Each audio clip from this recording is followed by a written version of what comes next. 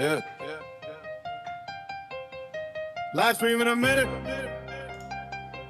Shit alive. Hit the zesty go. Tell the haters come outside. Show starts soon. Lights low. Room packed. They been speaking on us. Now we brought the truth back. Share that live stream if you came for the smoke. Gift button jumping. Spam the zesty go. They need our names just to fill up a chair. We don't chase noise, we make noise appear. Show starts soon, let the whole app see. If they built off our motion, they owe us a fee. Oh, they been running up a tail with our names on it. Whole week dry till I flame on it. Say they don't watch, but they first in line. Front row hate with a fan disguise. We talk ball, they talk screenshots. We bring standards, they bring cheap shots. They need a villain for the live to breathe. Need our time just to find their keys. But they plus on both, now the tone different. Used to have fly, now the post missing. Camera got clean, stage got clear run. Now they see the stand up when the show get nearer. Ain't no begging for a seat at the table. We built dolls while they captured fables. If the take our weight, let the take survive. If it needs our name, then the take alive. Share the live stream, tap the screen, test it, go, flood the scene. Show them a minute, haters outside, real ones in it. No place to hide. Live stream in a minute, share the live. Test it, go, flood the scene. Showing a minute, haters outside, real ones in it. No place to hide. Show starts soon, lights low, room packed. They been speaking on them, now we brought the truth back. Share live stream if you came for the smoke. Gift button jumping, spam the zesty go. They need our names just to fill up a chair. We don't chase noise, we make noise appear. Show starts soon, let the whole app see. If they built off our motion, they owe us a fee. They call it beef, cause they starving for content. We call it Tuesday and other false prophets. They want clip, quotes, intention, but dodge every question with our name mentioned. Honey had a room get small when we absent. No new nigga, no backbone, no traction. Soon as we live, they away from the dead. Whole time line eating off what we said. This ain't fan mail, this a bill due. For every fake panel that your views flew. Try to turn strings into whole career. Still can't stand when the facts straw live. We got court field like a hallway top. We bring game film, never sidewalk chop. For all you want, you watch and brain. When the show starts soon, they'll say the name. If you know where it's built from, don't watch quiet. Tap in, share buddy your butt, make the count in. Just to go on the screen, let the header see. Every gift in the chat, put the weight on 3. Show starts soon, lights low, boom pack. They been speaking on us, now we brought the truth back. Share it live if you came for the smoke. If button jumping, it's down the sets to go. They need our name just to fill up a chair. We don't chase noise, we make noise appear. Live stream in a minute, share the live, sets to go. Show starts soon. Hey. Show starts soon. FYF Sports Mastermind, man, we back. Make sure y'all tapping that screen. Let's get up to 1,000 likes, man, before we cook today. Let me bring up the co-host. We got Go James Kingdom in here. It's another Saturday night TikTok takeover, man. We back. We're going to cook on another topic. And as we always do, man, we always give y'all takes. Again, these takes are not meant to be popular. Things that we say, again, when you talk the game of basketball, like when you talk to a good coach, like a lot of you guys, anybody that's played the game of basketball, when you talk to good coaches, right? If you've been a player, the best coaches are the ones that can give you the best criticism. We just giving you the game as honest as possible. Mark's nostalgia says because it's corny. No, because you guys don't know how to talk basketball. You guys always got some opinion to say, but when it's time to hit the link and then come up and give your thoughts, you guys do y'all do the greatest David Copperstein just disappearing act that we've ever seen, man. Salute to y'all though. Hey Johnny, what's good, man? Hey, peace. What's We lost a Johnny already, man. my bad, Lamar. What's good, bro? You can hear me? Yes, sir. We hear you, man. Loud and clear. Hold on, wait. I'm trying to get my stuff working. Hold on. I got you. Can you hear me? Yes. Yeah, I hear you. Hold on, Lamar. All right. Well, yeah, we waiting for Johnny to cook. Yeah, the zesty Wi-Fi is already acting up. He said clickbait topics. How is it clickbait topics? What is clickbait about it? These are things that we've seen. What's clickbait? I mean, here's the thing. If it's clickbait, it should be easy to come up and debunk. Tell us about Jordan as a defender. Tell us what made him a good defender. Give us in-game examples of when you saw Michael Jordan in-game. Give us matchups. Who did he stop? Right? From what I've seen, Michael Jordan has a lot of really bad defensive tendencies. These bad defensive tendencies do not equal good defender. Oh, hold on. We got somebody in the backstage already. Maybe it's a troll account. Maybe it's a fake account. I don't know. Hopefully we get somebody to cook on the topic. I haven't even really explained the topic yet, but we'll hear everybody out. Hopefully we get a Johnny back in here. Salute to Tackable Pond in the chat. Salute to Juan Boy. I seen you pulled up as well. Juan Boy, you've been making them mad for whatever reason. I don't know what you've been doing, Juan Boy. But again, it's something that you're doing that's just agitating these guys, man. And there's something later I want to talk to you guys about, man, because me and A. Johnny told you guys there's something happening in the ether, man. And it's happening right in front of our face. We got to talk about this breakdown. And then I want to react to some film too. We got some film because I did a poll, y'all. I did a poll on Newsbreak, and I told everybody on Newsbreak, I said, can y'all please give me Jordan's greatest defensive game? And so I took all of Jordan's best defensive highlights from this game. I put them together in a video, right? The only reason why I went to Newsbreak is because that's where I can get the most votes. That's where I can get my biggest consensus. So I don't have to rely on one person. So I got my biggest consensus from Newsbreak. I have the clips from that game pulled up. And we're going to cook on it today. We got Juan Boy, we got Rated R, Mookie, and we got the host. Go James Keenum. Go James Keenum, man. You back? Are you connected? I don't know. It sounds like he's still dealing with technical. Hey, make sure as we should be good now, man. My internet was tripping like it usually does. Okay, cool, man. You can't hear me? No, I hear you. You sound good.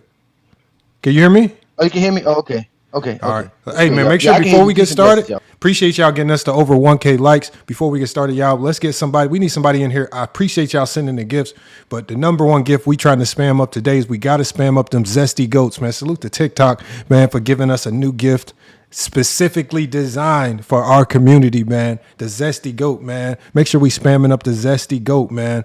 Is in your gift box. Tap that gift box, spam up the zesty goat. We got Rated R Mook in here. I guess he's gonna talk about the prompt. Well, what are your thoughts on the prompt?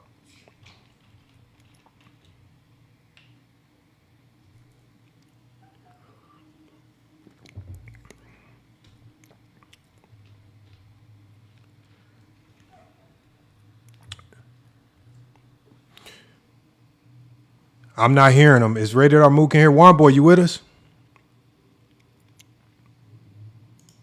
Because I'm not getting anybody's audio. Can you guys hear anybody on the panel? Let me know if y'all getting everybody's audio because I'm not hearing anybody on the panel. You said it's me, so you guys might. Hold on, let me fix it then. Appreciate that. You said it's me. You said y'all can hear Dookie. Okay, hold on. I'm fixing it right now.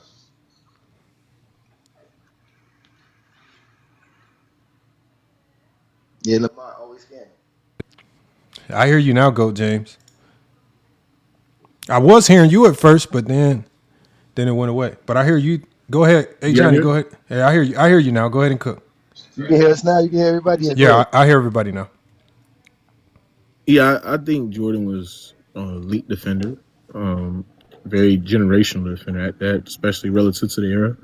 I thought that what people like underrate him is like he was just so elite in passing lanes. Like he read angles really well. He was very, very good in positional wise. I thought that his athletic frame and his hands, his long arms had him raised the floor of like being able to like guard perimeter defenders, perimeter players, guards, wings, as well as like if you look at like one of his like best seasons from 87, 88, averaging 3 steals and a block. I mean, being able to be a great defender on Clyde Drexler, Reggie Miller, John Stockton, Gary Payton, Kevin Johnson, Mark Jackson, Isaiah Thomas, Joe Dumars as well. So like Jordan was very, very elite, especially on the ball.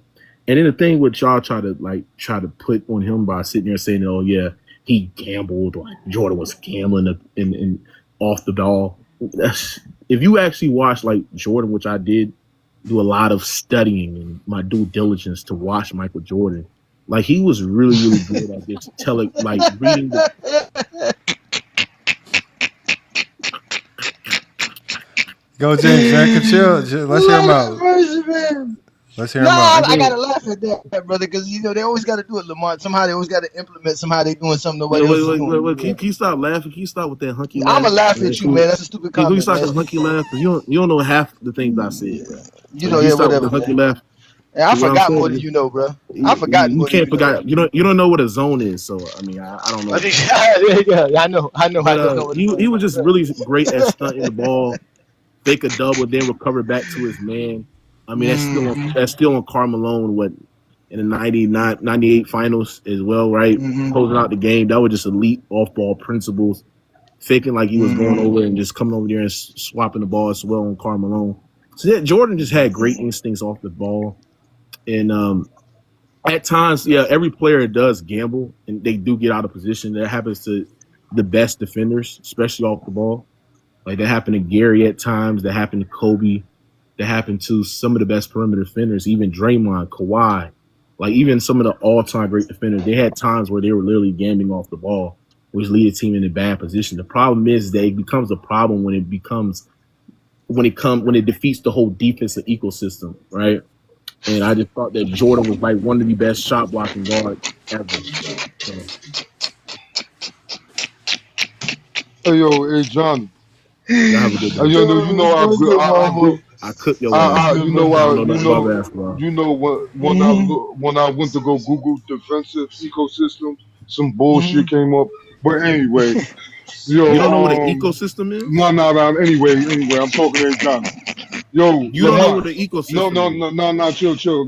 Nah, Lamar. No. Explain what an ecosystem is. Chill. Okay, hold on. It's on Juan Boy. No, hold on. Rated R. We did hear you out. It's on Juan You Boy. don't know what a defense is? Okay, we heard you out. Rated R. We're gonna come back to you. Let's hear from Juan Boy. Go ahead, Juan Boy. Hey, how come every time they talk about a play from Jordan on defense, they go to the game 6 still in 1998? That's not Why just did they the go only to play. Hold on, Juan. We didn't I can talk. go to 1988. Hold on, Mookie. We didn't 1998. talk. We didn't You talk didn't want while you was nobody talking, laughing. Mookie. We didn't want. Yes, you didn't want Come on, nobody Mookie. laughing. so Let you him don't want finish nobody his talking. take, and then we can quiet, rebuttal. please, And we sir. got to hear him out. We let you get your full take off. That's why nobody cut you Yeah, off. you know, or it interjected. just We let you go. it just seems like everybody goes to that one play that they show and highlight after highlight after highlight. Like you brought up 1988. Can you be descriptive and tell us what actually happened and not be just go to any game? Can you go to a specific moment in the 88 playoffs at least? You know what I'm saying? Well, I can go back to 1998 and that Pacers series where he was literally great and where he go defending Reggie Miller off ball and be able to force and be able to chase out screens. I thought his defense. But you brought up was really 1980. good. I didn't ask you about 1998. I asked you about 1988 because you brought up 1988. Well, hold on. No, Juan Boy. you talking about Hold on. 98? No. Why you- Hold on, Juan Boy. You know he don't Hold know on, this. hold Why on, you asking hold on, questions? hold I on. can't answer Hey, this. yeah, You gonna make hold on. stuff up, man. Hold on. So we can stick to 1998. I'm fine with 1998. And so you said so. Yeah, that just so happens to be a series we just most recently watched. Now, who was the primary defender on Reggie?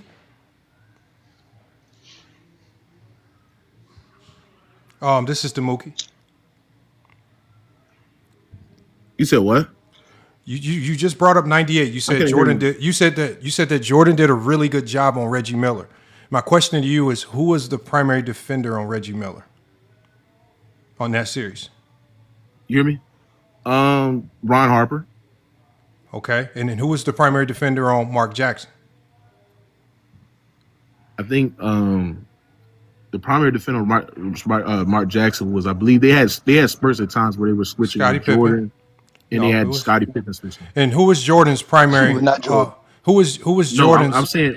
Okay, so I'm saying we they know had- that Pippen I'm was saying that- Pippen was defending Mark Jackson. Ron Harper was defending Reggie Miller. Who was Jordan's primary assignment in that series? So you had Jordan, you had Scottie that was guarding goddamn Mark Jackson. You had fucking goddamn Ron Harper and Reggie Miller. And then Ron who was Harper and Jordan's primary assignment?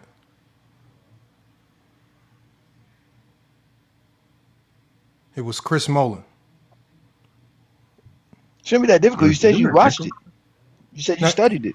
You said There's a yeah, delay. Now he's acting like he can't hear them. Jordan was guarding Chris Miller. No, I know. Okay, then. So you're crediting the great defense That's what I on said. Reggie Miller that was done by Ron Harper to Michael Jordan?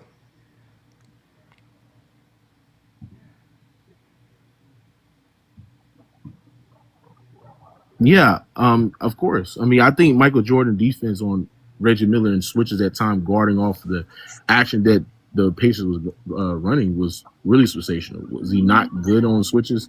No, Guarding because Reggie Miller? he gave up a game winner on Reggie They Miller. don't do Game switches. They This don't do one game switches in the winner does not 90s, sir. one game. So They to don't do answer your question, no. one boy. Hold on, one boy. They One don't do game- switches one in game- the 90s, one man. They game- don't switch, man. They didn't one- switch in the 90s. One game winner does not determine the aspects of like guarding Reggie Miller off the ball. Like he did a great job guarding Reggie Miller off the ball. It just He wasn't guarding Reggie Miller. one You just game said Hold that. on, is not an accurate hold picture on. of the So you game. said Jordan did a good job of guarding Reggie off the ball, Yes. but Jordan was guarding Chris Mullin. Yes, he was getting guarded by Chris Mullin. I'm talking about when Chris Mullin was not on the court. Jordan did guard Reggie Miller. Okay, When Mullin was not on the court. okay, but You do know. we're not. Mullin. Hold you on, do let know me finish. Mullin Hold on 1 second, Mookie. Hold on. We heard you said.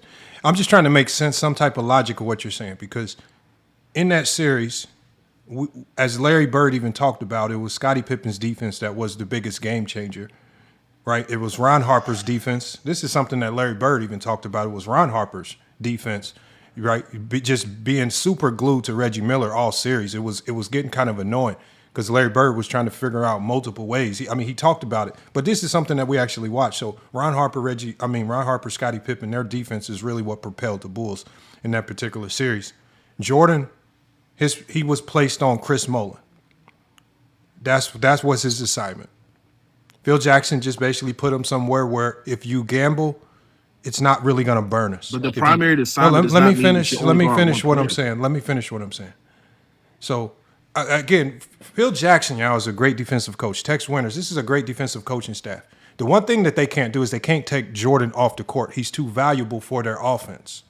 So what you now have to do as a great defensive coach is you have to find out where can I place this player so he does not compromise the integrity of our defense. You put him on essentially one of the worst offensive players on the court. This is an old Chris Mullin at the time who was really just relegated to occasionally getting open jumpers at times. And he wasn't going to drop 20 to 30 on you to burn you or cost you the game. Right? Again, even against the Suns, when you mention it against the Suns, Jordan wasn't guarding Kevin Johnson. Jordan. The assignment for Kevin Johnson was B.J. Armstrong. B.J. Armstrong is the reason why Kevin Johnson scored 11 points and 4 points in games 1 and 2 of the 93 finals. While Scottie Pippen and Horace Grant took on the duty of locking up Barkley. And they made Barkley super inefficient. 40%, 30% shooting games. That was B.J. Armstrong. B.J. Armstrong was picking Kevin Johnson up full court. Jordan was guarding Thunder Dan. But it's just amazing how with Jordan, the great defense, the Bulls were a great defensive team. And this is one of the things, that's why on the prompt, and this is for everybody, this is why on the prompt I say the defensive myth. Every time the Bulls play great defense. Please, Mookie. This is a show that goes on other platforms. We try to make this a show. And so when we come to you, we're going to allow you to cook. Well, I'm trying to keep the audio clean. This is not an interject when it's time to talk show. But and if you can't control yourself, then we got to kick you off. So we're gonna give you one more. Check narrative? No, you can't check narratives. You can check it when it's time for you to talk. We're checking yours right now. We're checking your narrative. Right now. Okay, so hold on. Right now, no, hold on. You didn't say that. You said that Jordan was checking Kevin Johnson. That was not Jordan's primary assignment. You said. Please, Mookie, mute. I'm only muting you because I'm trying to get this across. So we having a conversation. I'm not having a conversation. I'm talking. It's not a debate. Mookie, I cannot debate with you. So what is this? This is you are not. Yes, this is me talking and you listening. You a nonsense in there. We listen to you talk. Mookie. Yo, this is what I would tell y'all. Only the Zesties act and behave this way, bro. They don't know they how try to be disruptive. LeBron, so he brought up LeBron. You gotta go. Can't do nothing. This is our live. When we go to your live, we send this to your diatribe. That's what I'm saying. When we come to this live, we sit patient till it's time for us to talk. So again, exactly. He lied about 93. Jordan was not guarding KJ. Jordan was guarding Thunder Dan. That's who he was guarding. He lied about 98. The best defender in the 98 finals, was Scottie Pippen. Jerry Sloan said Scottie Pippen's defense alone should have got him Finals MVP. The best defender in the '98 Eastern Conference Finals was Scottie Pippen and Ron Harper. This is something that Larry Bird alluded to. He didn't even know who Jordan was guarding in the '98 Eastern Conference Finals. He said that Jordan, just because they both play shooting guard, was guarding Reggie Miller. You're not going to put Jordan on Reggie Miller at that time. Jordan would have got barbecued, as he always does. And this is something that Reggie Miller even said in an article that I showed you guys, where Reggie said, I could have big games against Michael Jordan. I can't have big games. I can't have big games against Scottie Pippen. Again, what y'all do is y'all take Michael Jordan's offense and say his offense is his defense.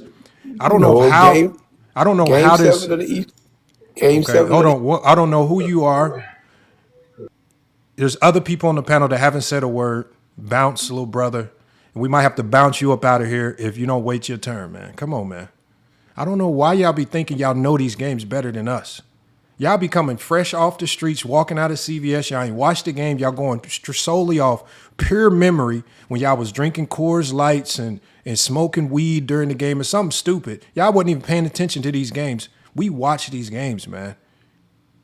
I don't know, and I don't know what world of basketball do y'all live in where y'all believe that gambling makes you an elite defender. Gambling is a bad habit. I just don't know where. Again, we're gonna go to King Money Flight. We got Tony in here. We got Ochi in here to cook, man. Appreciate y'all pulling up, man. Hold on, Tony was in here, man. Tony, what's good, man? Why did they turn Jordan's defense into this myth, man, just to add to his legacy? Well, part of it, too, especially growing up in the 90s, you got guys like Jerry West saying he's the best defensive player in the league, and then they play those clips, things like that. So a lot of it goes into, like, what other people were saying about it, and people have, like, ingrained those into their memory. I hear you there, man. King Money Fly, what's good? I know you hear the silliness all the time, man. What's good, man? What up, man? What's good? I just think reason why they got to overdo his defense, because, that's their biggest investment. Like I tell people all the time. And still to this day, people think that Mike is a better defender than Pip, which that is a no. But I had actually wanted to ask Dookie something before y'all had cut him out. Like when he was name dropping all those players, now one of those players was offensively scoring like all time good. Like none of them. Everybody he named, they wasn't like no scoring juggernauts. You know what I'm saying? So like, yeah, it'd be crazy, man. Yeah, like tell me when Jordan stopped at Adrian Dantley. When Adrian Dantley in '88 dropped that 45 on his head in the regular season, where was that defense then? When Doc Rivers dropped that 29-point triple-double on his head in '88, where was that defense then? When Mark Jackson gave him a 30-point triple-double in '88, where was the defense then? Where's the defense when it mattered most? Right? When Dominique Wilkins dropped 40 on him twice in '88, where was the defense then? When like an idiot, Michael Jordan chose to try to defend Larry Bird in '88, and Larry Bird dropped 40 on him after coming off a back injury, where was the defense then? Where's too big for Jordan to guard? I'm just giving y'all the numbers. This is what happened when Jordan guarded these guys, and it only gets worse as he progresses throughout his career. Where's the defense when it's time to stop somebody? When it's time to stop somebody elite? Where's the defense? We saw LeBron. We saw all these other guys when it's time to be elite, right? We even saw Rudy Gobert when it's time to be elite. You never see LeBron can defend nobody elite. Okay, talk to us. Little bouncer. Big bouncer, little brother. Talk to us. Who you saw LeBron be elite against? No, I want you to tell us. You just said that. No, I know, but maybe you have some type of recollection that's better than mine. So you tell us. All I said was Game 7 of that Eastern Conference Finals in the fourth quarter. Jordan guarded Reggie Miller. Okay. And held him to 0 points in the fourth quarter. Okay. That's all I said. Okay.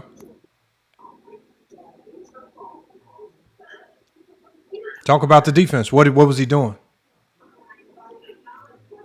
What you mean? What was he doing? Talk about it. Tell us. He was playing defense. He was on ball. What you mean? So Reggie Miller was trying to cross Jordan Reggie up. Miller scored 0 points. I know. So, was he constantly boxing him out? Is that how he played defense? Constantly boxing him out. Yeah, you just said he played defense. I don't know what that means. Like, what do Okay, you mean? well, you shouldn't be in here Boxing then. out If is part you of if you don't know defense. what play defense means, you No, shouldn't be in no, here. it's kind of vague. That's what he's saying. Yeah, I know what playing defense means. Like, boxing out is defense. So was he boxing him out really well? Yeah, I we don't don't know know. what you're talking about. You're not being Did specific. you watch the game? Well, You're yeah. not Let being let. specific. How about this, y'all? Let him explain it as best as he can. I already explained it. He held him to 0 points. He held What Reggie more to need 0 to say? points. So he held Reggie to 0 points. What was he doing to Reggie? Guarding him.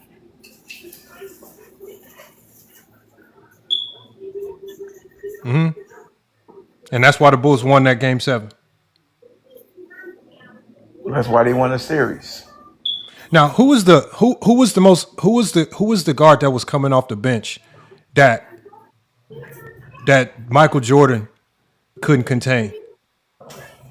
Uh I don't know. Tell me about it. oh. I mean, I thought you watched. Remember, every I time he did came watch. in, they couldn't contain him. It almost got to a point where they They stopped should have playing kept him Reggie. in the game. Then They probably would have won. They were playing him more. He played a lot of that fourth quarter, and he was Well, cooking. they should have won. Or they the reason why the Bulls won is obviously because players like Steve Kerr and Scottie Pippen went off in that fourth offensively. Somebody got to go off. No. So what Team effort. talk about? So we talk about defense. So defense to you is just strictly what you do on ball, holding a man to 0 points. No, it could be on ball. It could be passing lanes, steals. There's a lot of stuff. Chasing. It could be. You could be guarding to keep the ball away from him. And are you saying in the grand scheme of Jordan's career, Jordan was constantly holding the best offensive players to 0 point fourth quarters? No, I never said that. I said we was talking about Eastern Conference Finals. Okay, so hold on. Let me help you understand the reason why I'm not. The reason why I wanted to avoid these single game sample sizes is because if I gave you a single game sample size for Steph Curry and say that he held Kyrie to 0 points in this quarter, it don't mean you're a good defender. Steph's still a bad defender. What I'm saying is we're talking about the grand scheme of Jordan's career, the intangibles that made him a bad defender to me, right? Versus the few good intangibles that he had. Makes him more of a comparable defender to Austin Reeves, right? He couldn't guard faster players, right? He couldn't guard catch and shoot shooters because he never saw man in ball, right? He was very undisciplined, right? He chased, especially from 86 to 93.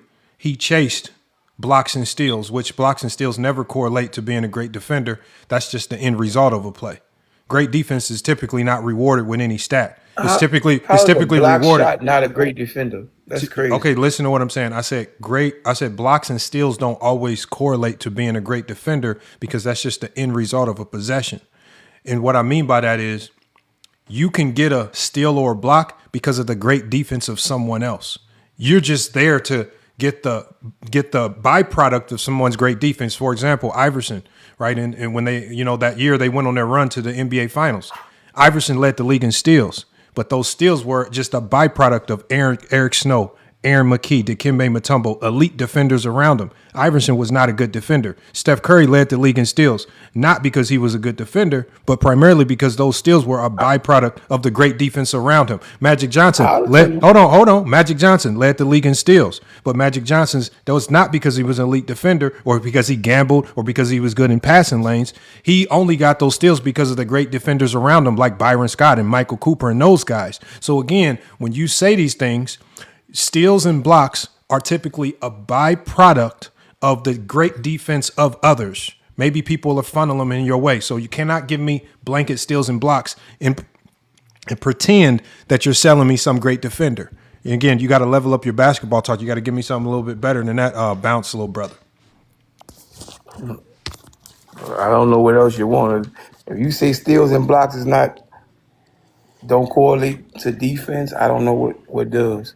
If you taking the ball away from another team, if you stopping possessions with blocks, if you stopping a basket with blocks, if you taking the ball and going the other way with it, I don't know. If that ain't defense, I don't know what you call it. So is Steph Curry, is Nikola Jokic a great defender? Hell no. He led the league in steals. Not on ball anyway. He led the league Not in on steals. ball. He led the league in steals, didn't he? Yeah. Did he? I don't know if he did or not. I don't know if Jokic So- led the league in steals. So if getting a lot of steals, if you say that correlates to being a great defender, why is Nikola Jokic not a great defender to you? I said not on ball. Okay, but is Nikola Jokic a great defender? In I general, don't watch him enough. I don't watch him enough to tell you if he is or isn't. is You Steph don't watch Cur- ball, period. is Steph Curry a great defender? He decent. Is he a great defender? We're not talking about good No. defenders. No, Why? he's not He great. led the league in steals. How's he to you, based according to I your didn't say metric? leading the league in steals made you great. I never said that. Does it make you a good defender? Yeah, it was part of it. So leading this league in steals makes Steph Curry a good defender. It makes him a decent defender. Not Okay. great. So Steph Curry's a decent defender. Was Allen Iverson a decent defender to you, or a good or great defender? He led the league in steals. He was good enough. Okay. He played the passing lane. But do you see where the stats are taking you? The stats are taking you down a path where it's illogical. So maybe if the stats are not taking you down a logical path with logical names, then avoid that path. Just jump off that path and say, you know what? Listen, Maybe FYF was right about this one. Let me derail and go to something else. not at all. Okay, then why is Nikola Jokic not a great defender?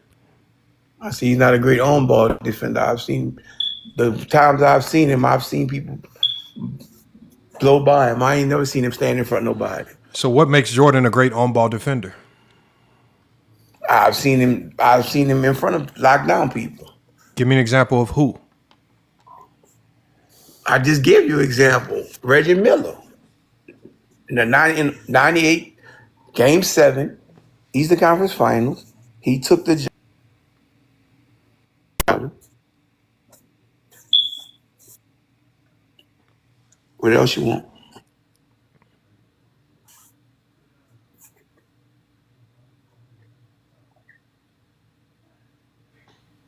Are we sure that even happened? Say that again, Johnny. Are we sure that even happened? So hold on. So I didn't even hear him. My sound had disconnected. So I'm probably glad that I didn't hear it. But what did he say? He said about him shutting down Reggie Miller in the fourth quarter and taking the assignment of guarding Reggie Miller in the fourth quarter. I believe that Jordan guarded Reggie on some possessions in the fourth, but they weren't even running. Reggie was already playing so bad in that game, they weren't even looking to him in the fourth. They weren't even looking his way. By the time the fourth quarter had hit, Reggie was having a horrendous game. He was having a horrendous shooting game, and that was due to Ron Harper. So they had already pushed him out of the game plan. Remember, this is when we watched the film. Travis Best became the player that the Bulls were struggling to defend. A super small guard, face-up guard that you couldn't put your hands on, was getting downhill, hitting floaters, and the Bulls were struggling to contain him because they didn't really have a game plan for Travis Best. He was so new. No, they didn't. He came out of nowhere, and it's just like, damn, how do we contain this little small guard? That was the players that the Bulls were struggling to defend.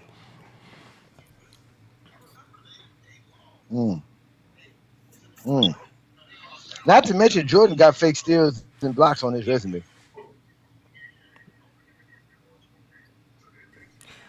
None of them will ever address that. I'm just trying to figure out. Look, like I know this is a hard pill to swallow, but this is something now. This is something that before TikTok came around, 4 or 5 years ago, I started to watch Jordan on defense, and I did a video on YouTube where I said something don't look right with him on defense. This don't look right. It does not look good. And the more you watch, especially when I did my breakdown of his DPOY year in 88, I really started to see he was not defending anybody in 88. 88 is probably – 88 could be argued to be one of the worst major accolades to be given in basketball history. The DPOY given to Jordan in 88 is probably one of the worst awards given. That's worse than Steve Nash back-to-back MVPs. It's worse than Marc Gasol winning it over LeBron on the second team. It is one of the worst awards in basketball history. Jordan was not he wasn't a top 10 defender that year. It's not close, and it's solely because he was out there chasing steals and blocks. If he right? led the league in steals and he was the only 9 big in the top 15 in blocks. How? Because of fake blocks, fake steals. Those are not Man, real. prove it. Well, it doesn't even You matter. already proved it before. Exactly. And it doesn't even matter. Hold on. It doesn't even matter that if the steals and blocks were fake, because the ones that he even got legitimately were still because of bad defense. Gambling is not good. Jordan would compromise. Jordan would allow his man to score 20 just so he could chase 1 or 2 steals or 1 or 2 blocks. What's more valuable, stopping your man from getting 20 or chasing 2 steals and 1 block? That is so wrong and not true. Can I ask you something, buddy? Hold on 1 second, my guy. Hold on. We're gonna come to you because other people haven't had a chance to talk, but we will come to you. We just want to keep the conversation. If you want to say it's not true, I can pull up all the game data of all the players that Jordan guarded over 25 plus minutes per game in 1988, and we can go game by game, line by line, player by player, and then we can have that breakdown. And if you want to go to the games, we have the games. Again, this is not something this is not my first rodeo in this, and I've heard every out that a Jordan fan could possibly have in this conversation. So you guys, we will have I will come to you next. I will have. Okay, I'll wait. Hold on. Let me come to. Let me go to. We got Jay who pulled up. Jay, what's good, man? What's up, man? Michael Jordan, his defensive comp is Austin Reeves. Why do fans have to lie about who he was as a defender? Most people just going off the accolades. Most people probably didn't watch him defensive because I've never really heard MJ locking nobody up. I never really people don't tell me who MJ lock up, and I'm not even I'm just saying. I'm not saying he a bad defender. I'm just saying. I never really heard he locked up and stuff.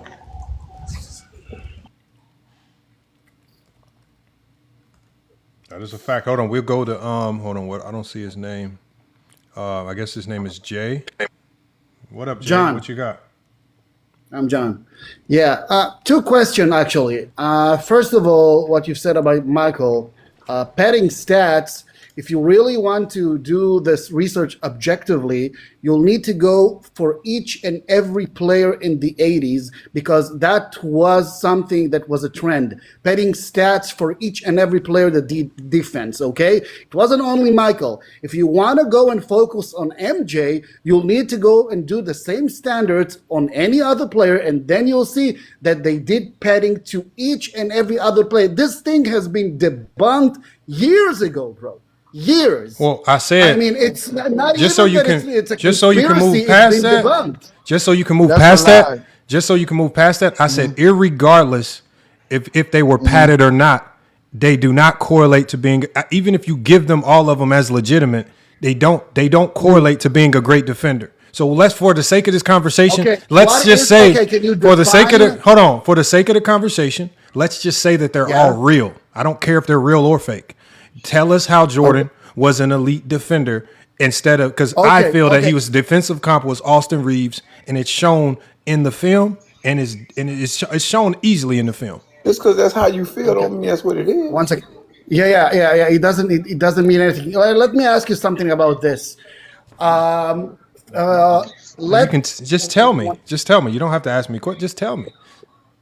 Just tell me what made Jordan. Why you keep answering a question with a question? Answer the question. Tell us why Jordan was an all-time great defender. 1 second, buddy. I'm trying to adjust my microphone. I'm sorry. All right. Do you want me to? You want me to give you? So you want me to go to somebody else while you fix your mic? Yeah, give me like 30 seconds, okay? Just 30 seconds. I got you. Bouncer, did you have something to say? I heard you trying to chime in, Bouncer. No, I just say just because you say that's how you feel don't mean that's what it is. And it is what it is. Hold on, Bouncer. How about this, Bouncer? Would you like to watch a little bit of film? Nah, I don't got time for that. That's your job. That's I mean, I can play it right now. It's just, you know what? FYF, play the film. Play the film. I've broken it up into, I've broken the film up into what Jordan fans love, into highlight clips. Okay, right? I think I've got it. Can you all hear me? Yes, I'm just doing the check. Okay, great. Okay, so one question for you, FYF. would you prefer your player for each and every attack, for each and every defensive session, he would steal the ball or will do a 100% amazing defense? What would you prefer, a steal or the greatest defense you've ever seen? Great defense. No, this is why you are wrong, because great defense, the player's still going to shoot the ball, and there's still going to be a chance that they will take the rebound to another attack. Do you think Kawhi Leonard is a better defender than Michael Jordan? Still, you got the ball in your hands. You say you're at the good defense and turnover. Hey, John. Do you think Michael Jordan is a better defender than Kawhi Leonard? Defense. Do you think Michael Jordan is a better defender than Kawhi Leonard? Yes. Yes. You okay, so hold on. Let me help John. Let me help you out, John. I'm gonna tell you why I said John. Hold on, John. Hold on, John. You asked me. See, this is why. Hold on, John. Hold on. We have to address the steals because. No, hold on. I'm about to address it right now. I'm about to address it now. Hold on, and I'm gonna let you address the fake steals. But let me address John right now. So John asked me a question, and everybody in the chat. He said, "Would I rather have a great defender or a player that gets steals?" Well, let's just go to the. Okay, so John. Okay, so in NBA basketball, a steal happens on about 6 to 8% of all possessions that happen within a game. It doesn't matter, so, bro. Jay, hold on. Okay, please hold, because I know you know where I'm going with this. Hold on. I'm just giving you the facts. Spinning what the man said. Okay, hold on, y'all. I'm not spinning what he said. What I'm doing is I'm applying facts to his question, and I'm going to tell you why I gave the answer that I gave. If a steal only happens in an NBA basketball game on 6 to 8% of all possessions within that game, it is not valuable for me to tell my players to go run around chasing steals when they only happen 6 to 8% of the time. The one thing that the one thing a player can control, and the one thing that you can tell your player to do 100% of the time, like a Scottie Pippen, like a Kawhi Leonard, right? Like great defenders, like a Avery Bradley, you can tell them to be great defenders, and you can go out there and try to be great 100% of the time. Chasing steals and gambling. Hold on one second, John. Chasing steals and gambling, you guys, as I said before, is the end result of a possession. Great defense is not rewarded in numbers because almost all possessions in basketball end in a shot attempt. So if almost all possessions end in a shot attempt, I want a defender that's going to be contesting shots as opposed to running around, gambling, jumping in passing lane, going for steals that only happen 6 to 8% of the time. I want a defender that can contest 100% of the time. I want a defender that can be on your face, in your face, chest to chest, defending 100% of the time because most NBA possessions end in a shot attempt. So the example that John gave you guys is not based in what actually happens in a basketball court. Okay. So hold on one second. Hold on one second, John. I just gave clarity to your questions. I'm just giving clarity to your question. And the numbers make your question. Numbers make your question sound silly.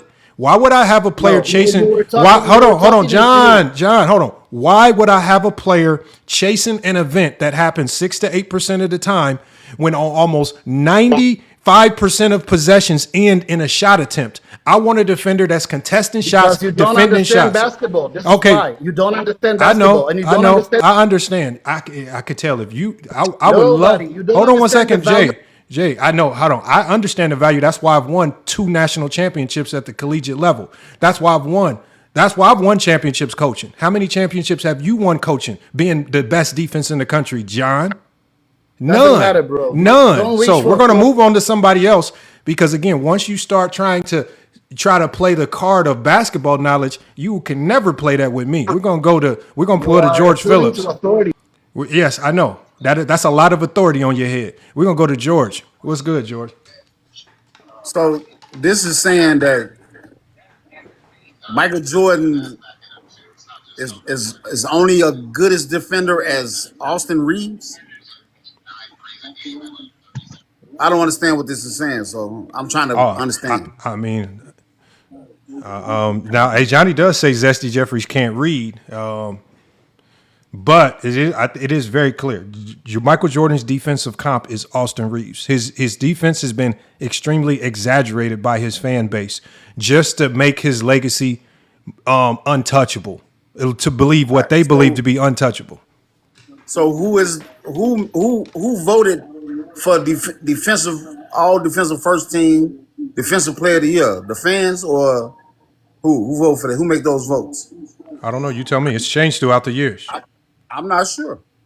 You tell me. I never paid attention to that. I just know Jordan been 9 times all defensive first teams, and he's been defensive player of the year once. That's great. I'm saying. Now Scottie tell me how. Never been, Now tell me how he's a great defender. You say Scottie is a great defender. Yeah.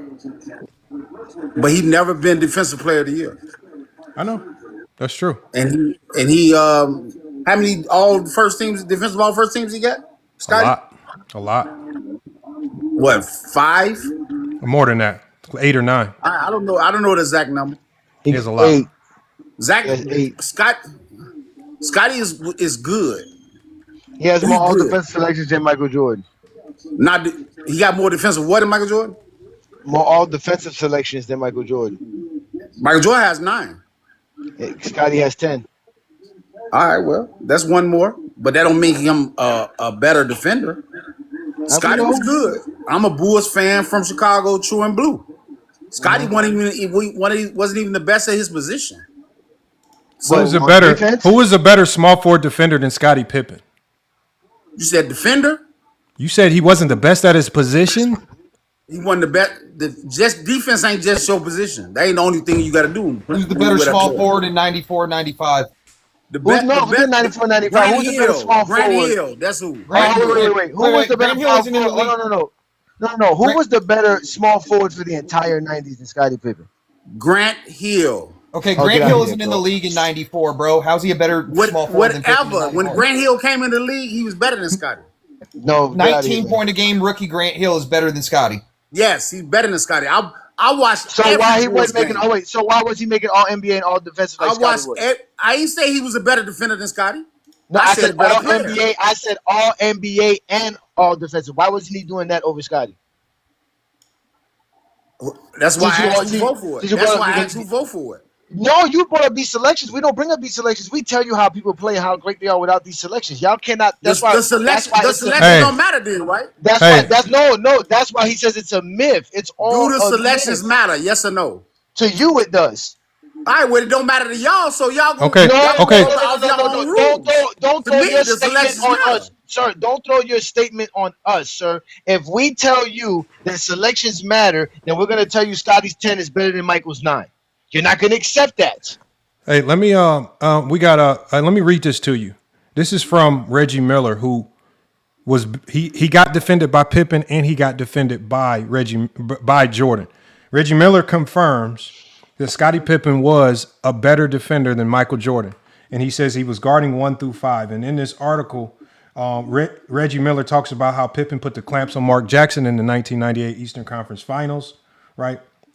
And then he also basically said that in this same article, he says Scottie was guarding 1 through 5 and is good. He says Scottie was guarding 1 through 5. And he says, I say that because Mike had to guard me and I had some of my best games against Michael Jordan. But when Scottie Pippen was on me, it was a little different, according to Reggie Miller. So according to George, why would Reggie Miller say that he had some of his best games against a Michael Jordan, but when Scottie Pippen was on him, he couldn't do anything? Talk to me about that. That, Mark. He didn't say he couldn't do anything. He said it was different. I listened to what you said. Let's read it again. He says when Mike had to guard me, I had some of my best games against Jordan, but when they put Scottie on me, it was different. Yeah, I heard you just say that. It was different. So what when he said it was different. So what does that mean to you? Does it mean that he did better? You just compare him to another great defender. He had to approach the Bulls a different way. That's all it means. It meant it's different. What's the opposite of best? What's the different of best?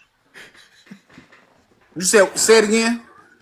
With Jordan, I'm having my best games. With Scottie, is different. What kind of games are those? What's the opposite of best? Well, he can say he had his best game with Jordan, but he ain't never won. So I don't know what his best is. Teams win, and we're talking Jordan's defense. Teams win. So and we're talking Jordan's defense. So I'm asking you again, George. It's a very simple question, sir.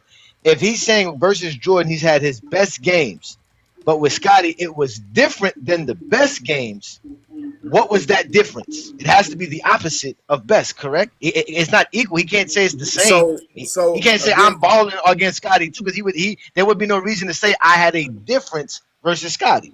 All right. So the difference is if the difference is complete opposite when he's saying you saying that when Scottie guarded him, he had his worst game then.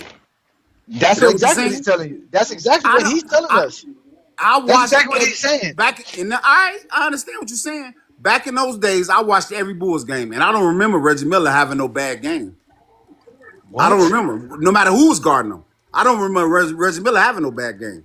Reggie Miller was competition. Game 7, 1998. Reggie Miller took the only team to ever take the Bulls to a Game 7. He was competition. Patrick Ewing, 1992, New York Knicks. That's false, sir. That's New false, York Knicks, 92. That's how we know you didn't watch every Chicago Bulls. You talking about when Jordan wasn't playing? No. Anybody talking that? Anybody talking that? Yeah, 1992 when he won the title, bro. Then 92, they won 7 games. In 1990, he won 7 games versus Detroit. You didn't watch every Chicago game. 1992? Yes, they won 7 games. I got to look that up because I don't believe it. Second round, New York Knicks. Of course you got to look it up because you never watched it. Like, I don't believe the Knicks ever took it. I don't believe the Knicks ever took the Bulls to the 7 game. Yes, they did, sir. Michael Jordan was retired. Yes, they did, sir. They actually all right, did. Maybe you're right. Maybe you're right. But I'm gonna look it up and we're gonna see. Okay, we're gonna see. But I just believe this is my final take on this. Mm-hmm. Jordan wasn't a better defender than Scottie, but he was just as good as Scottie on the defense. But his platform allowed him to get better accolades than Scottie, which is a defensive player of the year. That's the point that the host making. That's the point. The numbers. I'm glad. This is a stunning omission. This is great. This is a stunning omission. I love this question. That's a stunning. Answer this question. Answer this one question. Before you ask your question, George, wouldn't that make the host point right? Yes or no? That Scottie was a better defender? That's his point? No. The point wasn't Scottie was a better defender. No. Jordan is a far better defender than Austin Reeves. Far better. No. The point that the host is saying, so you're going around the point. And excuse me, host, I want to introduce myself. No. Tell me the point. Tell me the point. Sorry, I ain't mean to jump in and be rude, but I kind of seen George in the panel, and I'm like, hold up, wait a minute. I'd have been in here with this guy before, so I wanted to have him a little bit. So, yeah, I know how he gets off with Jordan and stuff. He's a Jordan guy, so I know how it goes.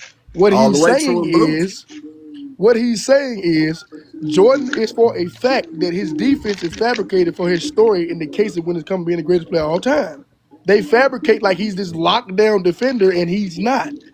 You can pull up many of games that Jordan ain't never stood in front of nobody and just locked them down, sliding left to right with his feet. He jumps in the passing lane. All that same thing is Stephen Curry does. Same thing other small guards do. They jump the passing lane. That is not defense that shows up on the charts. All that is opinion. So why ain't no other players got them steals and them blocks that he got? Why ain't no other players got them steals and them blocks that he got then? Because they wasn't him. They wasn't him. That's why. Because I want to clear this up. They were fake. That's why I told you about the steals. You never let me address it. Go ahead, A. Johnny. Shot clock at 5. Go ahead, A. Johnny. The only way they're going to recognize Jordan defense is through these accolades and steals and blocks, which we all know the steals and blocks are fake. So you saying fake steals and fake blocks on his resume, massive and a massive number. There's games out here where Jordan got 2 steals and they gave him 5. So you telling me Jordan got cooked every time? Like Austin Reeves, he get cooked every time. Yes, Jordan got cooked every time. Yes. No, yes. Oh wait, let me Y'all explain to you doing why. that. Let me. You can Oh Google wait, that. let me explain to you why. Let me explain to you why Jordan was getting He cooked. locked down Because a lot of oh, great wait, players no, before. Man, He y'all locked down a doing lot the of great dope, players before, bro. Can I explain to you why Jordan was getting cooked in comparison to a guy like Austin Reeves? The difference between Austin Reeves and Jordan is that they're facing two separate styles of basketball players. Their opponents are different. Austin Reeves can't stay in front of a guy who can dribble like today's NBA players who are looking to attack their defender one-on-one. Jordan's man was running around screens looking to get wide open shots off of actions that required them to play off the ball. If Jordan is gambling and looking at the strong side action and leaving his man wide open, he left a lot of good shooters open that were making a lot of shots. They were more efficient playing Jordan, and they were scoring better versus Jordan because Jordan kept playing defense. We're not keeping an eye on the man and ball. He just kept an eye on the ball. We even got footage of the announcers in several cities saying the same thing, that Jordan just gambles a lot. He's not really a great on-ball defender. He's not a good ball denial defender. I'm not done, sir. I'm not done, sir. I'm going to let you get your spill on. Listen, this is what we're talking about. We're talking about Every being steal is great a defender. gamble. You gotta let him finish. You gotta let him finish. Bro. Every steal's not a gamble. You gotta let him finish though. Salute to Mar Y'all for didn't sending let that me galaxy. Hold on, just hold on. We did let you finish. Hey, Johnny's the host. We gotta let him finish. He's the host, so he always has the ability to interject and cut anybody off. He's one of the hosts, man. So we gotta give him that one right there. Go ahead and finish it, Johnny. No, so then that is the difference. So at the end of the day, the way Austin Reeves played defense is no different than Jordan. Jordan would struggle versus one-on-one defenders who could attack him and go at him. Jordan didn't have to deal with that too much in his era, and when he did, he got cooked as well. And I kept bringing up Grant Hill and all these other players. Jordan got cooked throughout the 90s with ball carriers that can dribble and attack their defender. At the end of the day, Jordan's gambling on defense and his steals and blocks are fake. It does not make him a great defender at all. The only thing that made Jordan a good defender would have been the fact that he had size and athleticism. But his IQ on defense was putrid, completely putrid, which is what you really need to be a good defender. I also want to add, multiple people have hit those numbers. They just didn't record them in the 60s. Multiple players hit those numbers. I got two things. I got two things to say, and I'll be finished. I'm gonna let y'all cook. What defensive record do Scottie Pippen own? You don't need a defensive record when you can look at the basketball game. Oh wait. I will answer that. I will answer that. When Scottie Pippen retired, he was the all-time steal leader in NBA history. Scottie Pippen was the all-time steal leader when he retired. What? I'm gonna look that up. Scottie was the all-time playoff steals leader when he retired in the NBA. Oh, playoff! Now you add playoffs to it. Dude, that's a record, sir. I'm gonna give you that. What is Jordan? What defensive record do Jordan have? None. He don't got the most blocks by guard. None. No, D Wade has he got the most blocks by guard. He got again. What did I say, Lamont? He has fake blocks and fake steals. Oh, so all Scottie Pippen steals was real, huh? Wait, but George, that's a caveat record anyway, because you have to eliminate 60% of the players in NBA history to give him that record. It's a caveat record. Because they start counting it late. No. Well, what do you think Scottie has for his position? Scottie's number one in his position. No. What are you talking about? I'm just saying, if he wants to add that, Scottie has that for his position. Nobody got more steals than Scottie as a small forward. Right. So it's a caveat record because check this out. To get him so as you the just giving Scottie more records. Yeah, to get him as the all-time block leader, you had to eliminate every forward and every center. It's a caveat record. You eliminated 60% of the players in NBA history. It don't make no difference. As a guard, that's a record. No, that's a caveat record. All right, whatever. All right, answer this question. This is the last thing. This is my last thing. I'm gonna let y'all cook.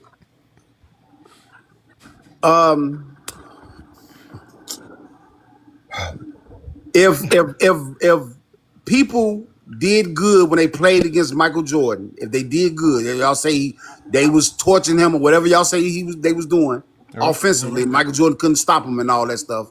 Yeah. Why, when they came to play Chicago, why they didn't want to play the Bulls?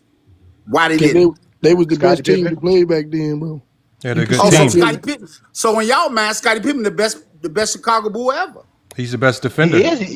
He's the most winningest Bull ever. I said Scottie Pippen was a better defender than Michael Jordan. I said that. Exactly.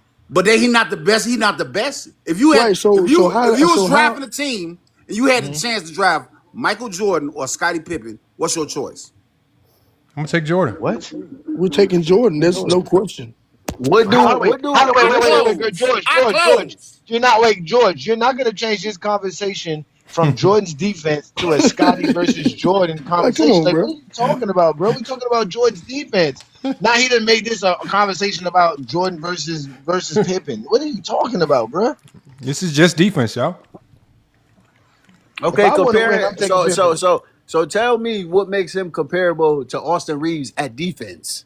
No, what I'm saying is he's closer to being Austin Reeves on defense than he is to being an elite defender. So what you guys see, and so what you were saying, you were basically saying that these accolades make him an elite defender.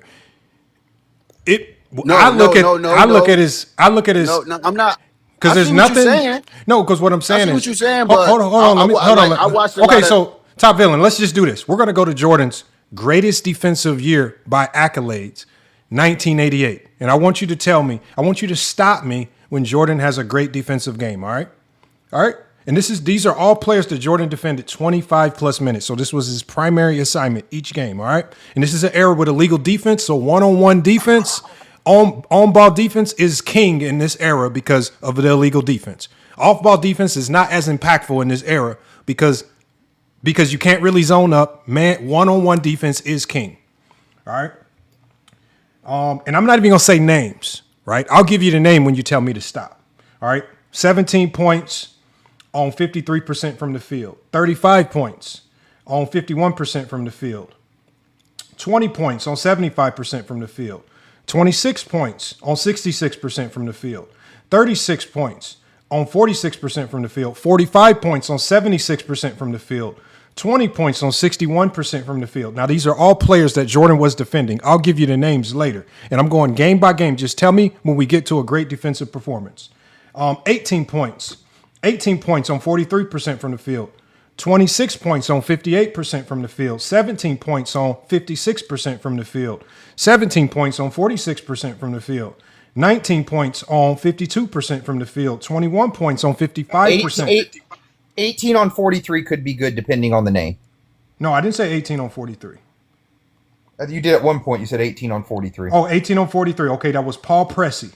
Paul Pressey, 18. He shot. That was, so we have he scored 18 points in 47 minutes of play. Okay, so Paul Pressey is so far in Jordan's 1988 season. This is one of the defensive. This is one of the defensive games that led him to winning the DPOY. Paul Pressey. All right. Okay, stop me when we get to another. So stop me when we get to another great defensive performance. We got 21 points on 55% from the field. 20 points on 72% from the field, 19 points on 64% from the field, 16 points on 54% from the field, 15 points on 56% from the field. Hold on. 15 points. Okay, 28 points on 70% from the field. Have we got to a good defensive game yet, y'all? Anybody stop me, y'all? This is Jordan's DPOY year. Oh, I was muted. I was saying stop. Okay. My bad. Which game? Which game did you want me to stop on? Any of those 15, them 20, just because they percentage high, that don't mean nothing.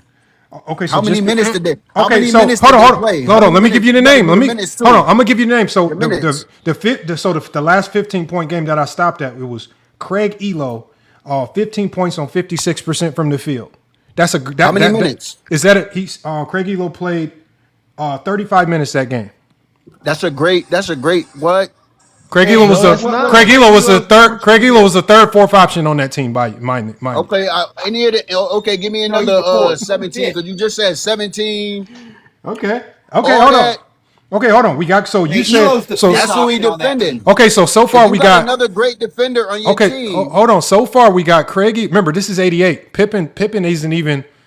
Pippen, like Jordan's taking all the tough defensive assignments because Pippen's coming off the bench still. Pippen ain't even Pippen yet, right? So all these whenever Jordan runs into a great shooting guard, he has to defend him, right? So hold on. So we can't use Pippen on this year. Okay, so I'm not even gonna say the name. 28 points on 70%. Is that good to you?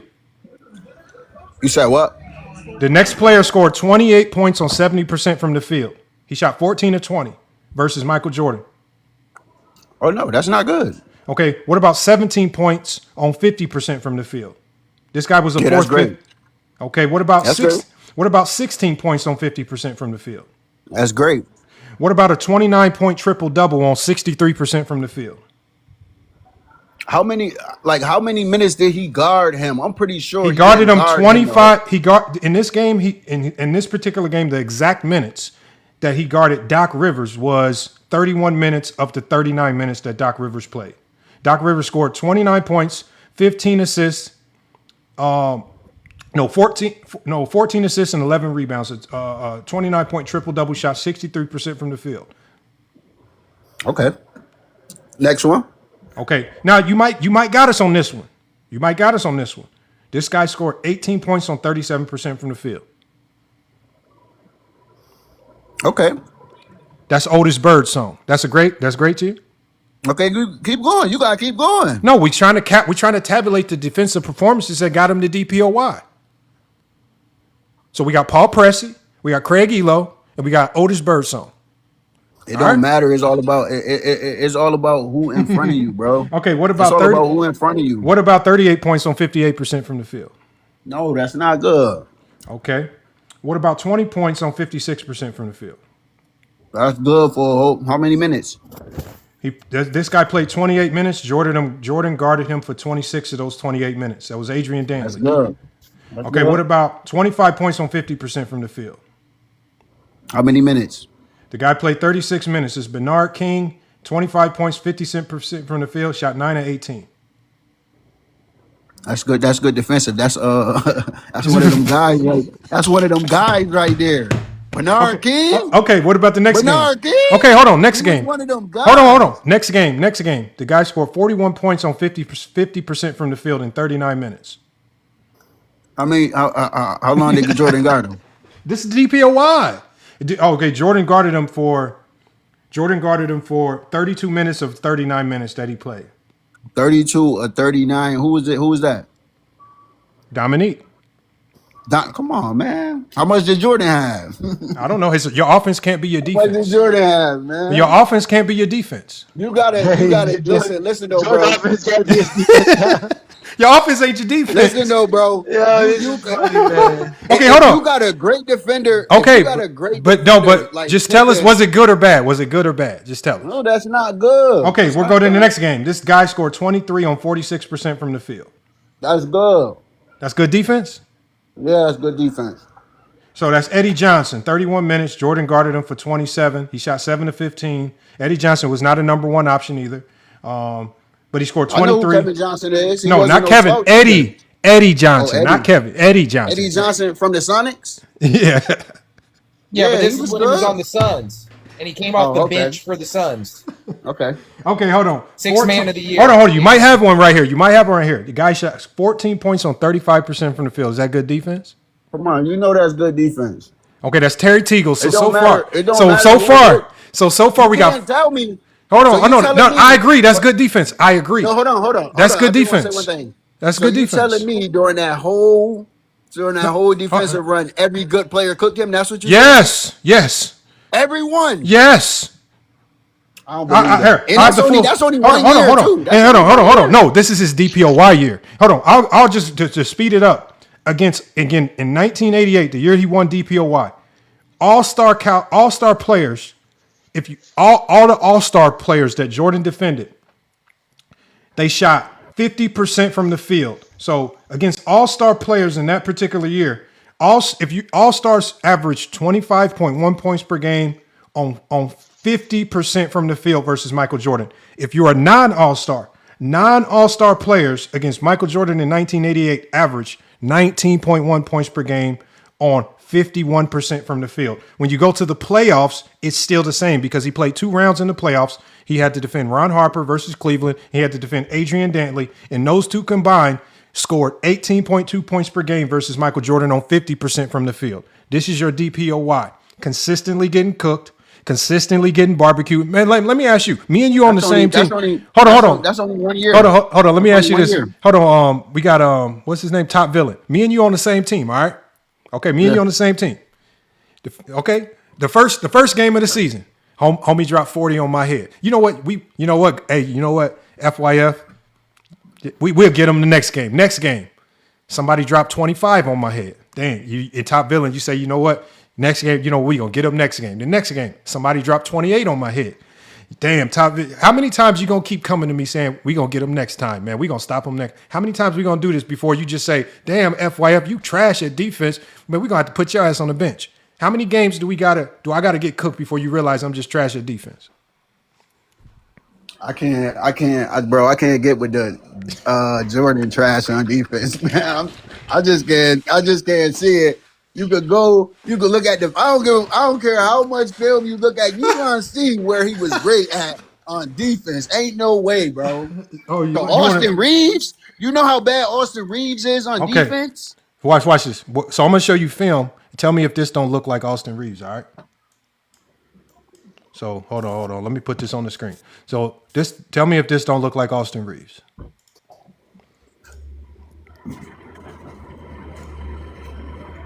All right, hold on. Let me put this on the big screen.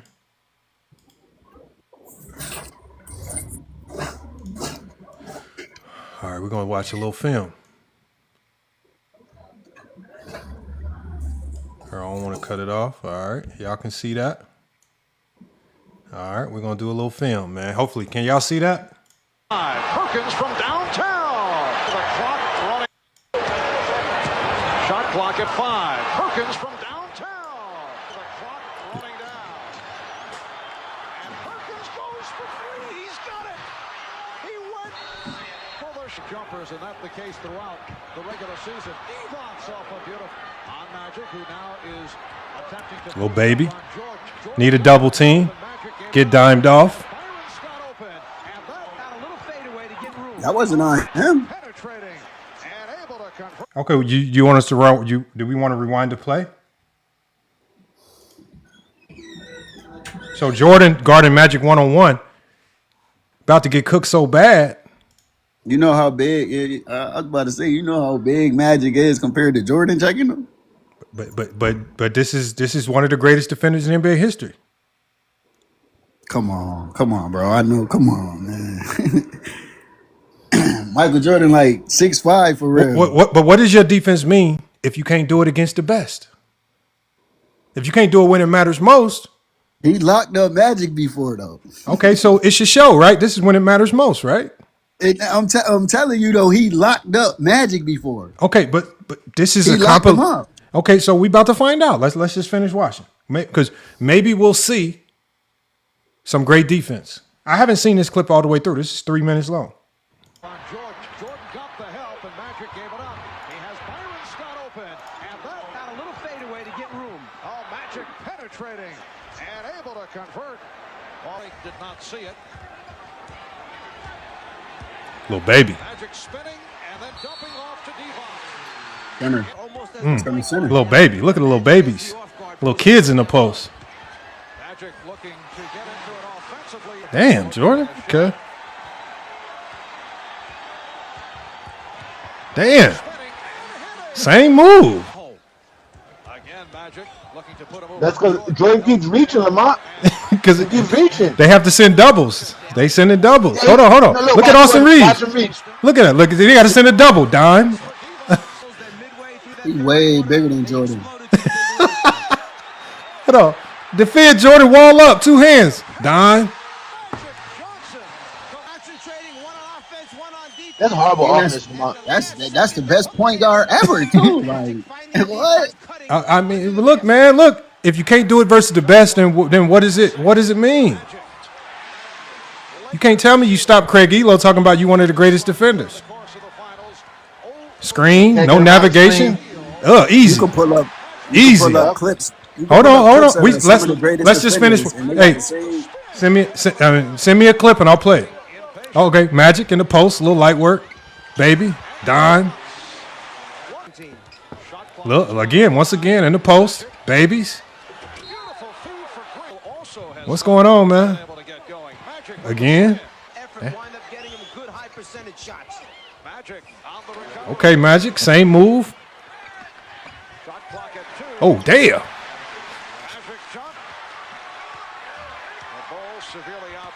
Okay, Magic.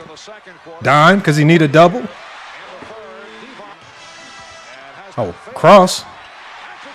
He laid him right there. Important sequence for the Lakers. Magic, yes. Damn, and one.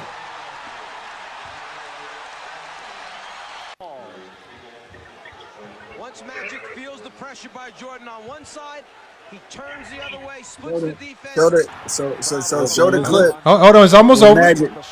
Okay, easy. Okay, got him in the post again. Dime, because they need a double. Bang. Okay, 1-on-1. Easy. Dimed off because he needed a double. Damn, okay. Game 5, Magic shot under 40%. I want y'all to talk to me, y'all. Game 5 was Jordan. He had a triple-double, but he shot under 40%. And he was the primary defender. But again, so showing one-sided highlights. Hold on, let me ask you one question. Hold on go one second, ahead. Kevin. We're going to come to you, Kevin. We showed the highlights of Jordan defending Magic because according to Magic Johnson, and I'll play that video for you, the person that changed that series was Phil Jackson putting Scottie Pippen on Magic defensively. So unless you're willing to because Magic himself said that what's changed the series was Pippen's defense, not Jordan. I can play the video if you. So I can play the video if you need to support it. Hold on 1 second. That's different. It's not different because I'm addressing his point. His point was if you're gonna give all Game 5 defense to Michael Jordan, right? Then why would Magic Johnson say that the person who changed the series defensively was Scottie Pippen, his defense on me? So are you going to talk about Pippen's defense on Magic? Because those highlights were from a lot of the games. It looked pretty easy. It didn't look like Magic was struggling with Michael Jordan at all.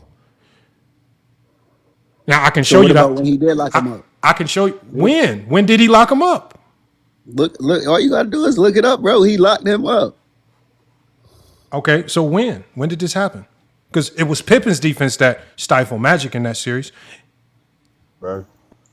No.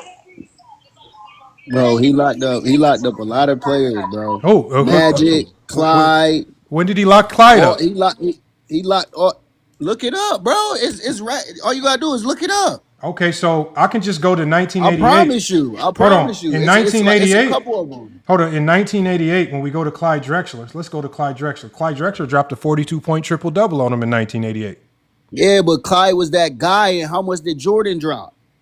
Your offense can't be your defense. You gotta think about it. Jordan was playing elite offense. Your offense is not your defense. Your offense isn't your defense. We're only talking about defense. Your offense cannot be your defense. Bro, so you said what type? So you saying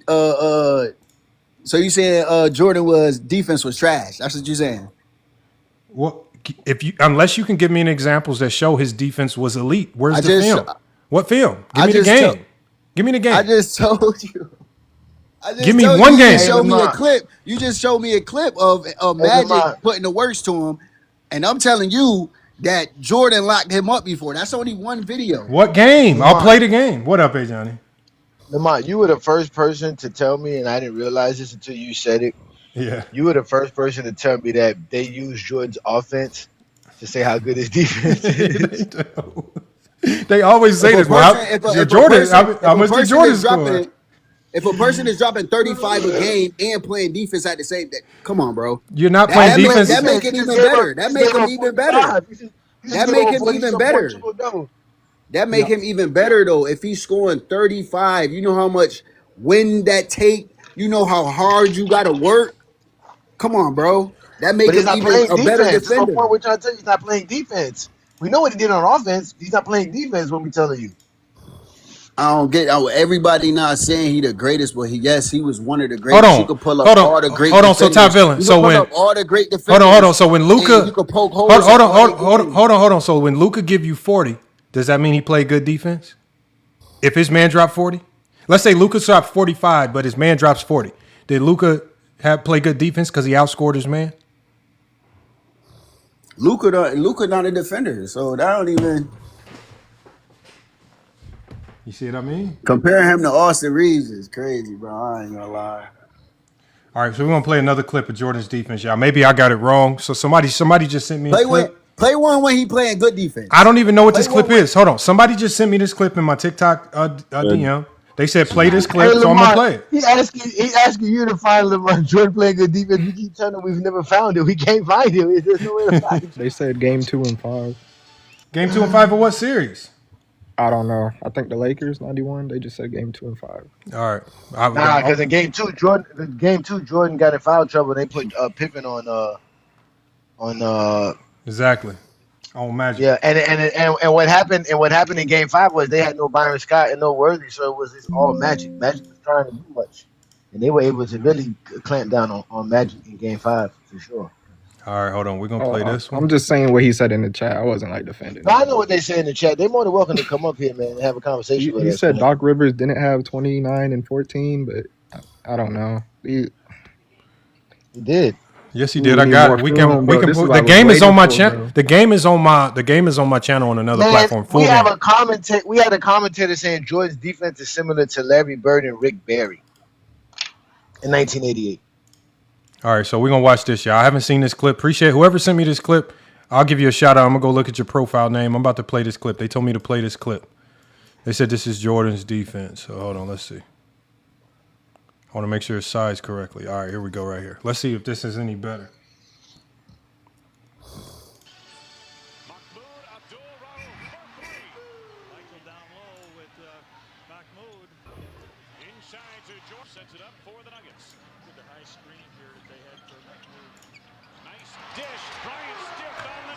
Okay. This Muhammad Abdul-Rauf. This can't be good. Mutombo setting a high screen. Mahmoud with his third from the field. That's fine. The Nuggets have played well. Dale Ellis to the right hand. Second from the field for Ellis. Rowe posting Kerr. Nice move. Now, hey Johnny, did you see that play? Did y'all see that play? I seen it. I know what you're talking about. I was about to ask myself. I'm like, why did they put that in there? Where he wasn't playing defense. I want y'all to watch Jordan on defense when they do so. Let me see it again. Go ahead, put it back. Let me see it again. Because I was thinking to myself, I was like, Jordan ain't even in this play, bro. But then, tired, bro. But then when you watch, bro. So when you watch, I want y'all to watch Jordan on this play. From the field. That's fine. The Nuggets have played well. Now you see Jordan. Watch it. No, it's on the next play. My bad. It's on the next play. Dale Ellis to the right hand. Second from the field for Ellis. Look at Jordan. Now y'all see where Jordan is, right? Rowe posting Kerr. See the back of his jersey. It's not on him. Just gave up. Him. That is on Jordan. No, that's not. That's the how and the other dude checking him. You're supposed to be in help. Where was the help?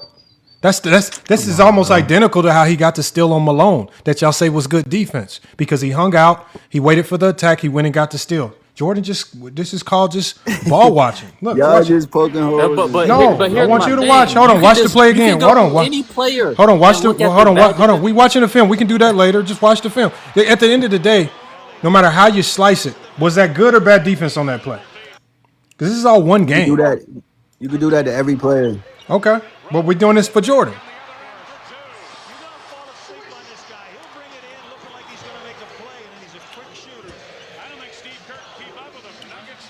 Okay, they switched off. They got Steve Kerr on Muhammad Abdul-Rauf.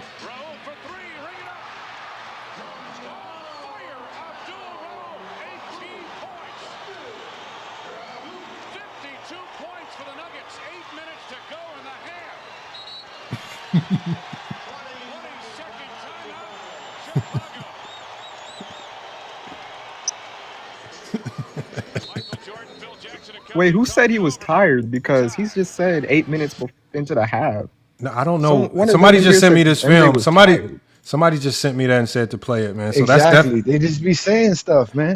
I think it wasn't even halftime. What is he tired from doing? We were just arguing about this man's defense, and I know I just heard dude talk about some game. What was it? Game 7 against Reggie Miller. Yeah, game He 7 had, against the Pacers. 0 That's points what in he one said. quarter. I was like, this is ridiculous, man. Y'all gotta come up with some better arguments.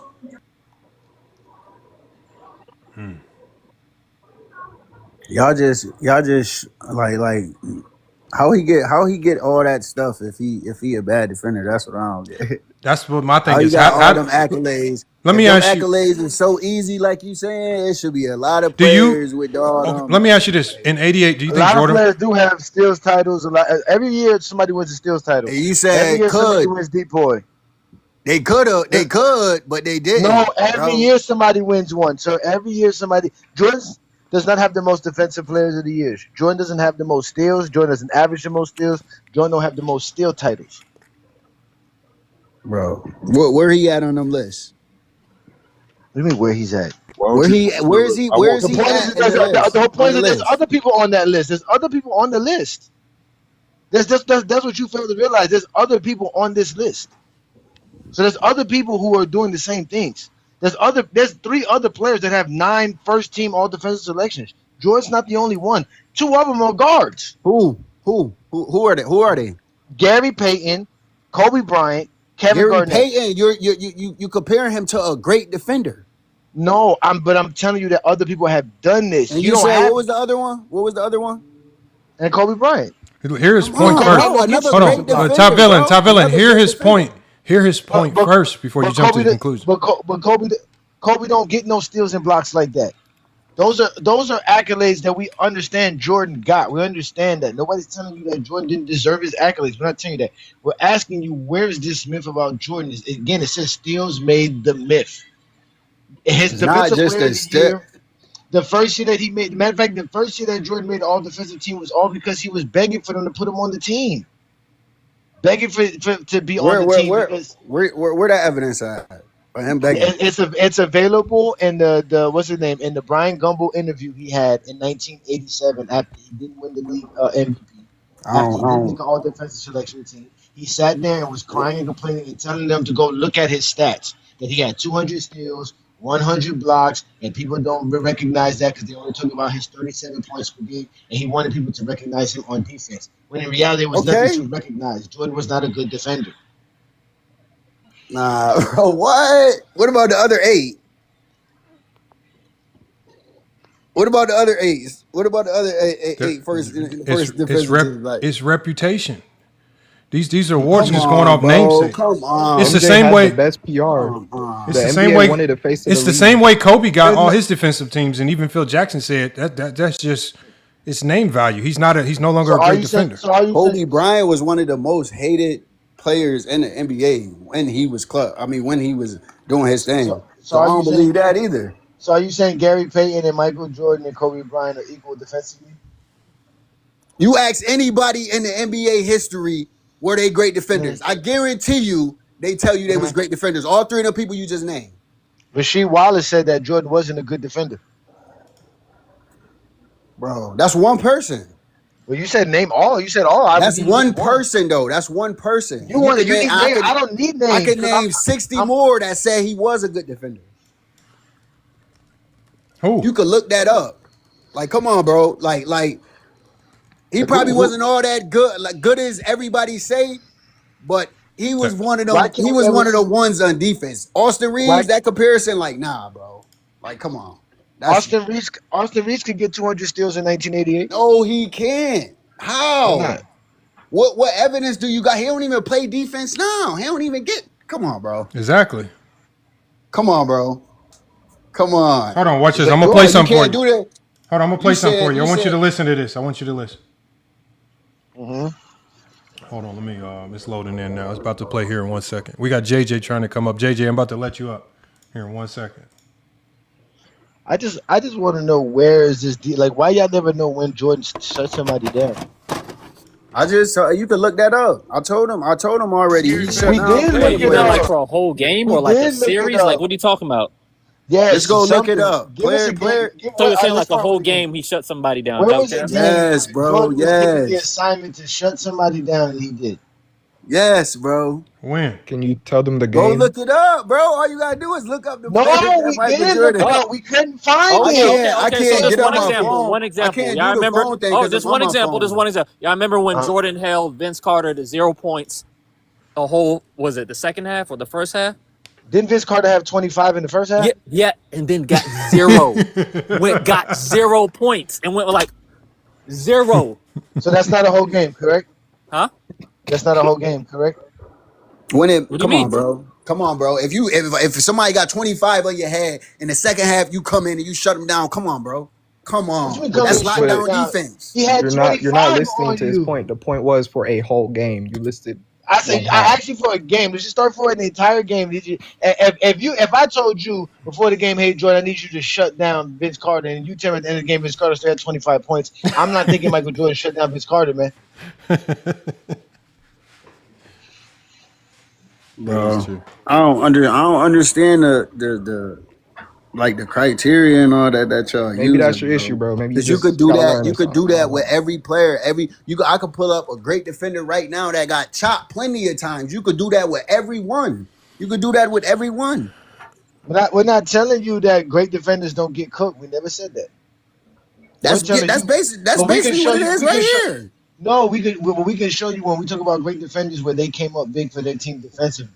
They were there. No, hey For Johnny, the entire game. Not what for they're a trying play, to not for a moment, the entire game. Hey Johnny, what Go they're ahead. trying to turn this into is they're trying to turn this into the battle of performances. And again, as you and Johnny, you just said it best. This is not about if Jordan's had one individual good defensive game or one individual bad defensive game. This is Jordan over his entire career created an identity of who he was as a defender, right? This is an identity that you guys can agree with. He was a gambler. He gambled on defense. Do we all agree there? Yeah, I agree on that. Now, there is no great defensive coach in basketball history that will say that gambling on defense is a good thing. Great defenses are very sound and disciplined. Gambling is not discipline.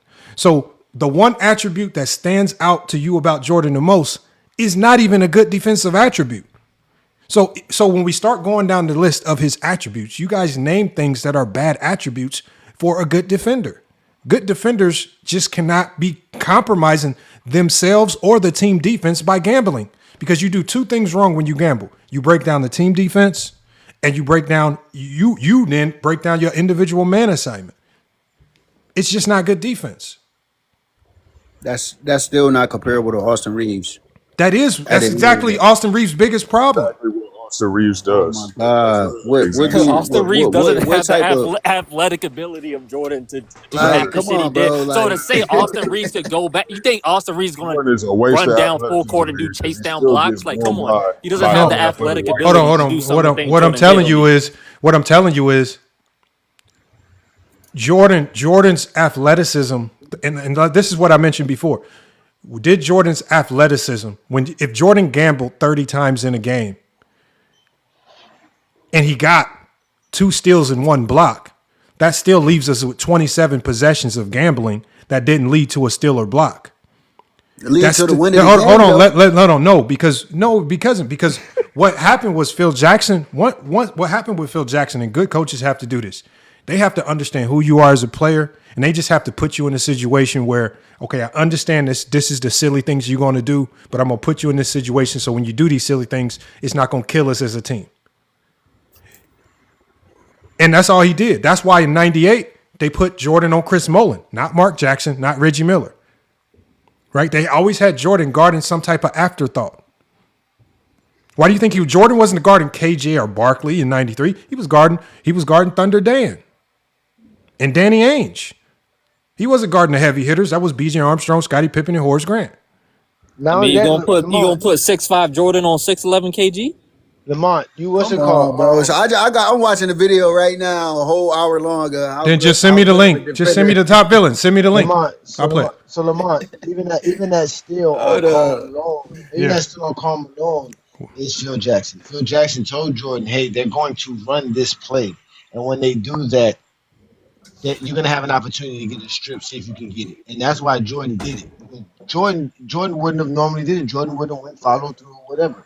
So at the end of the day, shout out to Jordan for doing what his coach told him It's to do right to me. And I I'm not saying can't he's a bad I player, can't but send a I can't send a link, but you could go to it. It's just say What's 50 what's the name 58 of minutes. what's the name of the video? 58 minutes of Jordan and Pippen clamping everybody. he said and Pippen. Oh, okay. But So are you claiming that it's Jordan half never Jordan. played good It's on half ball Jordan. defense? Hold on I'll a pull second. it up for you. I'll Hold pull on. it up. Just give me a second because I got to Lamar, download it don't first. waste time with this shit because that's not even a single game. This is just gonna be some shit pulled up from this nigga's entire career, and even then, it's only That's an hour fine. long. That's fine. Let's see. We're gonna show y'all why. Again, it's Jordan. We're gonna show y'all Jordan's brilliance. It's gonna be all gambling, like Lamar said. No, what Gambling. I'm asking is, you're basically saying Jordan never played good on ball defense against anybody of, I guess, offensive caliber. If he did, then tell us when he did. Maybe we missed something. If he did, then just tell us the game. We'll pull it up and we'll give credit. But even if he did in one game, it still doesn't change his identity as a defender. He's still a gambler. He still ball watches, right? He still does a whole bunch of things that bad defenders always do. Okay, I'm not talking about. So if you go back, you remember after the crossover, right? When Iverson hit him with that? If you go look at their one-on-one plays after that, Jordan played them very well. He didn't play Iverson often, but he played him very well, and that's on tape. We could actually pull that up. But like I said, it's Go not pull the up. Send sample. the link. The sample size is not there though. So because I don't think Jordan even. Because I think Ron Harper was guarding Iverson for the most part. Correct me if I'm wrong, but when he got That's those what they got one-on-one Ron Harper matchups, he for. wasn't That's what they got gambling no Pippen for. more. You He bringing played up some Iverson shit that very has good got one-on-one. nothing to do with Jordan's defense. It's always What do you him mean it has helping nothing to out do with with Jordan's somebody else. defense? That's literally what you're talking about. You're talking about an assignment that he didn't have for the entire game, where he essentially didn't do No, shit. but you guys are saying he never played good one-on-one defense, and I'm just telling you We're he did. talking about When for an entire game. We're not talking about for one or two fucking plays in a highlight that you could pull up on YouTube. We're talking about a whole fucking game. I can easily tell you games for other players in the league that have great defensive games for an entire game, not just for one or two fucking moments. This is ridiculous. Y'all can't What answer do a that simple what question. do that mean? You only need one. No. You need Come on, more bro. than You one don't gotta. game because Hold you're on. Were just you about talking to say you about only some need one good isolated defensive incidents. game to be a great That's exactly defender? what you're about to say. No, That's exactly what you're about to say no, after hell no, I crying wasn't gonna say about that. I'm one just game saying just it's earlier. key moments. It's key moments in a game where you can, bro. Just play the video, bro. Please. I'm trying. Hold on. No, it's not Just playing. play it, man. Just play the video. I have to download it. Hold on, Who's just y'all. trying to show? I'm gonna play Trying it to show because I'm not putting Come y'all on the big man. screen. I'm gonna play it from. I'm not gonna play it from a grainy looking thing. I'm gonna play the actual video on the screen. And he wasn't the greatest and he wasn't the greater defender on his team. Of course, you're gonna have the other greater defender guarding the best player. You don't need Jordan to guard. You need Jordan to get 40. Come on, bro. No, but again, we're not taking away from Jordan as an offensive player. We understand that element of the game. What I'm saying is, hold on, Ty are you Allen. saying- Hold on. Understand what I'm saying is we understand that Jordan's primary job was to defend. I understand it's very hard to do both. I don't understand why Jordan fans have turned his defense into a complete myth. It's very similar to how they treat Rudy Gobert. Rudy Gobert has all these defensive teams. He's solely a defensive player. But there's a lot of Jordan fans that run around and say he's an overrated defender, he's a bad defender, even though he has the accolades that say he's a good defender. He's a bad defender. He's a bad defender. So Rudy Gobert to you is hold on. So Rudy Gobert. He's a bad defender. He's a bad defender. Hold on. So Rudy Gobert is a bad defender, but Jordan is a good defender. Y'all see this? Yes, bro. All you got to do is watch the game. He getting cooked. He gets cooked, bro. And Jordan gets cooked. And Jordan gets cooked every time. Rudy gets cooked, bro. Jordan gets cooked. No, bro. I'm glad you said that, Lamar. That Rudy Gobert one was it. That's exactly what we needed. Jordan, hold on. Are you telling me all them games that I ran down in 1988, Jordan wasn't getting cooked for the whole season? Shaq was a better defender than Rudy. Okay, so again, Shaq your was brain. a better Hold defender on, than Rudy. but Top Villain.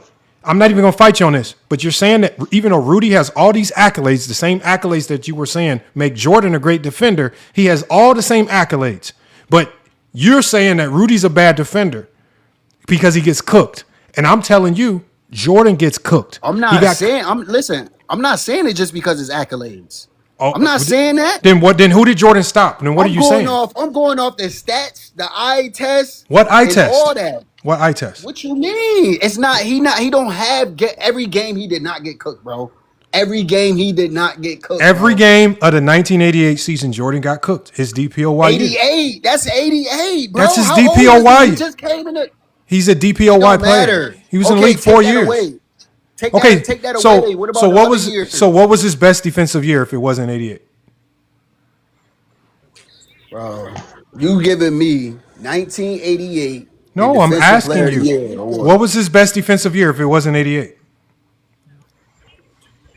I don't know. I had to look that up, but you just giving me 1 year of him bad defending because he got the defensive player award. There's been a lot of players that got awards that they wasn't supposed to get, and all like that. Rudy Gobert. Like Rudy Gobert, according to Rudy Gobert. Hold on 1 second. Yeah, if we agree with your logic, the awards don't make you a great defender. You said the awards don't make Rudy a good defender. So how can no awards make Jordan a good defender? You've been up here crying about the awards. KD to go. I'll let you up. Amount of all defensive selections is Jordan. He has 9. And he has more DPOYs. He has more DPOYs than Jordan. But you see how quick he was to say that Rudy was a bad defender? He's just throwing everything that Rudy did in the garbage can. All the accolades go in the garbage can immediately. He ain't arguing it. He ain't bring up no film. He ain't bringing up nothing. I'm pretty sure you watched the games with Rudy. I'm pretty sure you watch. Yeah, I know you watch Minnesota and Utah games. You know. Yeah, I remember the last thing I saw what Rudy was doing in the playoffs was he put the clamps on Nikola Jokic in the playoffs. That's the last memory I have of Rudy in the playoffs this year when he put the clamps on arguably the best player in the league, Nikola Jokic, and they beat him in the series. Hold on, Lamar. We just saw Rudy clamp up a MVP candidate, right? I want to know, when is Jordan locked up an MVP? Look it up, bro. I just told you. I'm locked up back. No, we haven't found it. We can't find it nowhere. Look on that, bro. All you gotta do, I just told you to look it up. It's about 5 top players, bro. Clyde, Magic, Isaiah. It's a couple of them, bro. He never shut down Clyde. Bro, what? He never shut down Isaiah neither. Isaiah shined on him so much. Isaiah won 2 championships on his neck. Hold on, I got it on my thing. Just hold on a second. I'm about to. Bro, when did he shut down Clyde? They're going to say because Clyde shot 41, 42% Lamar, but still averaged the same amount, 26, 27 points per game. Go to the free throw line more. Jordan fouled him more. I don't know what he's talking about. 92, 98, 91. When did he shut him down in 91? I'm about to tell. Hold on. I'm looking at it. What game was that?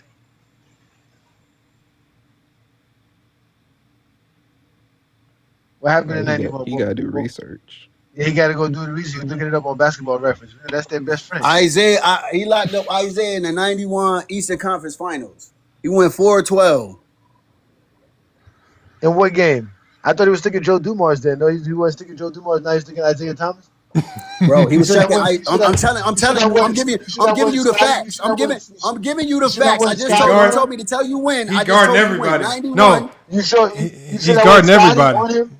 You should have Scottie. If we go look up 1991 Eastern Conference Finals. 1991 Eastern Conference Finals. Isaiah Thomas. He went 4 for 12. What game was that? Hold on.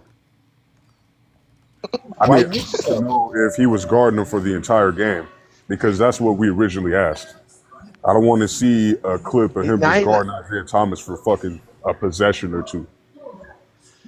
Oh, hold on. I just pulled it up. So, hey, Johnny. So I'm going to read it to you verbatim, all right? Uh-huh. Please, okay. I want to hear this. It says, and this is, again, this could be wrong. We'll go to the film. But it says Scottie Pippen primarily defended Isaiah Thomas during the 1991 Eastern Conference Finals. It says, and that's what it says. It says you can review the series. I know he did. It says. Anybody want the truth about Detroit versus Chicago? You come to A. Johnny exclusively. I will give you all the information necessary for you to understand what's happening. Yeah, but remember, they have to say that Jordan is an all-time great defender because they have to go to singular moments. 1992. And let's go back to Clyde Drexler still Clyde averaged Drexler, 1992. He didn't stop Clyde Drexler. He didn't stop Clyde Drexler. He didn't stop him. He was the primary defender, bro. Clyde Drexler went to Drexler. the free throw. Clyde Drexler went He to the free still throw did line not more. shut Clyde Drexler down, nigga. That's what we're asking. Hold on, wait. Clyde These are the Drexler went to the goalposts. free throw line more to supplement the fact that he was inefficient. So that means Jordan was fouling him. Now you don't get credit for that. Or at least, Bro, or at least how get, you or at least gonna get tell me? time. How y'all That's gonna what tell me to? How y'all gonna tell me to give y'all something? And then when I asked you gave to y'all give something, him y'all It's not. stopping It's us or not. He shutting didn't down. shut That's down not he what we shot asked you. 40% from the field as That's Jordan, not the getting primary shut down. How defender. many That's points not did he shutting him score, down, sir? sir. That's not How shutting many him down. points did he So score, sir? let me ask you this. Let me ask you this. You go home, right, and your son tells you after a high school game, "Hey, Dad, I shut down some player," and he tells you, "Yeah, I shut this player down. He shot 40%." But you ask him how much he scored, he's gonna say, "Oh yeah, he scored 27." Are you gonna say, "Yes, son, you did a good job defensively"? Yes, 40% is not good. Oh my God. 40% is not good. What is you talking about? 27 points is not good. That's On what's how many not good. shots? On how many shots? The same amount of shots. How So many shots did he take? Hey, The Johnny, I same want to ask amount you of a question real shots. He quick. took the same So amount of you shots he said, normally takes. no, He hold didn't on. take no more shots. He got No, hold on, I fouled got, for it. I'm no, I asking got you you. right here. I want to ask you a question because you The said same 40% amount of is shots, bad. sir. You said How else can I 40% is score the bad. same amount of So points? I want to ask you, was Jeffrey bad in 1996? Who you talking to? I'm talking to you, Top Villain. Look. Was Jeffrey bad in 1996? Did he have a bad performance? Versus who? 96 finals. Because he's talking about 40%. I just want to know if he's consistent. What you mean? I don't think they remember it. Look, we got to get away from the individual. This is not a conversation that's about an individual performance. Because as Top Villain said, he can run and find individual games where Jordan might have played good defense. Just like we can run the thousands of games available to show that Jordan, we're talking about who he was as a defender, his identity. His identity makes him a bad defender. Your attributes defensively determine if you are a good or bad defender. Don't do it. His Don't attributes. do it right now, bro. Hold on 1 second, yeah. Hold on 1 second. All I'm saying is, over Jordan's entire career, he gave us all of his attributes. Not even Jordan fans can come up here and tell us his great defensive attributes because they are non-existent. And the ones that they do say that take us to the film are easily debunked because they can't even give us a single. You can like a lot of the things that they say Jordan was good at defensively. You can't even find individual games that showcase that. Like if like for example, if I asked if Jay Johnny told us that LeBron James is one of the best on-ball defenders in his prime, I guarantee you he can give us a game that he can correlate that skill set with. You guys can't correlate. You guys can't correlate what you say Jordan is good at with any game. I just gave you some. Okay, so I ain't get Derrick Rose 2008 versus Boston when LeBron James faces Paul Pierce. He played great defense then. Can I just add on to something that Top Villa said? I just want to say two things. Number one, how can you tell somebody guarded somebody for the entire game if you're just looking at sheer numbers? Like, let's just say Isaiah Thomas went 4-12. How do you know Michael Jordan guarded him on all 12 of those shots? And number two, it can tell you. Where does that tell you that at, brother? And number two, I'm not gonna lie, how can you tell somebody played good defense looking at numbers? You got to watch the film. So, like, I don't know what you talking about. You looked at, but we got the film on too. Like went to go look up a box score and you went to Isaiah Thomas's worst game. Yeah. And you said, "Oh, he went 4-12." Like that was corny as hell, my brother. And then just gives it all to Jordan. He gives all the credit to Jordan. Yeah. I guarantee you he had more good games on defense than he had bad games. So now look, and I just want to ask you something. Sounds like was it in 97 against the Heat where Michael Jordan shot like 2 of something? Was that good defense on whoever was guarding him? Did they shut Michael Jordan down? Hell yeah, if he went 2 for anything, yeah. Oh, okay. I just wanted to see. What you mean? I asked him about 96, but he couldn't answer that question. He couldn't. Yeah, like we know that's his worst final series of all time. You can ask any Jordan fan about 96. They should know the answer to that. At the end of the day, bro, what What did he do? He won, bro. At the end of All the day, he right, bro. won. We're just pivoting. But now, we're not. But we're not taking Yeah, away. you just- We're not taking away his winning. We're not taking away his offense. We're not taking away anything. The thing is, what I'm just putting in the question is, when people argue for Michael Jordan, for example, as one of the best shooting guards in NBA history, or as one of the best players in NBA history, one of the things that they hinge on is his defense. And just like Top Villain, you were very quick to diminish Rudy Gobert and all his defensive accolades and just that quick say he's a bad defender. Everybody know he a bad defender. And look, but I disagree. I disagree. But what I'm saying is, remember, and this is why me and Johnny do these conversations, because you guys are so quick to pretend that you know defense when it comes to somebody like Rudy Gobert.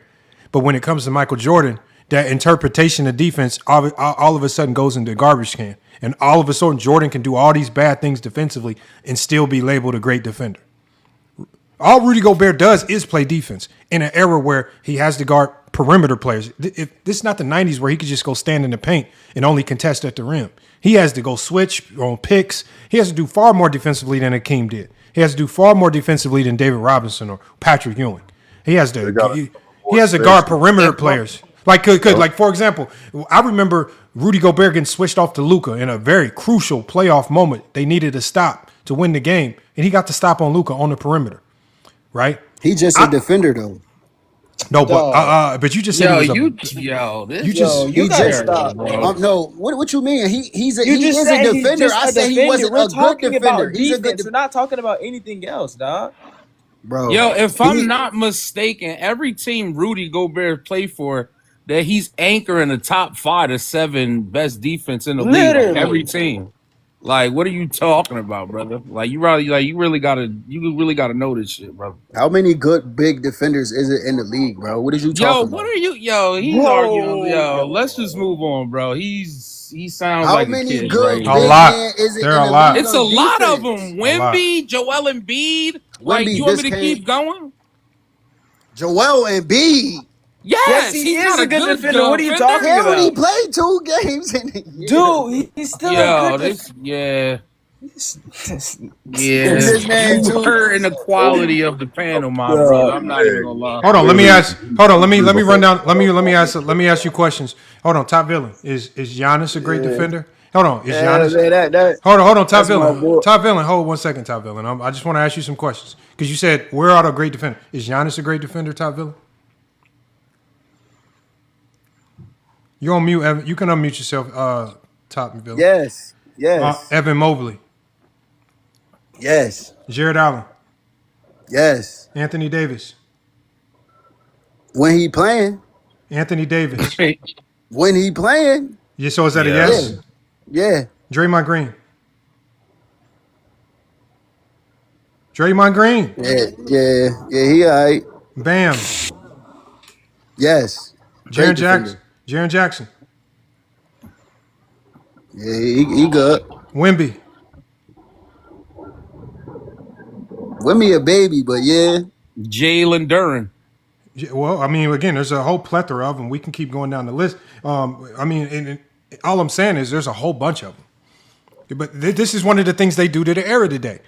Y'all will say this blanket stuff and say that there's no more defenders, and then we have to run down a list to just let you know it's a whole bunch of great defenders in the game today. The problem the problem today, y'all, is that not only do we have great defenders, but we have the greatest offensive players that we've ever seen. So again, you're going to see these great offensive players. Remember, great defenders over in the offseason, there's no drills you can do to make yourself a better defender other than watch film. Great defenders spend the entire offseason figuring out how to beat good defenders. That's all they do. Right? It's super hard to be a great defender in today's game. I mean, you got everything working against you. Right? Not only does your team have to be a good defensive team, you have to be also a good individual defender. Right? So I just feel sorry for the great defenders with no defensive team around them because now you're just out there looking crazy. I don't got no, like, you could call him what you want, but my only thing was Austin Reeves. That's not a good comparison. That's not a good comparison to him. Amazing comparison. Great That's comparison. the best. They both always get fried on ball. They're both clones. They both get cooked. They both- like, I come want on, you to dog. pull up a In front of game elite by the name defenders. of Rex Elite offensive players. Chapman. Go to the game, Rex Chapman, and go see what he was doing to Michael. Hold on, What what was game is Mike that? doing to him, bro? Not even just Rex Chapman. I think he Hold dropped on. like 35 or 40. Hold on. So hold on. What game are y'all talking about? The Rex Chapman game. He The dropped Rex like 35 or Chapman 40 game. on Rex Jefferson. Chapman. Hey, I No, lost him. it wasn't. What made it worse, no matter because remember, supposedly you don't disrespect the black cat. Right. He was talking The crap. black He was cat. They called him talking black. cash They called him shit black to Mike. Jesus. They called him black He told Jesus. Jordan dog. like, yo, you can't guard me. He was just listen though. This left how and you know he got. This is just hate right here. I got everybody up here a Jordan hater, basically. Basically, it's just hold on. me against all y'all. But Ty Me Villain. against all y'all all hate. but I Ty know Villain. I got Jordan as the GOAT. I'm with you. I'm on your side, Ty Villain. I got Jordan as the GOAT. I don't know why y'all think y'all some select class. Y'all think y'all like some select special class of people, man. I'm weak as hell, dog. He said, Or go to Rod. Little point guard Rod used to put belt on Michael Jordan, bruh. Belt to any ass. shifty guard did, bro. Any shifty guard. that can Can't you do that with any player though? Can't you do that with any great defender? I don't know. Okay, Can then, hold you on. do that with any great defender, bro? Can Dude. you do what you doing with Jordan? Hold on. Let me Can ask you a do that with question. Any great defender? Hold on, but Ty Villain, let me ask you a question. Was Rex Chapman averaging 35, 40 a game? Hell no. Bro. It don't even. So it don't hold even on. matter, No, bro. Ty Villain, the reason for that is so there was something that all of the other defenders in the league were able to do to stop him from reeling off 35 to 40 that Jordan couldn't do.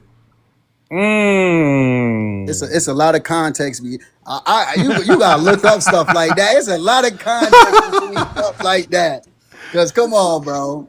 Because DeMarco. Because it's good. Think about it like this: if Jordan walked in and scored 30 on you, that's his average. It's really not that crazy because that's what he averaged. And like if like a lot of these, what made this special, especially in '88, I get that the All Stars cooked Jordan, but even though 25 is really high for that era.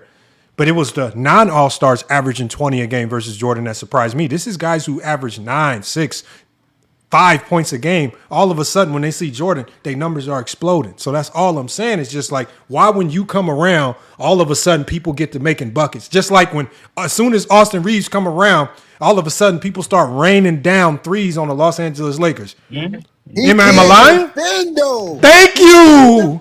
That's what. Thank you. Austin Reeves can't defend at all. Okay. At all. What?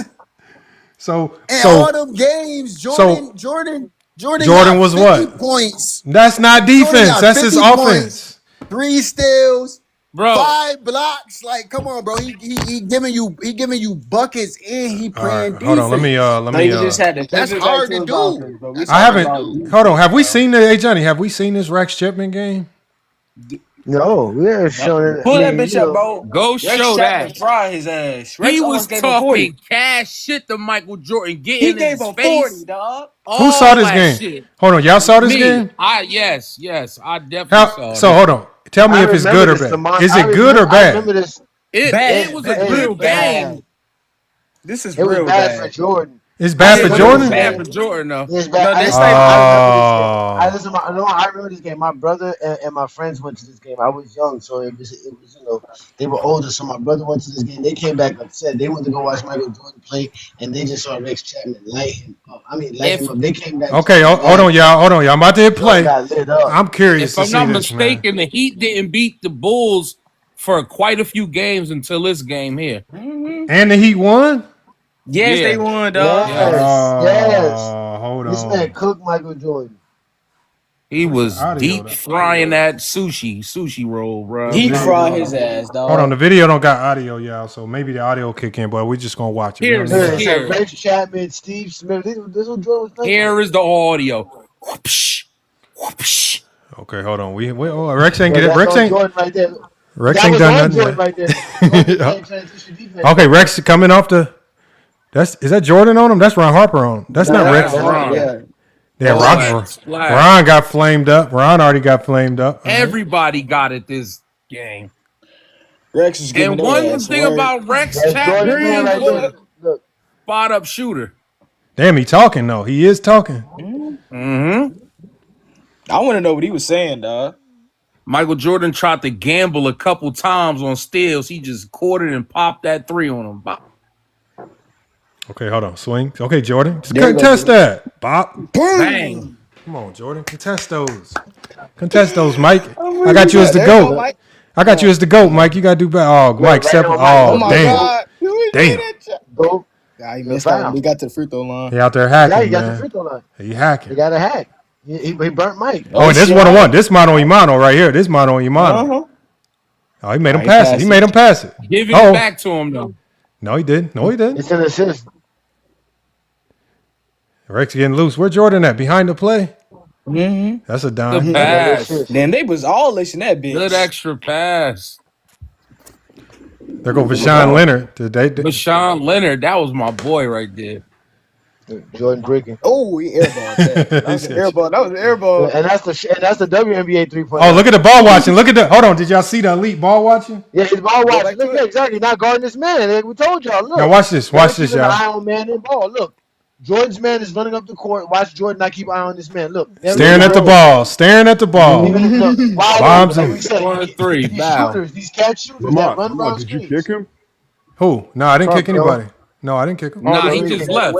Oh my fucking god, bro! Like you bitch ass niggas always run away whenever we put the film on. Mm-hmm. Man, say I ain't gonna lie that. to you, bro. New Look at World, Phil, bro. I ain't gonna hold you, bro. You Hold dick on. riding, bro. You Nigga, for sure shut your dick dumb riding, ass bro. up, bro. I ain't But trying you to hear. just Hold sound on, like y'all. a Hold on, fat y'all. nigga right Hold on, now, hold on, gang. y'all. Hold I on. ain't gonna lie to you, but I ain't even. Hold on. Why do Shut y'all? bitch ass Y'all up, don't, nigga. y'all don't have to. Hold on, y'all. You can leave them on the panel. The main thing is we got to stop cussing, y'all. This for Right. everybody, man. Y'all got to stop the cussing, man. I really don't care about what y'all say, but the cussing got to go. Is that Jordan laying on defense right there? Who's that laying on defense? Mm, yeah. Hold on. Who was that came up here? Is that Flip? Flip. The cussing got to Yeah, go, Flip. man. Flip. You got to chill on the cussing, man. Dang. My fault, man. I ain't mean to start cussing and shit. Come on, Okay. man. Is that Jordan? But like laying for on real, defense? Okay, y'all oh, picking the truth and Okay, for real. no. But remember, Flip. I think you might have missed it. I I only don't. seen hold on. 1-3 on Well, Jordan. Flip. I don't remember if I don't know if you heard this from the beginning. This is I wanted Yeah. to avoid making this about individual games because the individual. But you're pulling up an individual game right now. I'm talking about an individual game because as we watch this game, we're just watching for the intangibles. Are you ball watching? I seen Are you? 1-3 on Jordan. So no, it's not about the end result. The end result, like you can play bad defense and they still miss the shot, right? So again, coaches were looking at the intangibles, right? Are you contesting? Like you can contest and play good defense and they could just splash it. It don't take away from the fact that's good defense, right? They just say say good defense, better offense. That's what they a lot of times they say in the game. like, the So at the end of first the game you showed- so what I'm saying is. What y'all do is y'all get hung up in the end result of the play too much. I'm not getting hung up on nothing. Okay, bro. so again, as we watch this, ignored Rex Chapman bombing Michael Jordan with all the threes. We're looking for Yeah, the 1-3 on intangibles. So we're looking 1-3 on for him. exactly. That's what I'm saying. I'm saying ignore Jordan. Bro, it's going to get worse. The play that we just rewinded, we were watching Jordan not seeing man in ball, allowing Rex Chapman to basically run an exit screen to the opposite side of the court, and then he shoots an open three.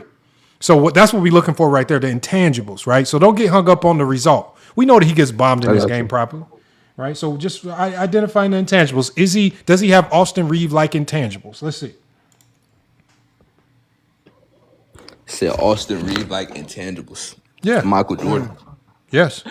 But I got a question though. Hold that on, first game when y'all was showing. Hold on, him let's get versus through this. Magic Johnson. Let's get through this one. Bad defense. Hold on. No, that was bad. That's another gamble. Yeah. Hold on, I missed it because you was talking. Let me see. What happened? So this is the gambling. Screen. Up. Go. And remember what I said, y'all. These steals are. Compromising the defense. Yeah, remember what I said. Not only did it compromise, they're very low percentage plays. You only get steals on 6%, 6 to 8% of plays. So to even risk it, the risk versus reward is you be better off just contesting, right? You have a better chance just contesting than going for a steal, giving an elite 3-point shooter a wide open shot. So then, with That's your already logic, hot. That's already so then hot. with your logic, then that was the first 3 he gave up because the first 3 that No, he he showed didn't. that No, was it was. contested. That's his It's the third third. That one. was contested. Yeah, Like, that what, was his This is bro? third. I'm not not just his even talking to first. all y'all. I'm talking to the nigga showing the video, bro. I'm a host. And I'm just I telling you don't that give was a the fuck third. what you are. I'm talking to the nigga showing the video. You got to stop cussing, Yeah, I'm you man. can showing tell the he a little video. kid, man. I'm Don't even showing the waste your video. All right, time. well, my fault. I'm having a conversation. Now it's yo goodbye. Bye. Yeah, That you don't word. disrespect Goat James Kingdom. I am a part of this, bro. Again, that was Jordan's third shot he gave up. We're watching Jordan play bad defense. Y'all can't show us Jordan playing good defense. Y'all can't show it. We done got multiple games of Jordan playing bad defense. Show us Jordan playing good defense. Getting burnt again. That's the fourth three-pointer. Yeah. I got another good one. Yo, what's the point guard, old school point Hold guard on, for the let's Denver finish this Nuggets? one. Let's finish this. Remember, we got this game. Let's lock in on this game. Remember, let's just get through this film before we get to another game. All right? Because we're looking for the intangibles. Jordan with the offense right there, misses it. Can he get back in transition? No, because he tried to reach in for a steal. Let's go, Rex. Let's go. Okay, let's see. Hold on. Okay, this is Jordan on offense right now. Good move, Jordan. Okay. That's good defense right there. Now, that is great defense. Now, why They're you gonna talk hard. Oh, they talking. Oh. Look, he following Jordan. He following Jordan. So He look. walking back. He backpedaling. He backpedaling. Yo, And they Rex said they owned him, feared man. They did Michael not Jordan. fear Jordan, dog. Yeah, they feared Michael. Hold on. Let's see what Rex do. Does Rex turn up on him? No, Rex. No, Jordan ain't even going. Damn, he gave Pippen some work right there. Yeah, they got to put Pippen on him now. Now it's time to send Pippen out there to do something. They got to put the secret weapon on him. This is just one of them games where he was on, man. Well, that's what happened when you give a shooter wide open threes to start the game. Facts. That motherfucker hot for the rest of the game. That was a good jump hook right there. Scared of that white boy. Oh, let's see. He shot a pull-up midi, too. That was tough. Oh, that was tough. Tough transition. That was on Pip, too. That was on Pippen, too. Yeah, Pip got to get that business, too. Man, smoking layups, man. Come on, Longley. Bums, man. 90s, man. I told you it's the These are 90s bums. bums. Look at him all the way. Can't dribble with his left hand. For real. Steve Kerr. Steve Kerr got some business. We know Steve Kerr definitely got it. They took Jordan off of him. Jordan ain't guard him no more. Barbecue Jordan chicken. ain't want Easy work. Green. Easy work.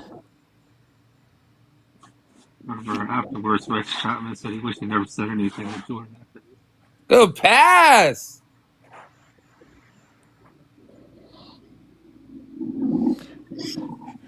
And feel free, even Knockdown. if you have a good defensive game for Jordan, man, send it to us and we'll play it.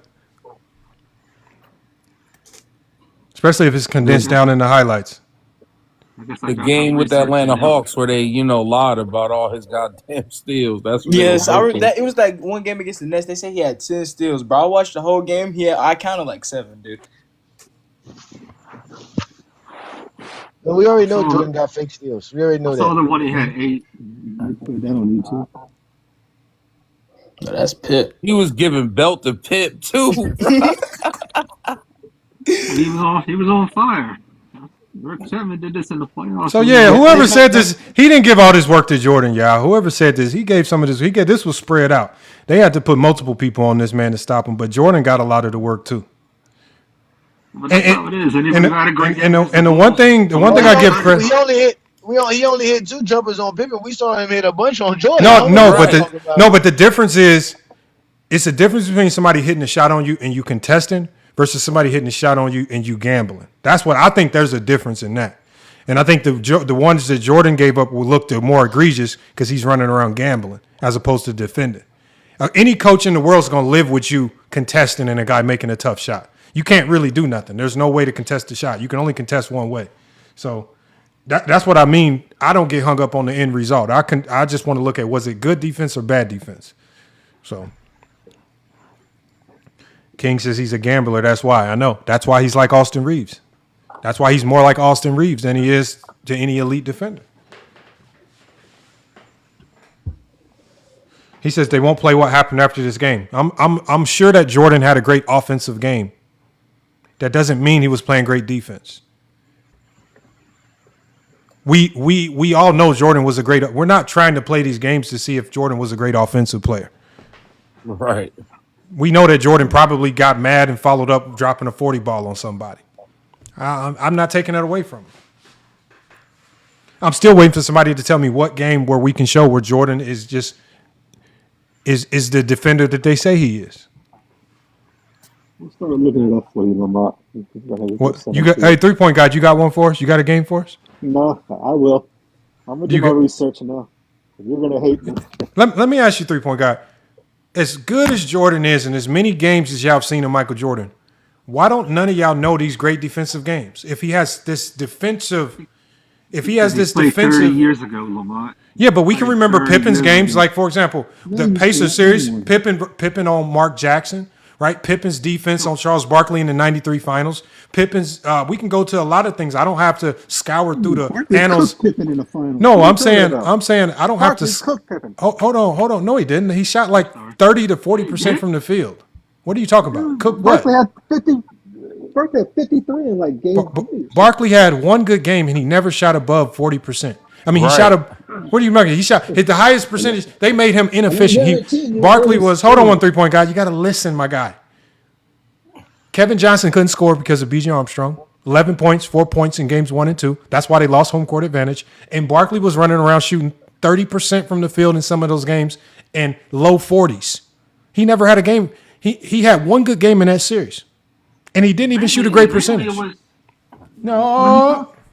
It was mainly what? Mainly it was who? Mainly it was Horace Grant because Barkley was always bodying people down. I'm not taking it away. I said Pippen and it was Pippen and Horace Grant that stopped Barkley. That's a fact. While B.J. Armstrong took care of KJ. That's a fact. That was the wild part where BJ was guarding KJ like that. Like I didn't think that was been possible. I'm not gonna hold that was nowhere in the Last Dance too, by the way. Word.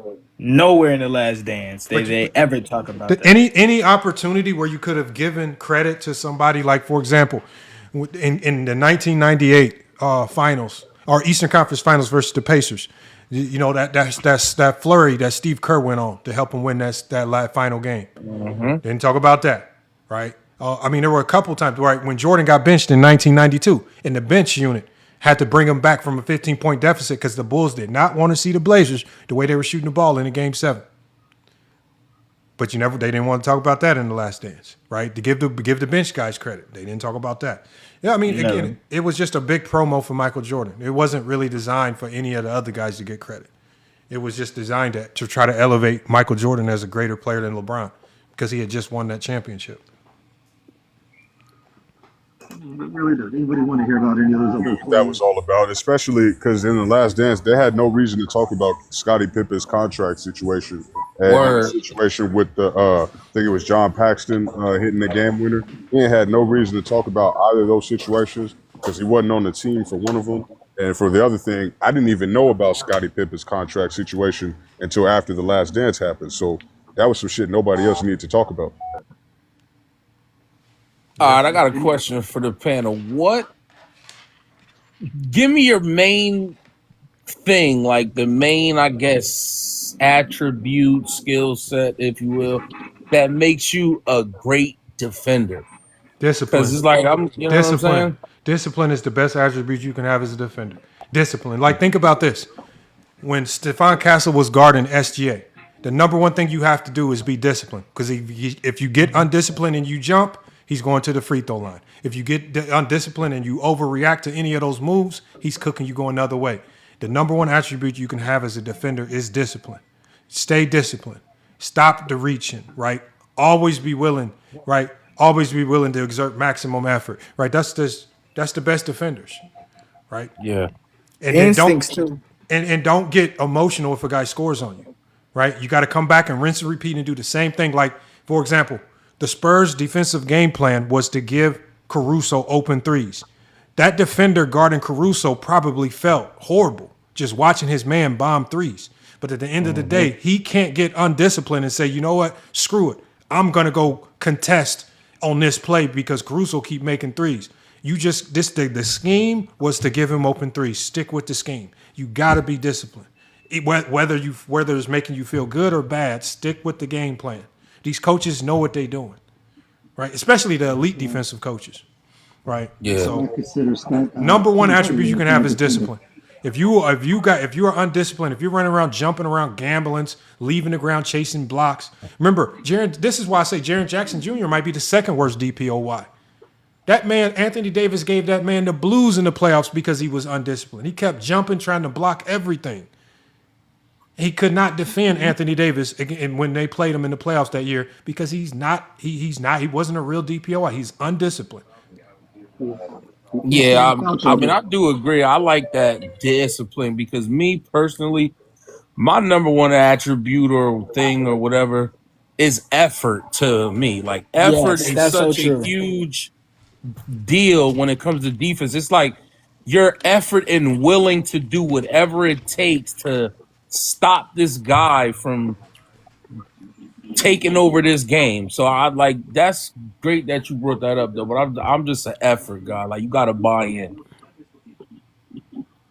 But I just think that effort comes with being an NBA. Like you got to have effort to score. Like you're not scoring if you're not giving some type of effort on offense either. Like I think on both sides, I think all players understand there's a level of effort that you got to exert to be successful. But at the NBA level, this is not at the YMCA effort works. At the NBA, you can give all the effort you want, but if you're not disciplined, you're getting barbecued. Yeah. Right? If you're not sticking to the game plan, you're getting cooked. Right? You got the discipline, man. The discipline is going to take you a long way. All young players, if you want to make any team, go out there and defend and be disciplined on defense. You're making any roster. Any roster. Yeah, because I kind of look at it like this. Like, we look at Dylan, Brooks. He's a pretty good defender. But as his skill set, I think what takes the cake and makes him a great defender is the fact that he gives 100% effort on stopping the main guy. Not that he's the fastest. He's got the best hands. He's jumping the passing lane. He's just effort. He's just like balls to the wall. I'm going to do whatever I got to do.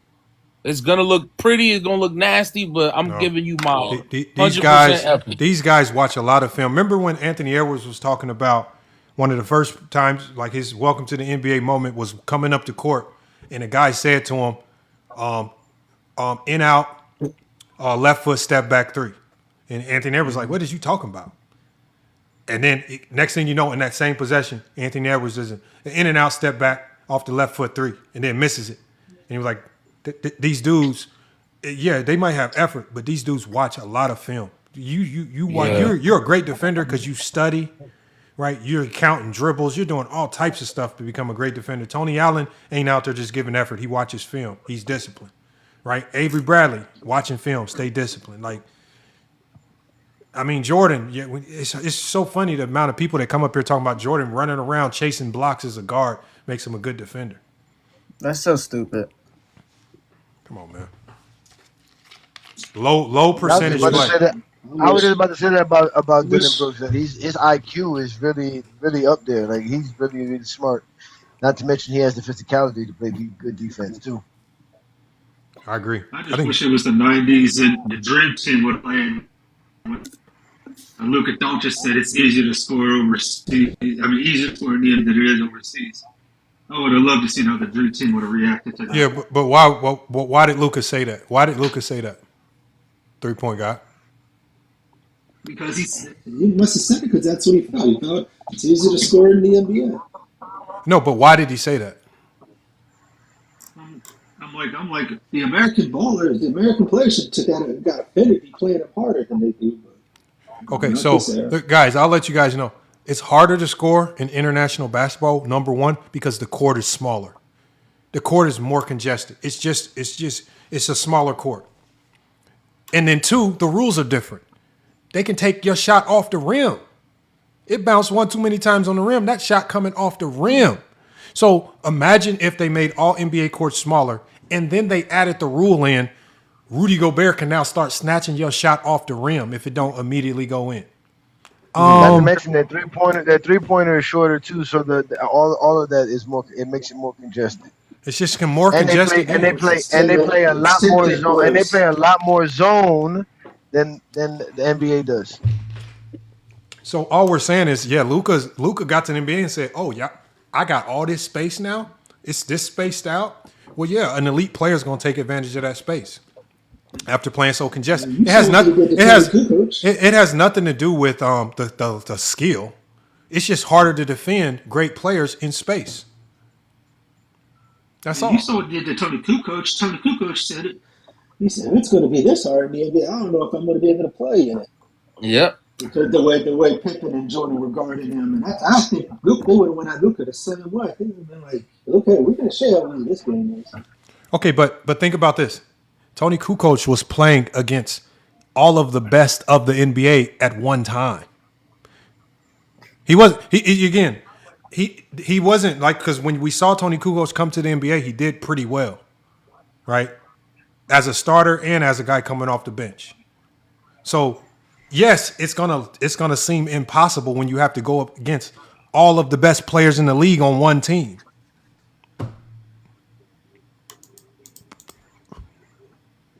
I don't know what that means.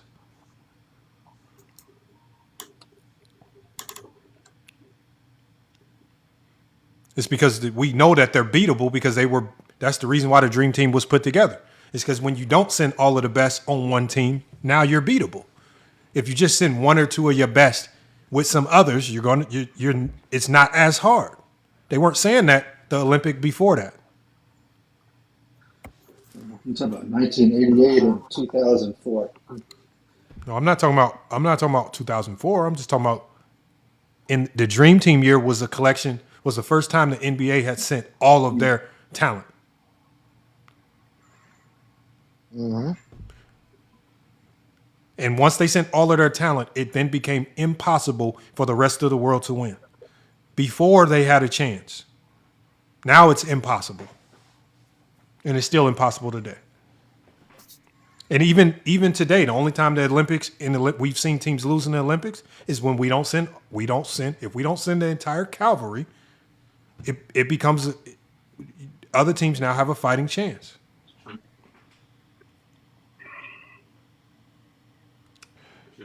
This is Barkley and them was at their peak prime too. I don't know what that means, Jeremiah Johnson. Considering the Lakers and LeBron Curry says your Talking about circumstance. 92. They're on the Olympic team. They were in their prime. Oh yeah. All those guys were in their prime except Bird. Bird was hurt. There was a couple guys maybe dealing with injuries. Yeah, Magic and Bird were really the only two that was really out of their prime. The rest were really in their prime. Bird was still frying. Man, where'd they go, man? Where did they go, man? Did y'all run them off? New World, man, and One Boy, y'all ran them off, man. One Boy ain't been saying nothing. I know he been chill today. 3-point guy, you do that research and find that great defensive game for us?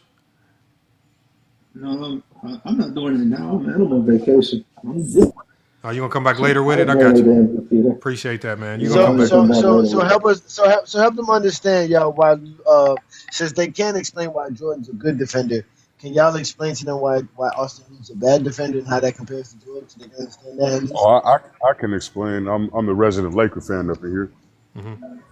So basically, Austin Reeves, he's a bad defender because he's very bad on switches. He gets lost a lot of the time because he's ball watching. But the problem is he's not really playing the passing lanes all that great. So it's like we're not really even getting any kind of benefit whatsoever from his gambling. He'll leave a man open and gets burned by open threes about 80% of the time, really. That's what it feels like to me. I feel like his man-to-man matchup, it's not that good. He plays against a lot of guards that are just quicker and more elite as far as their physicality, so he can't stay in front of them. That's just the limitations that he has as a player. And yeah, he's just a bad on-ball defender, and you can't really count on him to stay on a man on the perimeter because they're gonna burn him for a three. That's true. I just think he's just not good enough. So if you put Jordan on the Lakers, he tries so hard, but he just, like I said, Steph Curry tries so hard. So if you put Jordan on the Lakers defense, it doesn't get better. If you put Jordan's defense on Jordan the on the Lakers, they don't Lakers get better. defense, does our team get better? Hell no. They get worse. I agree there. You can't make your team defense better. Pippen can. A defensive coach can. Jordan can't. Only thing Jordan has over Reeves as a defender is his athleticism. So he probably going to be able to keep up a little bit better as far as his lateral movement. But really all the same issues. Like we're not really going to improve having Jeffrey in the starting lineup over Reeves. You know MJ has a higher IQ. It's going to get worse because Reeves is a better facilitator. So if we lose the facilitator, we're just going to have another shot jacker with Luka. Just like LeBron, MJ was good at timing blocking bigs from behind, just like LeBron did. So that was one of Jordan's specialties, also. No, Jordan is a good weak side defender, help side defender.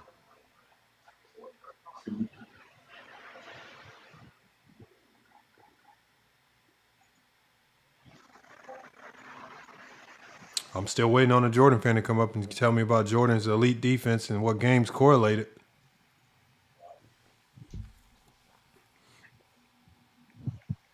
Yeah, I've been asking for years now. I've been wanting them to tell me just a single game, bro, where he's actually doing a good, productive job for the whole game.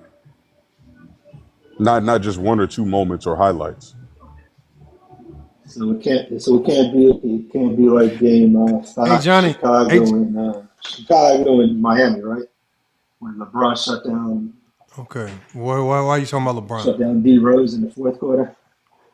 We don't even got to pick that up, but at least LeBron did that to an MVP candidate. Y'all can't even tell us when Jordan did at least that to an MVP candidate.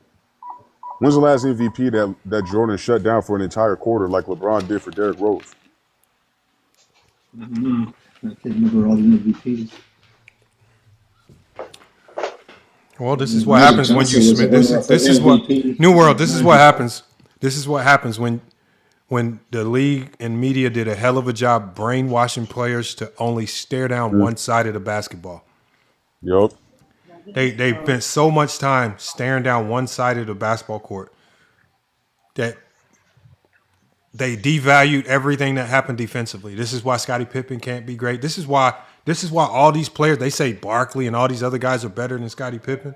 It's because they were all scoring. Barkley's better than Pippen because it's scoring.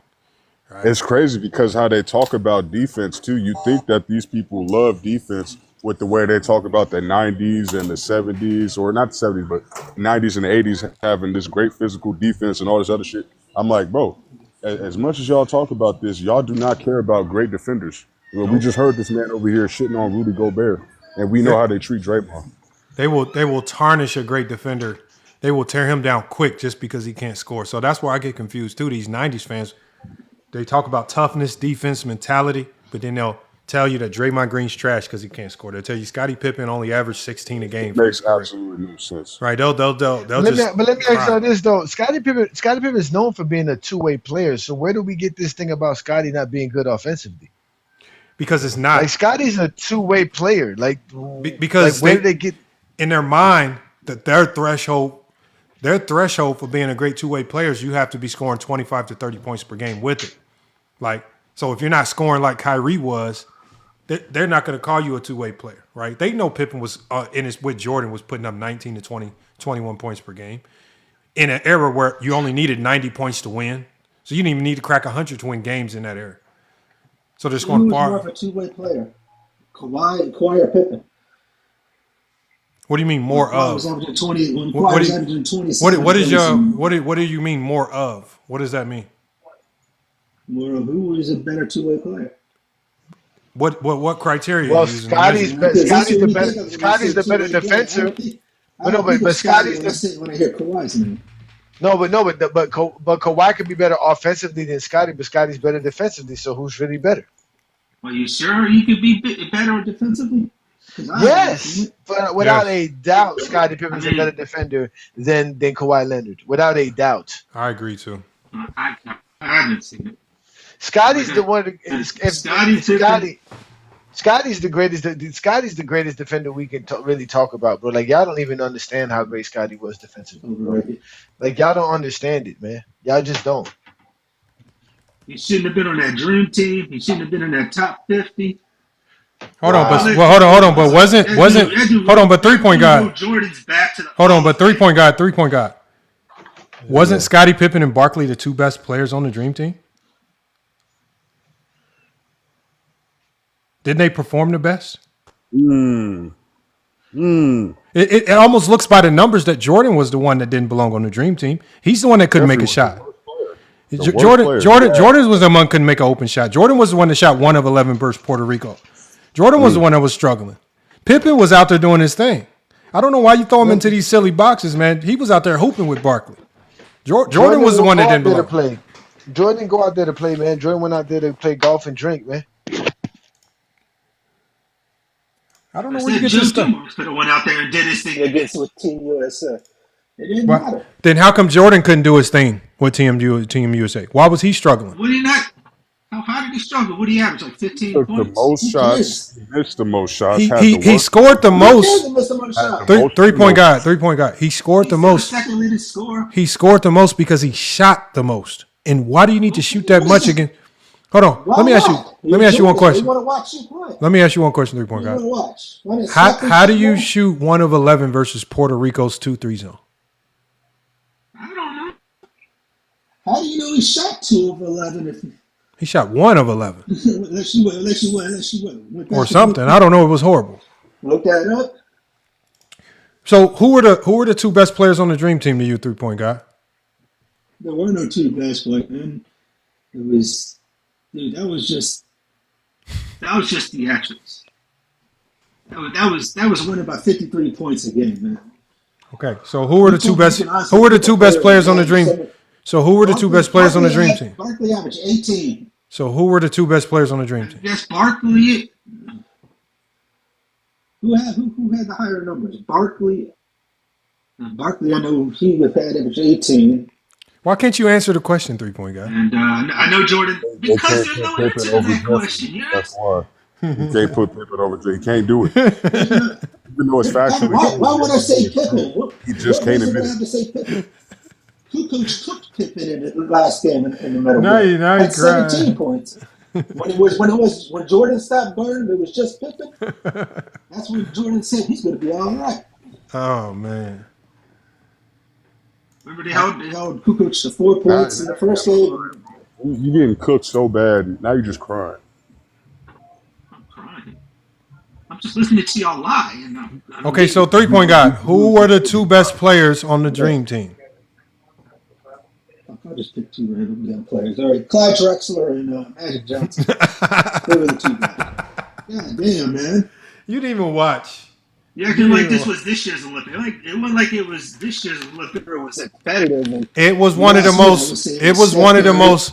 It was one of the most memorable. LeBron James. It was one of the most memorable basketball Olympic teams in history. How do you not remember? 1992. I know you didn't watch it. So. And if you don't remember, then how are you so bold to say Pippen didn't belong on the team? Who says that? Because he wasn't good enough. So why was he the second best player on the Dream Team? Look at his accolades. The selection happened in '92. What was Pippen's resume in '92, Lamar? What does his resume have to do with his defense? That's why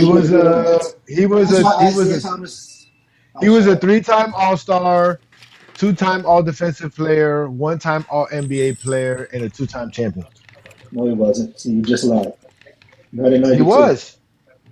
Yes, he was. And you know you just lied. Okay, hold on. He was a 2-time All-Star. He was a 2-time. He was 2-time All-Star in 1990 and 92.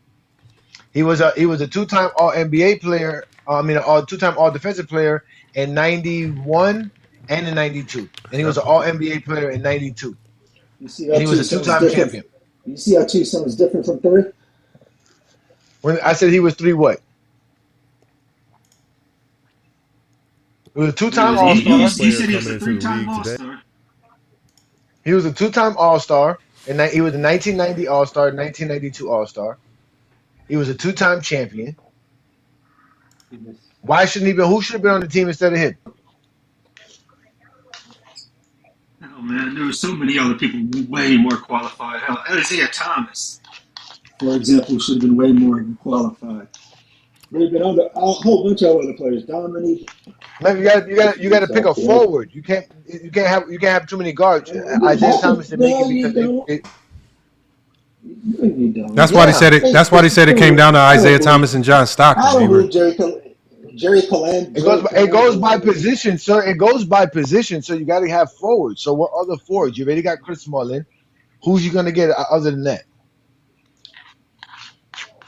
I guess you want Dominique, right? I mean, pick somebody who was more qualified. Scottie was qualified. Scottie was one of the best players in the league. I don't know why y'all keep acting like Scottie wasn't the best player. Jordan didn't make everybody better. Jordan had a bunch of teammates. Why was Scottie the only one? Yes. 1991, he only made all defensive second team in 91.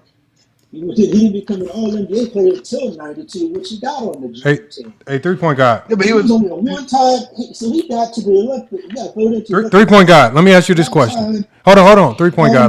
Because we got to get back to real basketball. You're just kind of doing a silly thing right now. So,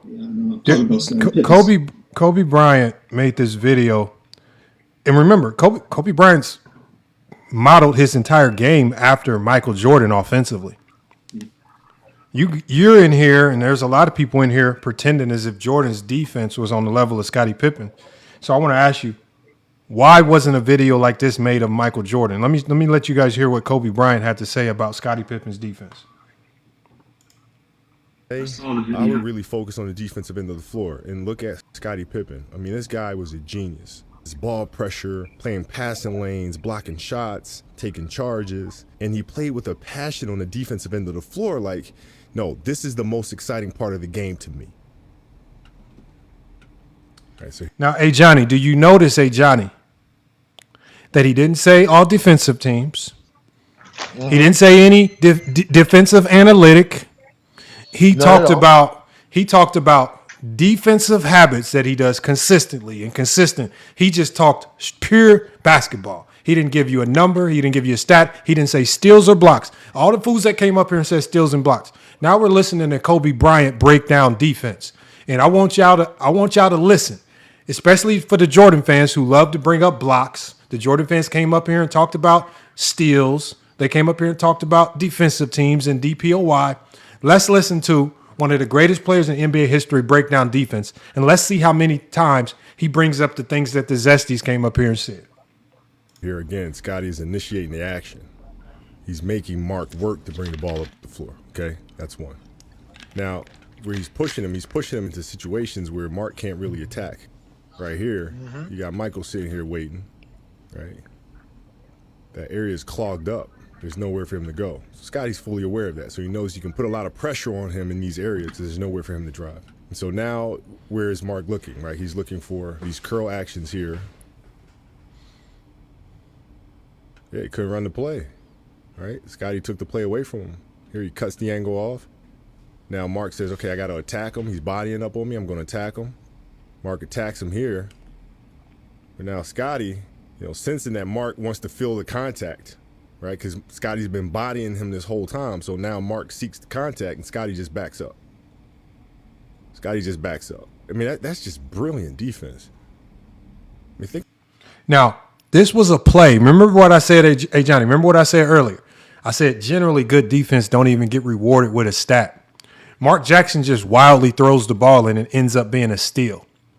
Pippen did all the work, but there's somebody else on this play that's going to get credited with the steal because of Pippen's defense. Again, this is just another example of why I don't use steals and blocks to determine a good defender, because it's just the end result of a play.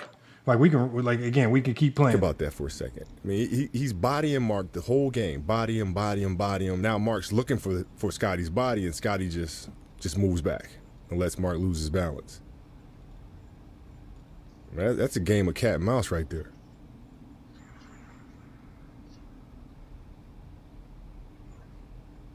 Okay, again, Scottie's making the reads. He knows this action.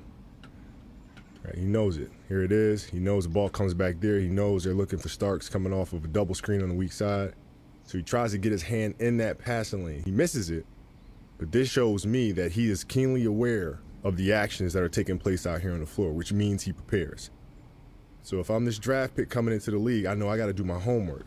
Homework will give you all the answers, right? Scottie knows what's coming there. Right now, this is unbelievable. Look at all the ground this guy covers. He's all over the place. That's like Bam Adebayo. I'm telling you. Right, but it's the activity. Yeah. He plays defense with an energy. Too many players today play defense just to play defense. He's attacking these offensive players. He's going after it. Now think about this, Johnny. All the things that Kobe is saying, right? We had a guy up here who you would define as a LeBron fan. He talked about effort. Same thing Kobe's alluding to. He said activity and effort with Scottie Pippen, right? Everything that Kobe Bryant is saying is good defense.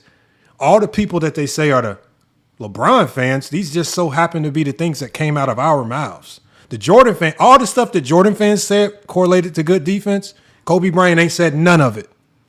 He ain't said nothing about a steal. He ain't said nothing about a block, a defensive team, none of the silliness that they say. And he definitely ain't said nothing about your offense being able to outscore him if you can't stop him. All this stuff the Jordan fans came up here and said, Kobe Bryant, one of the greatest players in NBA history, hasn't alluded to. So this is how y'all know the people that really talk the game. This is why I say LeBron fans are just more intelligent human beings because they actually talk the game. And it sounds more like what Kobe's saying. You're not going to find an NBA player running around talking about steals and blocks make you a good defender. Go find that NBA player. Watch y'all. There's only a little bit left, y'all. Playing with an energy out there. If I can learn how to cut angles off like Scottie, be aggressive on the defensive end of the floor like Scottie, I think that'll just take my game and the team that drafts me to an entirely different level. That's Scottie. That is Kobe Bryant on Scottie Pippen. He didn't mention none of the silliness that none of the Jordan fans came up here and said. And thank you 2-6. Like he never also mentioned Michael Jordan's name. He said if you want to, he said kids, if you want to be a good defender, replicate Scottie Pippen. Not to mention when they were mentioning how Jordan supposedly shut down Reggie Miller in the fourth quarter, Game 7, they're not attributing to plays like that where Scottie's blowing up their plays to where Reggie isn't able to get to the ball because they can't get to their action because Scottie's all over Mark Jackson, on ball pressure. Everybody talked about that. Everybody talked about what made the Bulls so dynamic was Scottie Pippen's ability to be a great defender and offensive playmaker. That is what made the Bulls so deadly. Him. Okay. But that's how they use Scottie Pippen. They always use him as the on ball pressure when they always full court when they come down. That's what I'm saying. Imagine Johnson, he did it with a whole lot of players. I'm not calling Scottie Pippen a bum, though. Okay, but 3-point guy, tell us how to use Jordan. How did they use Jordan on defense? How did they use Jordan on defense? Yeah. Like you said, I mean, sometimes he would play off, and sometimes he would play on. He'll play the passing lane, or when it's time to get on the ball, they gave Jordan the easiest. They gave Jordan the easiest assignment, man. No, that's why he looked good on defense. He was guarding all the non-scorers. He was guarding all the non-scorers. This man can't even give us a series where Jordan competently guarded a top 15 scorer in the NBA at the time. And none of the niggas that you brought up is in the top 15 of scoring in the 90s. None of these niggas. Can you even name the top 15 scorers in the 90s? Excuse me? Can you name the top 15 scorers in the 90s? Why don't you name them? Y'all the ones obsessed with points per game, and we talking about defense. No, points per game. Who's the one who said who has the most points in NBA history? Yeah, I don't hear Jordan fans saying that. We're talking about defense. I told you to get the series where this nigga is actually guarding somebody who's a competent scorer, not a nigga that's just sitting in the corner waiting for somebody to pass him the ball. Who's Jordan guarding that's actually face up in the NBA and doing a good job on? Most likely he faced up against everybody. Why don't you tell us? Tell you, In I can't Jordan's give you the era, exact minute when he guarded Clyde Drexler in 1992, or when he picked up Clyde He Gary didn't. Payton in He they 1996. didn't don't do a good know. job versus Pick Clyde. them up. They He don't did know, not do a man. good job versus You Clyde know, so Drexler. funny, Clyde Lamont. only averaged 24, so he didn't do a bad Lamont, job they can either. hey Lamont, they can tell you they can give you a game Kyrie Irving played defense quicker than they can tell you when Jordan played defense. Oh my Exactly. life. Well, Oh my life, they what can't. happened? See, I can give you a Steph Curry defensive play right now. See? Exactly. That's the problem. Because it Give it just credit for happened. It effort. happened within the last 5 years. We remember Steph Curry guarding. Who? Yeah, I remember that dude's name from the Celtics. He now plays for the Wolves. Okay, so talk to us about Jordan defense versus Clyde in 92. There ain't much I can really talk to you about to watch. I just watched two teams just going at it. Clyde averaged 25 and 8. Did he average 25 or 24? He averaged 25 and 8.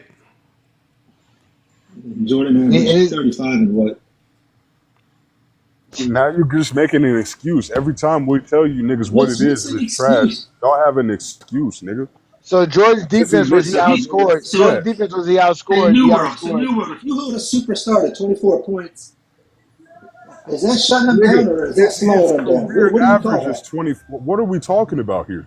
That's his career average. He averaged in 25, 26 in the playoffs. He's not really shutting them down.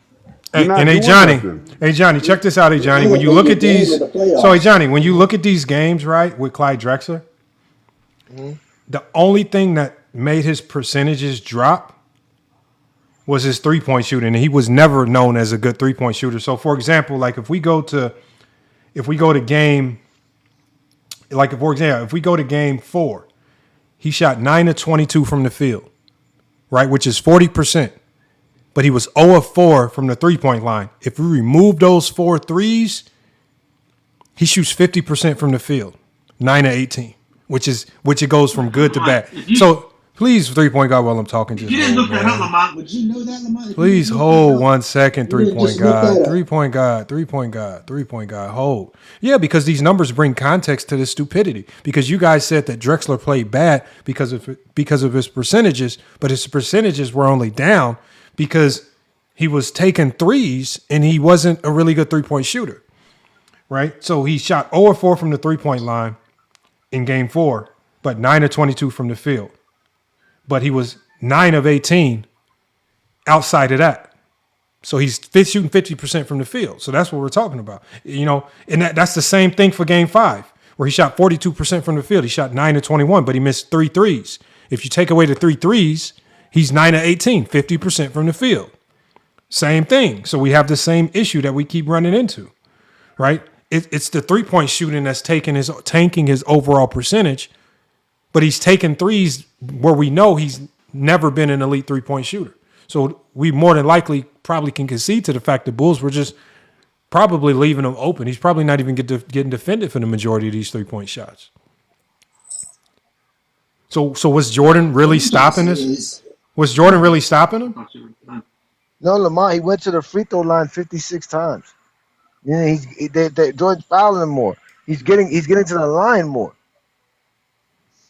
Yeah, he shot 50 of 56 from the free throw line. That is true. This series is the most. This series is the most he's ever. The most free throws he took in any series in his career, was versus Michael Jordan in '92.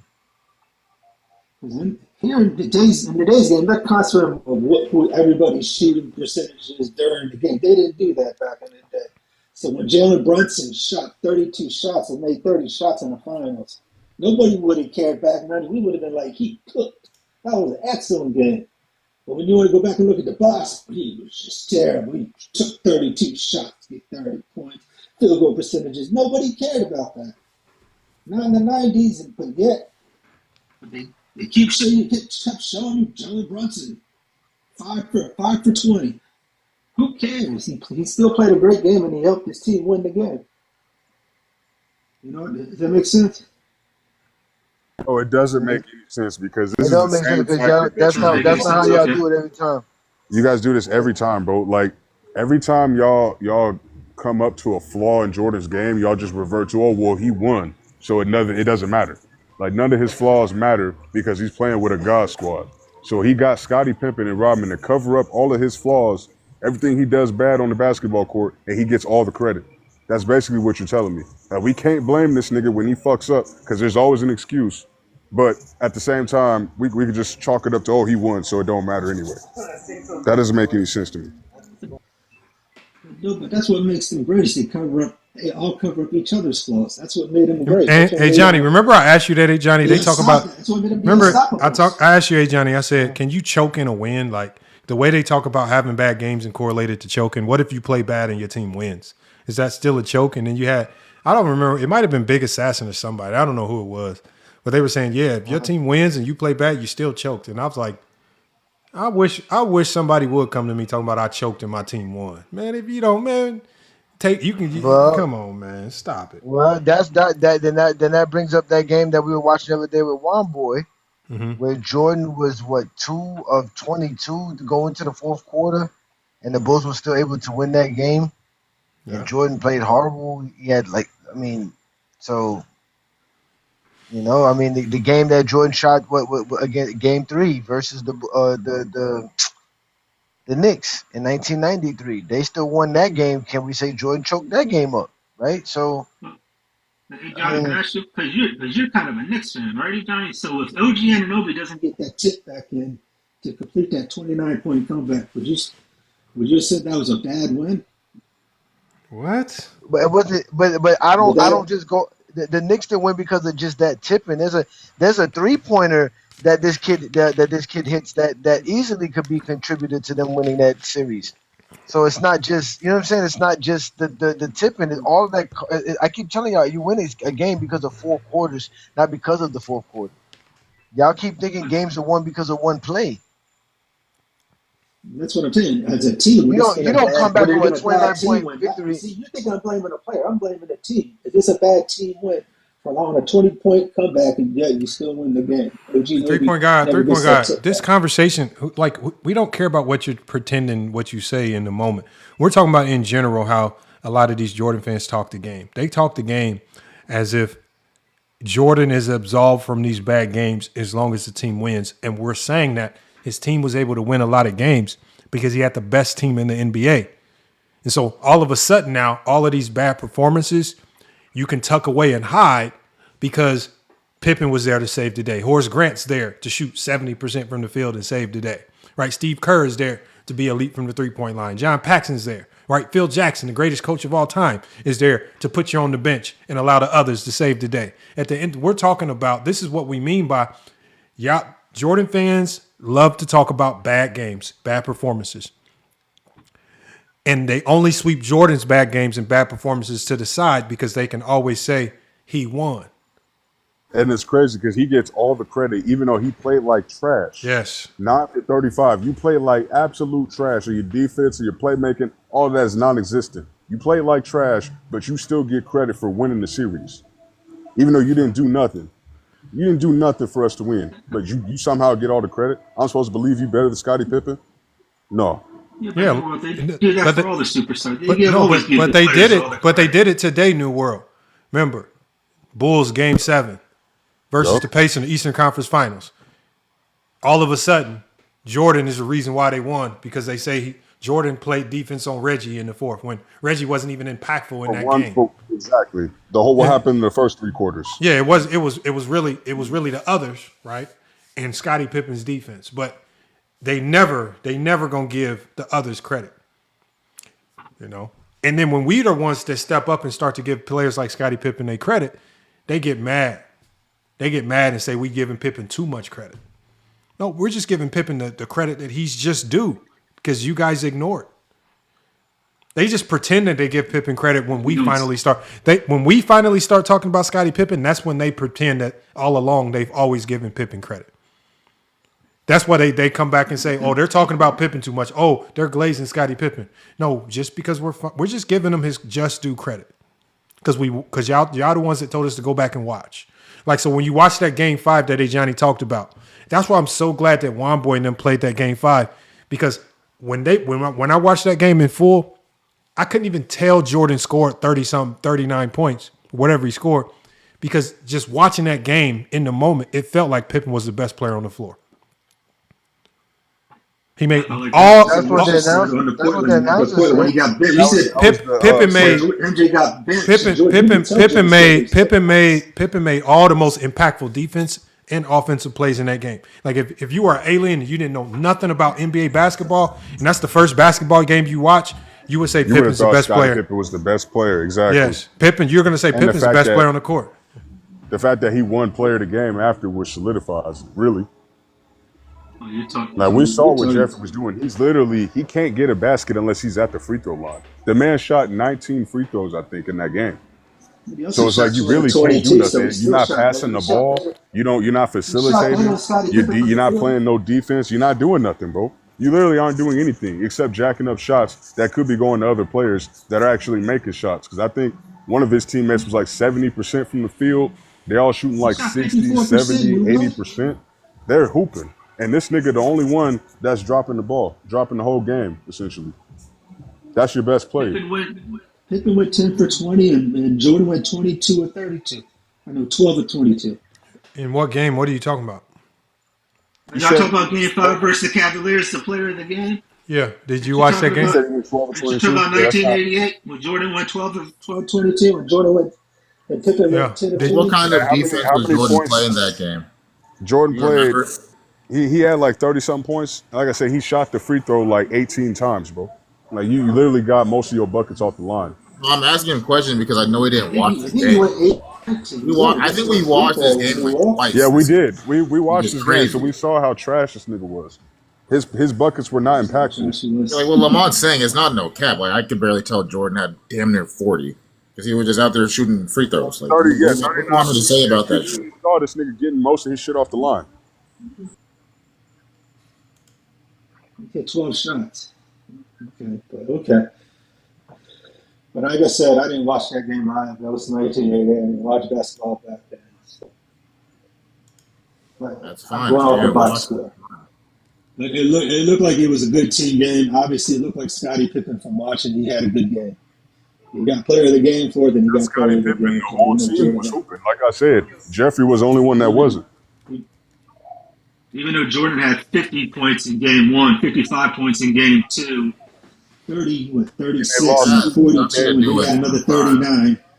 That ain't got nothing to do with game 5. I don't know why y'all can't focus. It's like someone could score that much. It's like we said, they got to make care about their defense. They got to make what he did. So hold on. I think this is interesting, 3-point guys. So you said that Jordan shot 12 of 22, and Pippen shot 10 of 20, right? 10 or 20. So they damn near took the same amount of shots and made this. Okay, so they damn near took the same amount of shots and made the same amount of shots. Okay, so the biggest separator there was that Jordan shot 15 or 18 from the free throw line, so he had the golden whistle. So outside of the scoring, why do you think Pippen was given player of the game? What was he doing on the whistle? Was he more aggressive? Okay, so outside of the scoring, why was Pippen given player of the game? What was he doing outside of the scoring that made his game look and feel more impactful?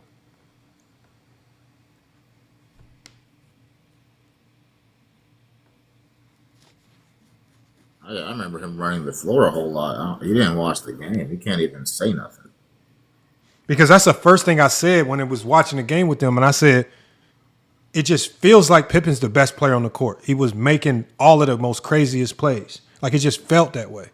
Like just watching it, it just seemed like Pippen was involved in any meaningful play that game. This is not a blowout win. This was pretty much a game that only ended up being a difference of like 6 or 7 points, something like that.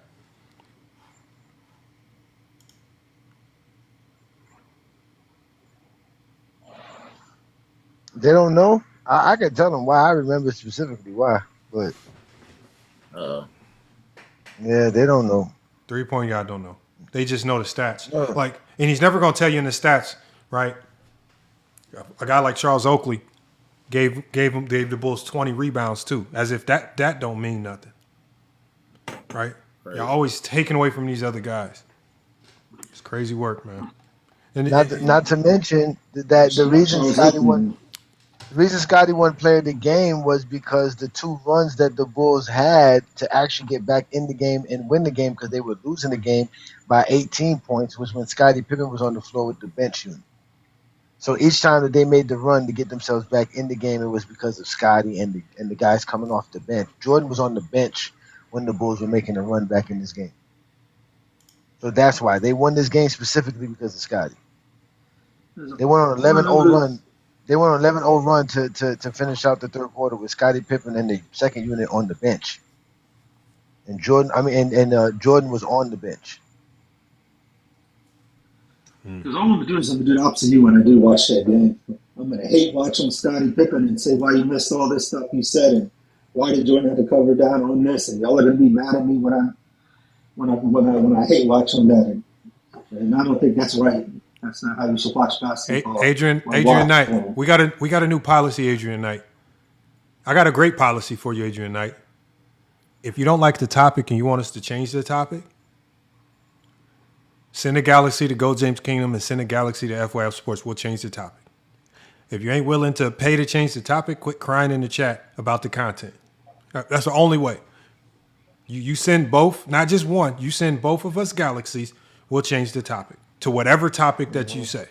So outside of that, stay in the comments. There's ways for you to change the topic. Now you have a way to change the topic. If you really are that mad about the topic and you really want us to move along, send a Galaxy to Go James Kingdom and FYF Sports.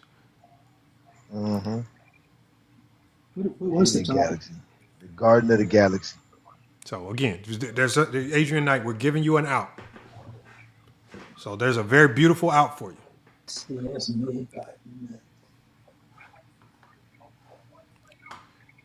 Man, these dudes do so much crime. He's a better defender between Reeves. Yeah, that's crazy. The fact that these dudes out here studying the stuff that we talking about, that shit is crazy. It's driving them crazy, bro. Today, right? I popped up on Mark Skittles live, right? Yeah.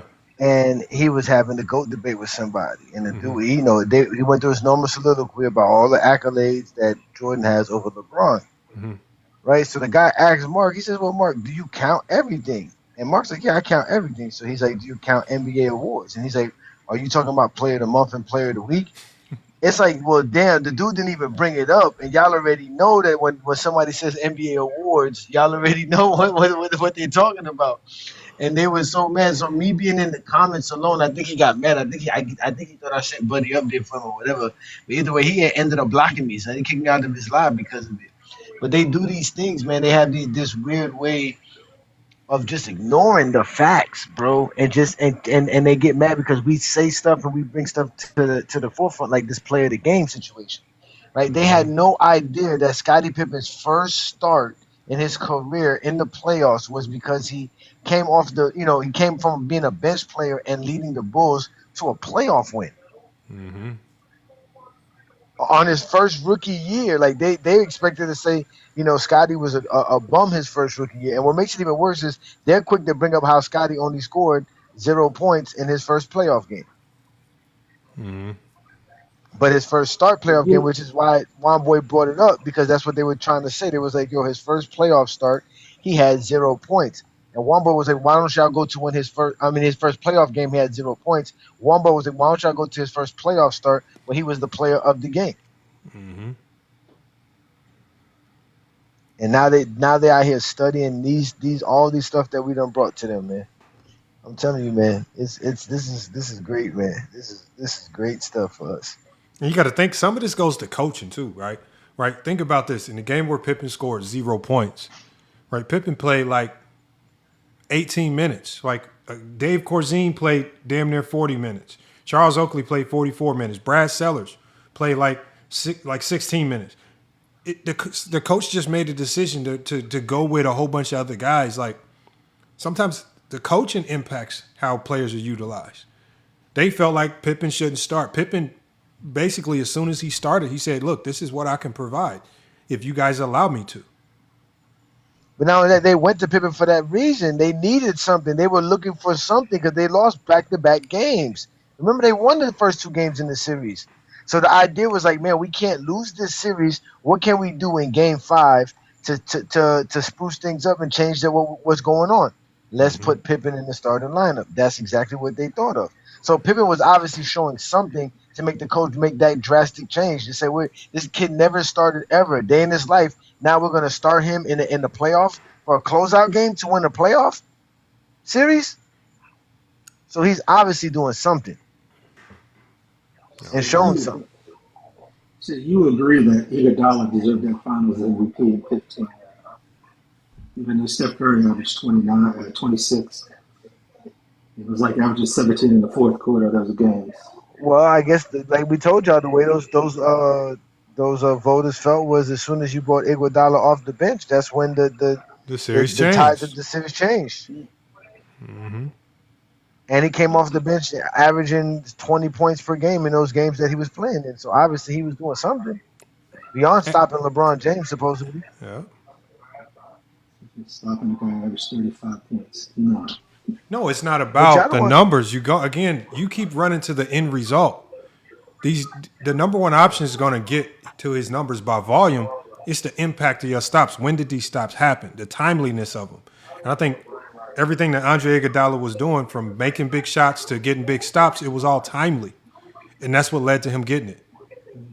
That's how you win a Finals MVP. Like Magic. Magic, when he won his Finals MVP in his rookie year, he was not the best player statistically in that series. Kareem Abdul-Jabbar severely outplayed him. But he was timely in that final game and had a big game when the team needed him most. And he won Finals MVP off one game. He was not better than Kareem in that series, but he won it off one game. So the NBA has been very consistent on this. If you show that you were the changing or you were the factor as to why this team won, then we're going to reward you with this. James Worthy when he won his. Dennis Johnson when he won his. It's been very consistent. So don't try to take away from Andre Iguodala. He had an impact that series. And don't try to diminish the Finals MVP when you praise him all the time for Jordan. Yes. Y'all are very consistent, man. I agree with you, Charles. Yeah. I can understand now why you praised him for the game of the whatever you can, player of the game. No, I had the same argument for Iguodala, so I respect. Are you trying to say that because Jordan scored 39 points, he was better than Scottie? Well, hell yeah. I think he also had I think he had box score. I'm trying to remember. I didn't watch his game. I think he had one more steal. But I don't know. There you go, running the end value production. As I just told you, if you watch that game, Scott, even as Johnny just said, Pippen was the one that spearheaded the runs necessary to win. How was that not impactful? I was about to say, didn't you mention Jordan going to the free throw line 18 times? So he was putting people in foul trouble too. So I mean,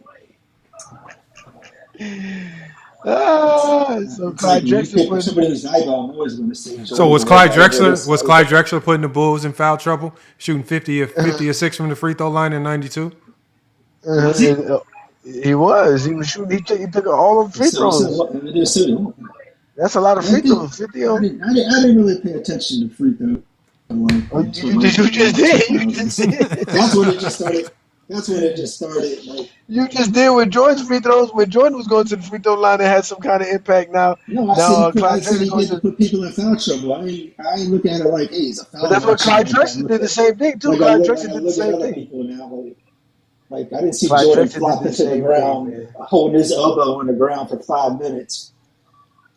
Put his face trying to do peek out of his eyes and see if he's looking at him. I didn't see Jordan do that stuff. That don't be understanding what y'all be saying sometimes, man. It's all right, man. Michael Jordan's still great, man. We keep telling y'all he's still Lamar's GOAT. Yeah, when I take a step back, he's still the GOAT, man. Y'all got to check that video out. Lamar took a step back and look. And you know so crazy, Lamar? Bubble Boy has been begging for me to join Mark Skittles live. And I kept telling him that Mark doesn't want me on this live, that Mark doesn't, And I've avoided it, like I said, talking to him after the one time he wouldn't let me on this live because of Mini Glock. So I don't follow him. So at the end of the day, it's like it is what it is. But he does come across my feed sometimes. So I guess today he came across my feed and I was just listening to this conversation. And he blocked me. He saw me in the comments, and I guess he thought I was going to record him or something. I don't know. Yeah, I don't know. I don't know why they do that. And the funny thing about it, you've actually given him his props the last, as far as how he's been doing his content lately. So the fact that they just want to block you, and then the way that Coda did you today, I didn't really, it's the only reason why I had a problem with the way Coda did you today is because of the conversation that they were having before you came up about not blocking and letting people talk and hearing them out. And then did you ask, hear me out? This is what was going on.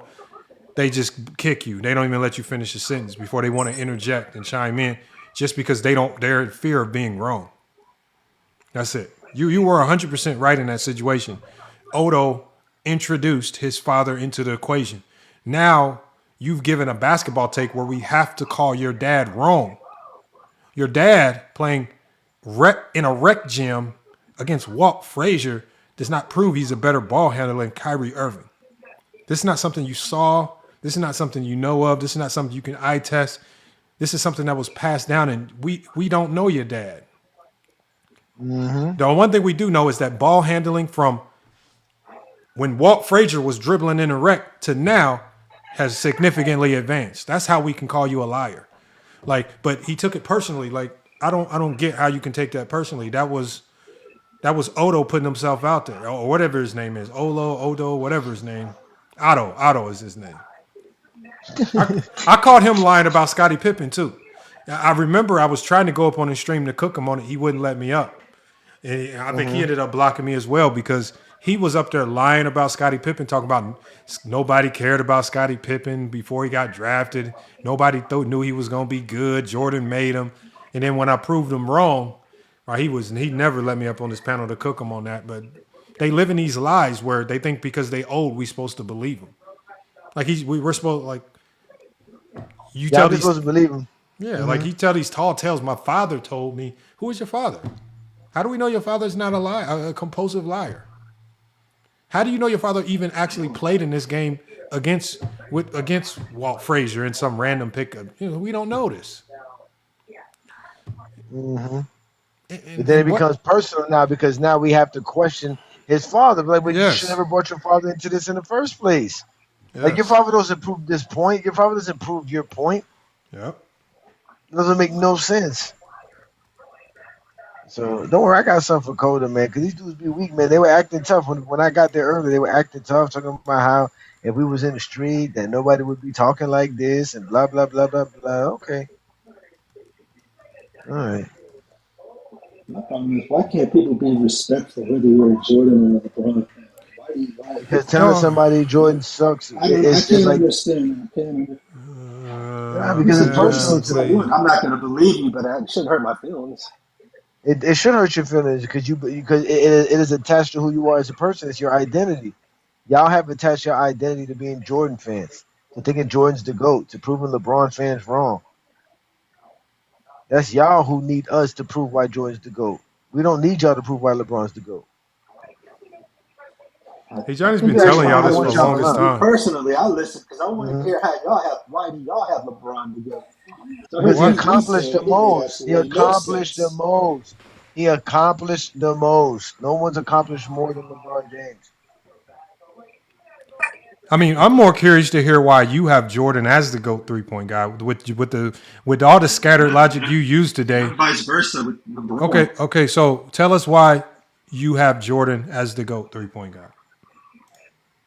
I feel like his career is the closest to perfection you can get, and I say that by, like you said, he got drafted. He got drafted to a team that was horrible.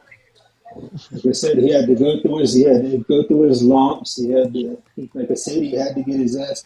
He had to get his butt kicked by the Bucks, the Celtics, and the Celtics again. And then, like you said, he got Scottie Pippen, and he had to wait. But we know his history. We know the history, but why is he the GOAT? You're just giving us a historical rundown. Why is he the GOAT? The history is what makes him. His story is part of the Okay, what criteria makes him the GOAT? It just takes That's not just 10 scoring titles, man. I know Okay. that's what you want us to use. No. Does LeBron James not have the same history? Finals MVPs. Like what? Everybody has a sob story. Everybody has a crazy story to get to the NBA. What makes Jordan the GOAT? 3-point guy. I was getting to it. I was telling you, like I said, I'm telling you pretty much his timeline. His timeline of his career is what made him the GOAT. What he went through and how he went through it. Okay, so what's so different? And the accolades. What's so different? Okay. I'm saying what's so special about Jordan's journey than LeBron? LeBron had to come out of high school and figure it out on the fly in the NBA. We can make that story sound extremely sympathetic and emotional. Oh wow, man! It's just a young guy in the league with no friends and didn't even have a driver's license. It's just he couldn't even drive to the store on his own. I can make it sound emotional. Tell us why Jordan is the GOAT. But no, to finish what you said about LeBron, he didn't figure it out. That's the problem. He ran to Miami, so. Tell us why Jordan is the GOAT. Tell us why Jordan is the GOAT. But that is figuring it out right there. Going to a team that just sucks. Figure it out. Like I said, going to a team that sucks. Okay, so 3-point guy. Let's start from the top 3-point guy. Tell us in basketball terms why Jordan is the GOAT. It seems like you just want to hear analytics. Okay. You said analytics? Yeah, analytics. It's like you want to hear just the statistics. Goddamn, no, you want to hear a good criteria that makes Jordan go. So you say there's no stat, there's no accolades, there's nothing that makes Jordan go. Yeah, there's the accolades come along with what he did. Okay, so tell us what makes him the GOAT. When he broke his foot, when he scored 60, when he scored 63 after having a broke foot against the Celtics. This guy is just saying things that happened during Jordan's career. You're not telling us why he's the GOAT. That's what it's about. What do you want to What do you mean? So he lived, so he played basketball? Like that's the whole criteria? Like, bro, basically, I could just say LeBron. You know, LeBron came out of high school and he fought adversity. He went to the Cavaliers. He got them to the final. Like, bro, we all know that. That's his lineage. That's just going down the. Bro, you're not telling us why he's the GOAT. You're just telling us what happened. Thank you. Tell us why he's the GOAT, man. He done. He choked. Tell us why Jordan is the GOAT. LeBron can't be the reason why Jordan's the GOAT, man. Thank you. It don't make no sense. Michael Jordan got, like I said, you had to go run to LeBron. They always got to run to LeBron. Since I can't do the timeline, I might as well just go off and call his accolades on the timeline, right? But so three steal titles. He has a DPOY in the 90s. He never lost 3 games in a row. He's the only player ever to win scoring title. So the only way to be all defensive, first team and an NBA Finals MVP in the same year, and he did it 4 times. Oh no, yeah. Oh my gosh. What else you want to hear? Huh? What he has 18. He has 18 player of the months. I should add that now, right? You're good at it. It's not the most. It's like the most of the stuff you just said. I don't have any the most. He has them, right? So to be the GOAT, to be the GOAT, so to be the GOAT. So to be the GOAT, you had to be available in the 1984 NBA draft. You had to wait till Scottie Pippen made it on your team. You had to somehow face Scottie Pippen to become a superstar. You had to somehow, but he has to be on your team to do that. Because Scottie Pippen could be a superstar somewhere else that don't help you. He has to be on your team. Scottie Pippen's going to be a star no matter what. He just was on your team. So you have to, again, you got to be drafted in 1984. To a Finals MVP, Nick. Wait, you got to be drafted in 1984. You gotta wait till Scottie Pippen is on your team, right? You have to somehow lose to the Boston Celtics of 1986 and 87, and also lose to the Milwaukee Bucks and the Detroit Pistons, right? And then you have to overcome all of that, and then that's how you can be the GOAT of basketball. No, that's just part of this. That's part of the story and the legacy. I'm starting to wonder if you're going for the story and the legacy. I'm starting to wonder, why is Michael Jordan above Kareem at this point? Then, who has one of the most historic fucking lineages that you've ever seen going into the NBA from UCLA? Like, what makes him above Kareem when you say shit like that? Then,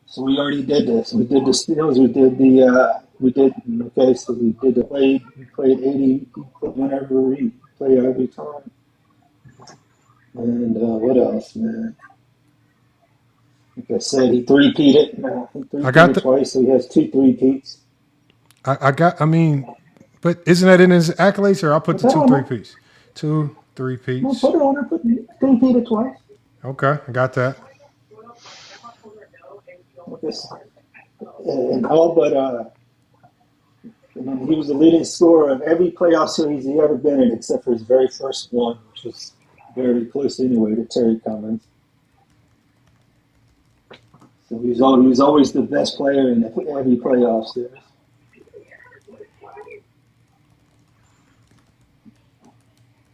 Okay. What else?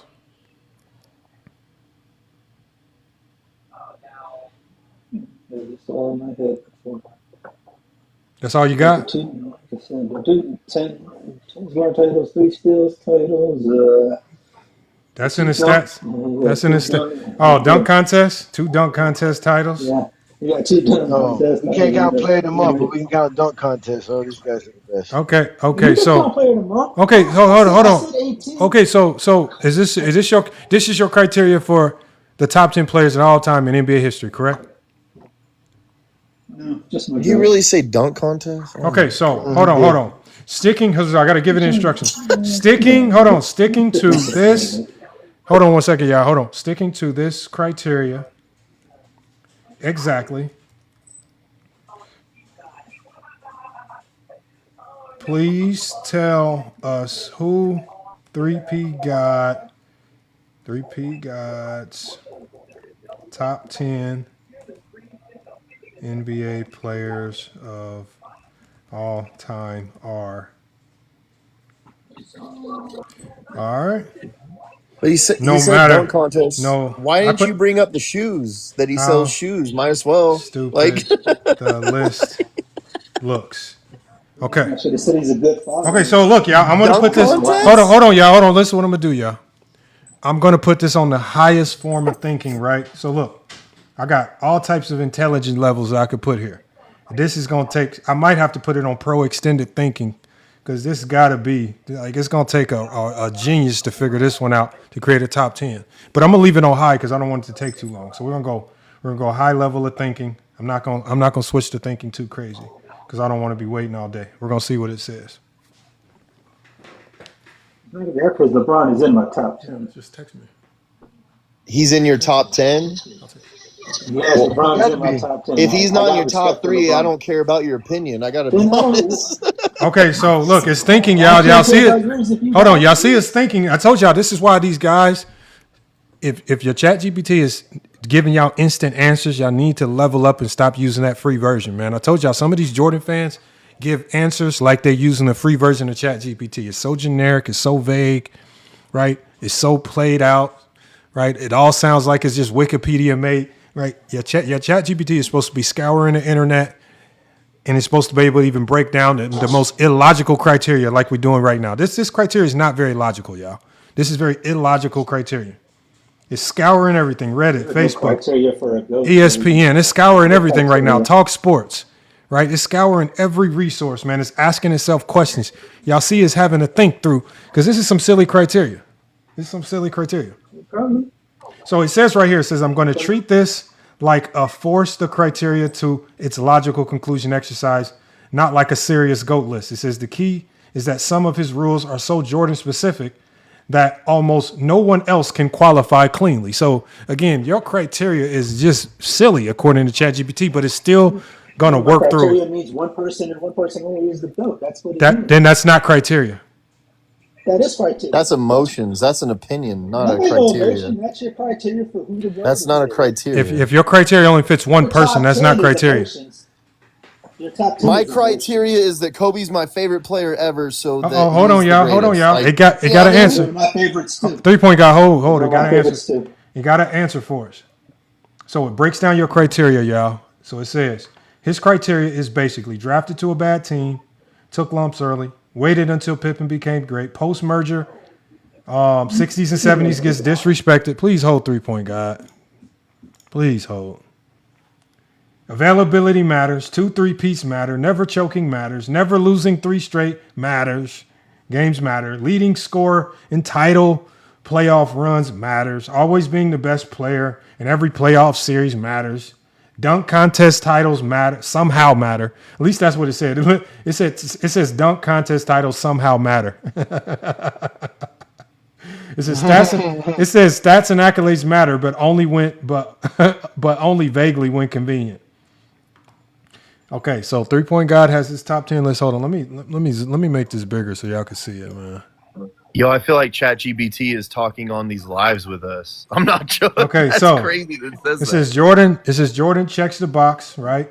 It says Jordan checks most custom-made box titles. He checks all the boxes. So 3-point God's forced top 10 using his own criteria. Number 1, 3-point God.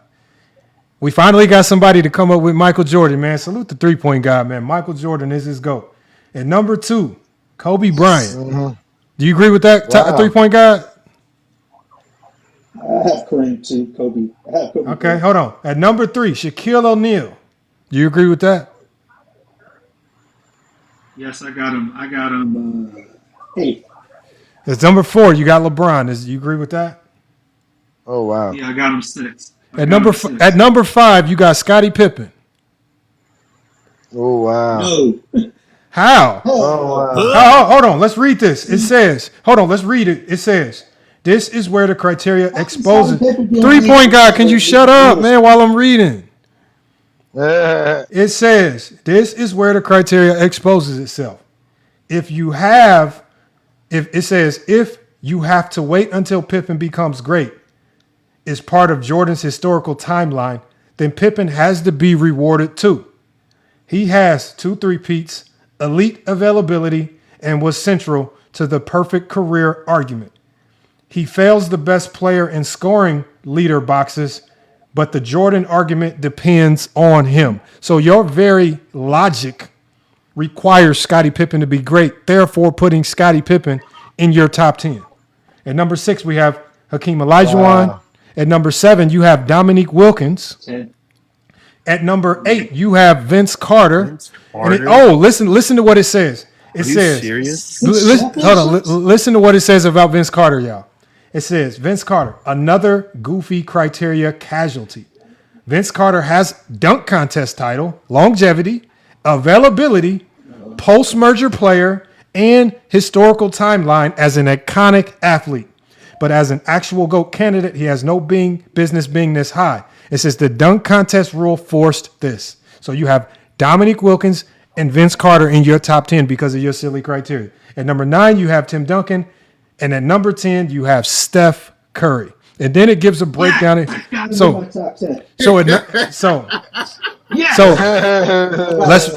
me give the summary of your criteria. It says, using this criteria, Kareem, Bill Russell, Wilt, Magic, Bird all get damaged or kicked out because the rules are not neutral. Russell and Wilt get hit with the 60s were trash rule. Kareem gets punished because too much of his prime was tied to the 70s. Magic gets punished because he was drafted to Kareem's Lakers and did not take lumps.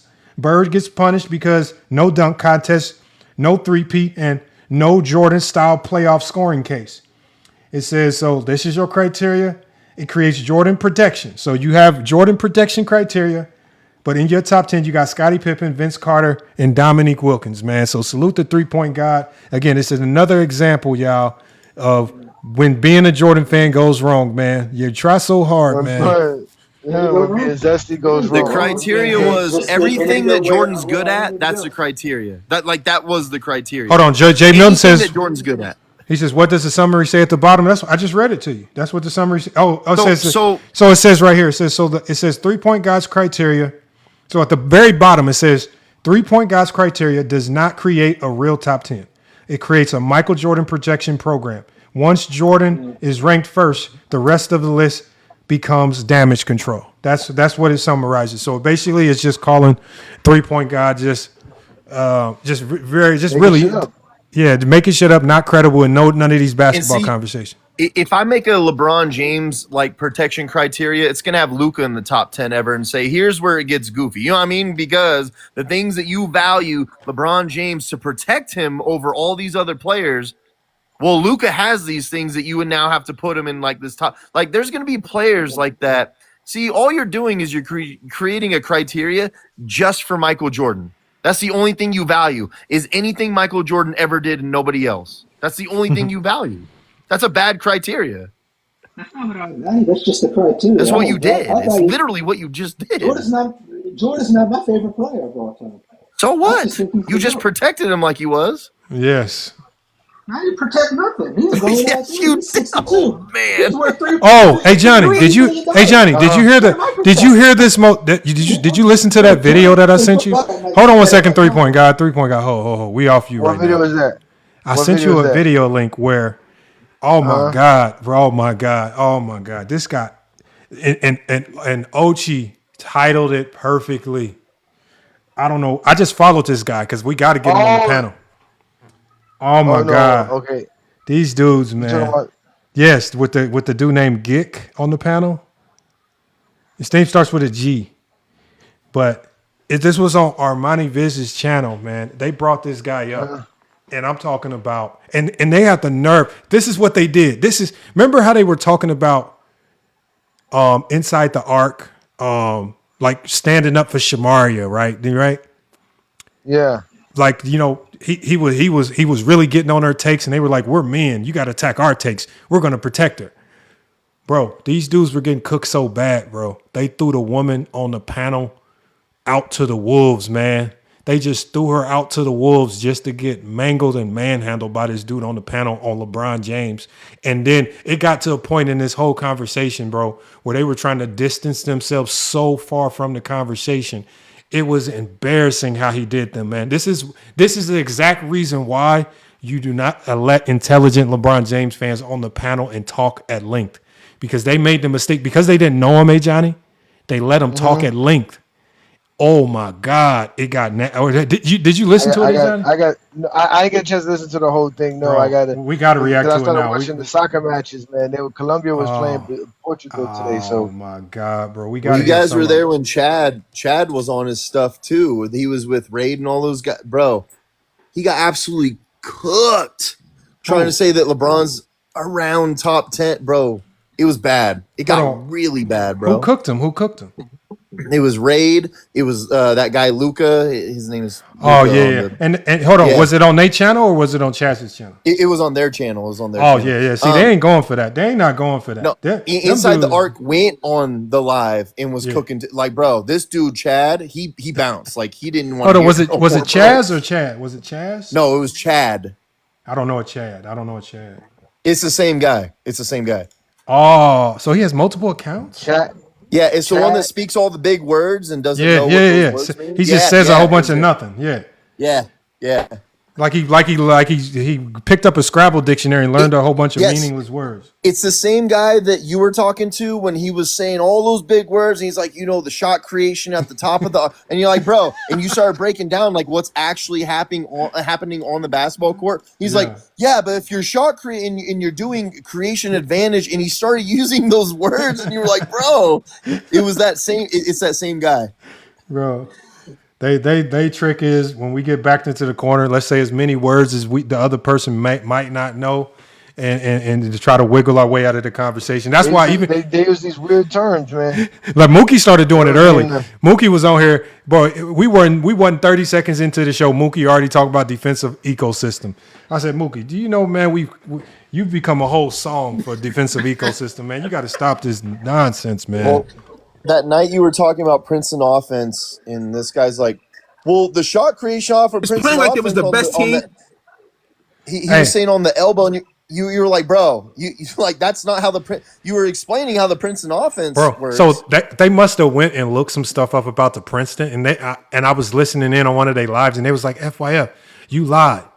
You can't initiate the Princeton out of the post. And I'm like, no, you initiate the Princeton either out of a pistol action or out of the high post. The high post is not the low post, right? So, like, for example, Nick, if you were in a game and I tell you to go to the post, you're going to probably go to the low block. But if I tell you to go to the high post, which is very different, And if you're running at Princeton, you're probably in the NBA level, you're probably going to extend that high post out to the 3-point line. That is much different, man. Like, again, in high school, you run it from the elbow. In college, you probably run it a little bit more extended out. But in the NBA, you don't. Yeah, in the NBA, you got to push it out even further because you need the spacing. I get what you're saying because I watch all 82 Lakers games every year. And so, like, for example, when Jackson Hayes comes up to the 3-point line to give you that high post right there, Yes. like, Jackson Hayes has no business being at the 3-point line, but because the play calls for that high post action, bro, what they're trying to talk about is the pin down action. They're trying to talk about that pin down action that creates a Princeton. Bro, you're talking about something completely different as the pure Princeton offense that they're not talking about. Well, Nick, what they don't know, they don't know the difference between, and Johnny really exposed on this on the other day.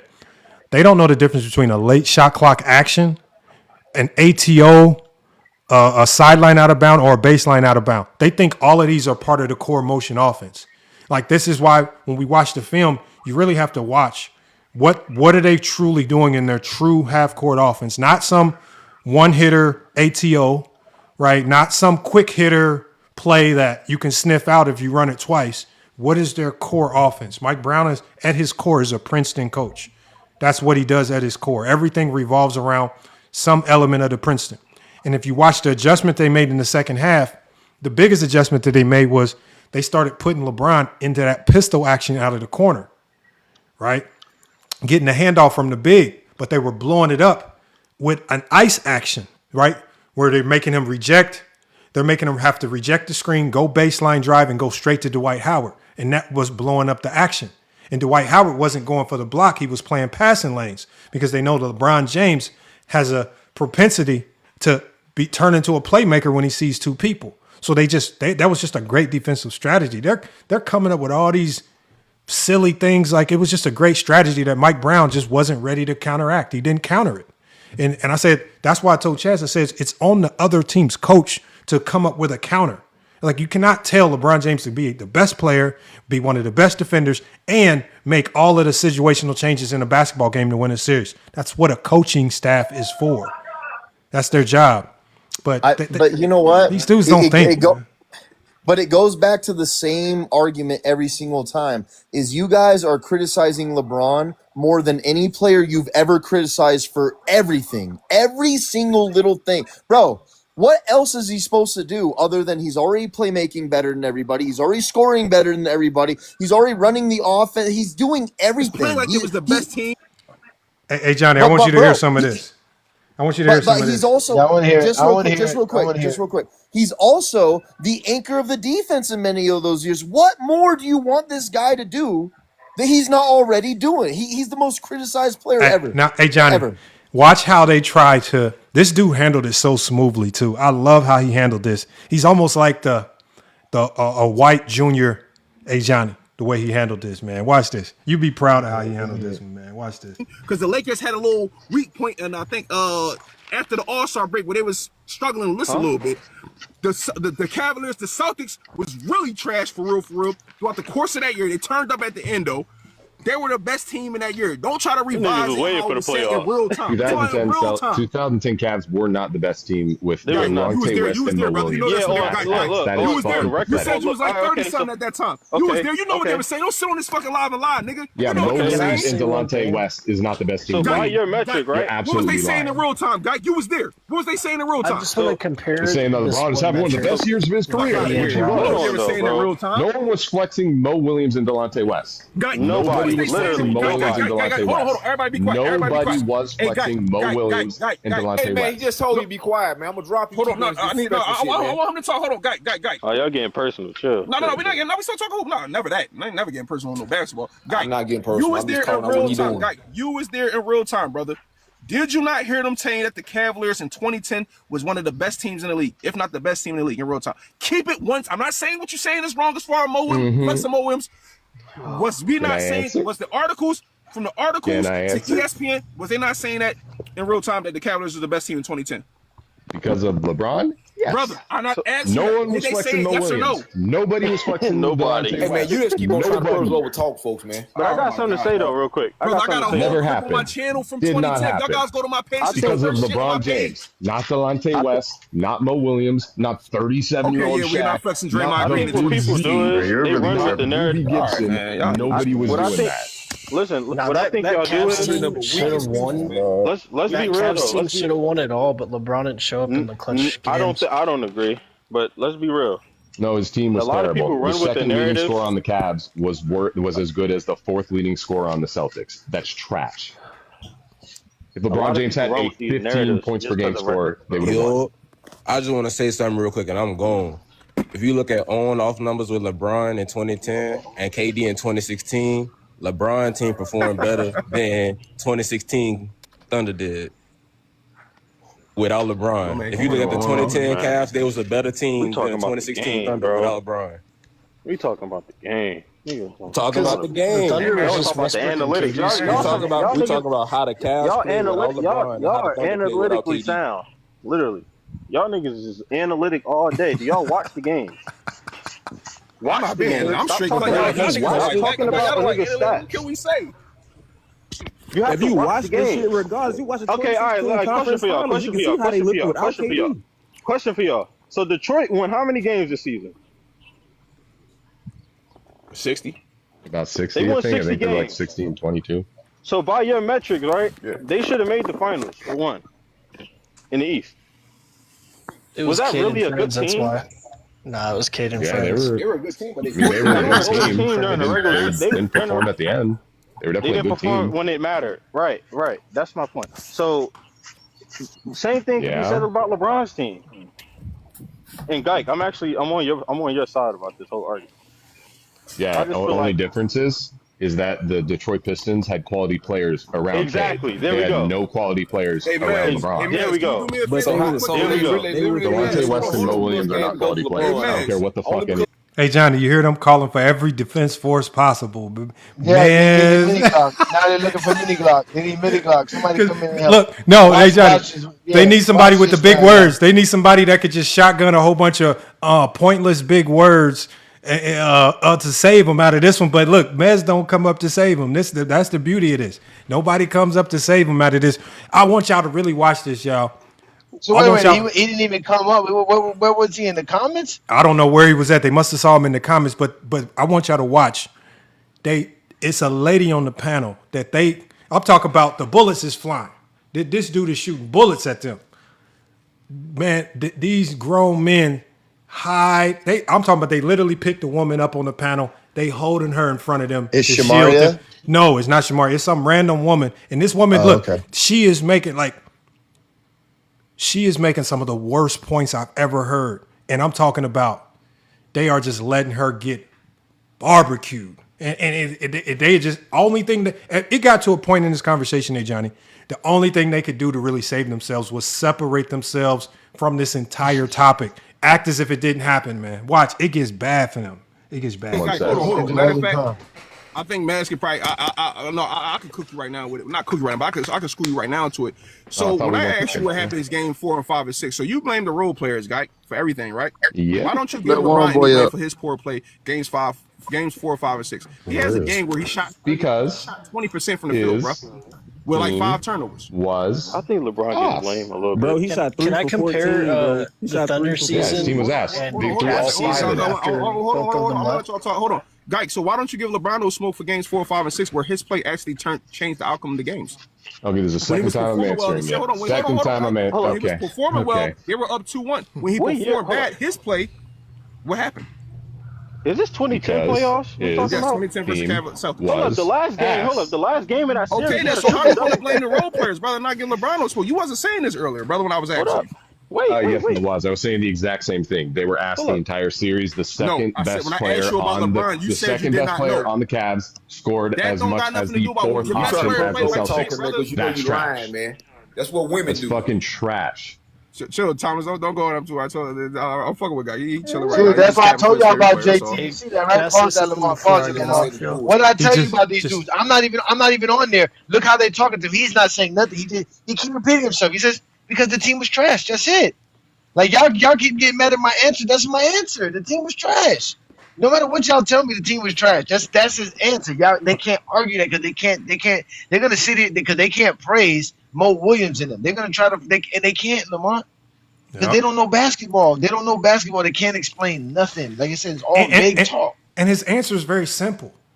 The Cavs, like this is not rocket science to understand. All he's saying is the Cavs' second leading scorer was averaging just as much as the Celtics' fourth leading scorer.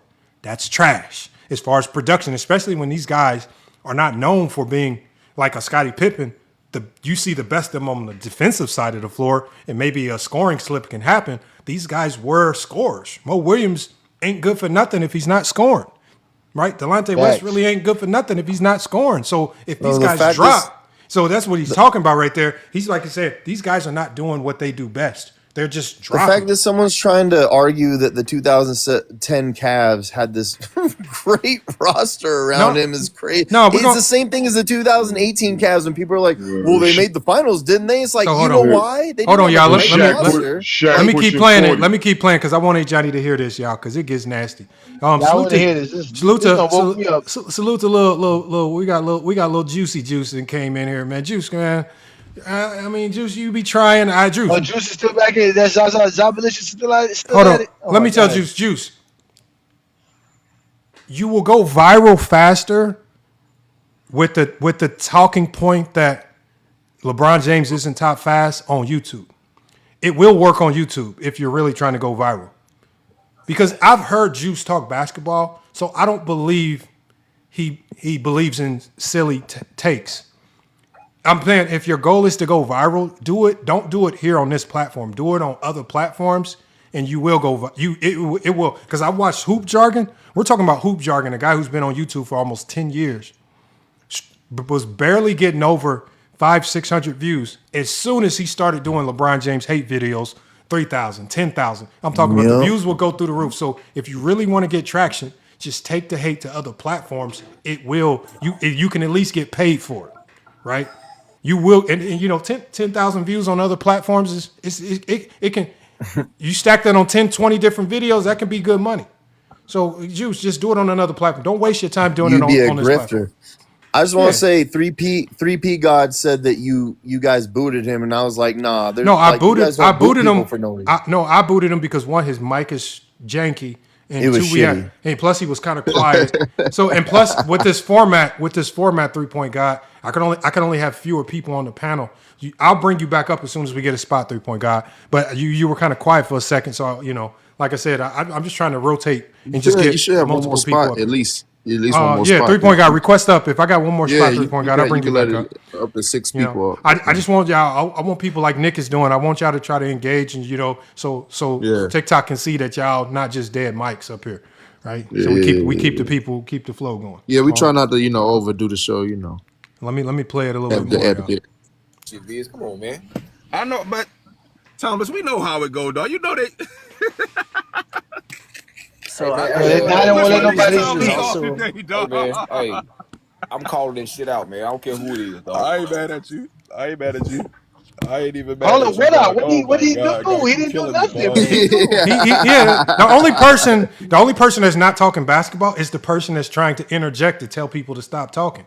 He's the only one that said nothing to do with basketball. The other guy is going, he's giving his takes, and as y'all can hear, the panic right now the panic meter is at a 2 right now. It ain't at a 10. But the panic meter has initiated. All right, we're gonna keep playing it. I feel like the reason why KD's movie is also way weaker is because never gonna go away. The Thunder record after KD left, they were a 6 seed, and Westbrook won MVP the year after he left. After LeBron left, the Cavs got 19 wins. Everybody left off the Cavs. The whole team left off. They were traded away for being fucking terrible. Mo Williams was 23 before he was traded. Hold on. Let's go down the line. Let's go down the line. First of all, the coach left and the GM left. Now let's start with the fucking players. He was fired. Fired. Regardless, he gone. Not regardless. If you're doing a terrible job, that is a big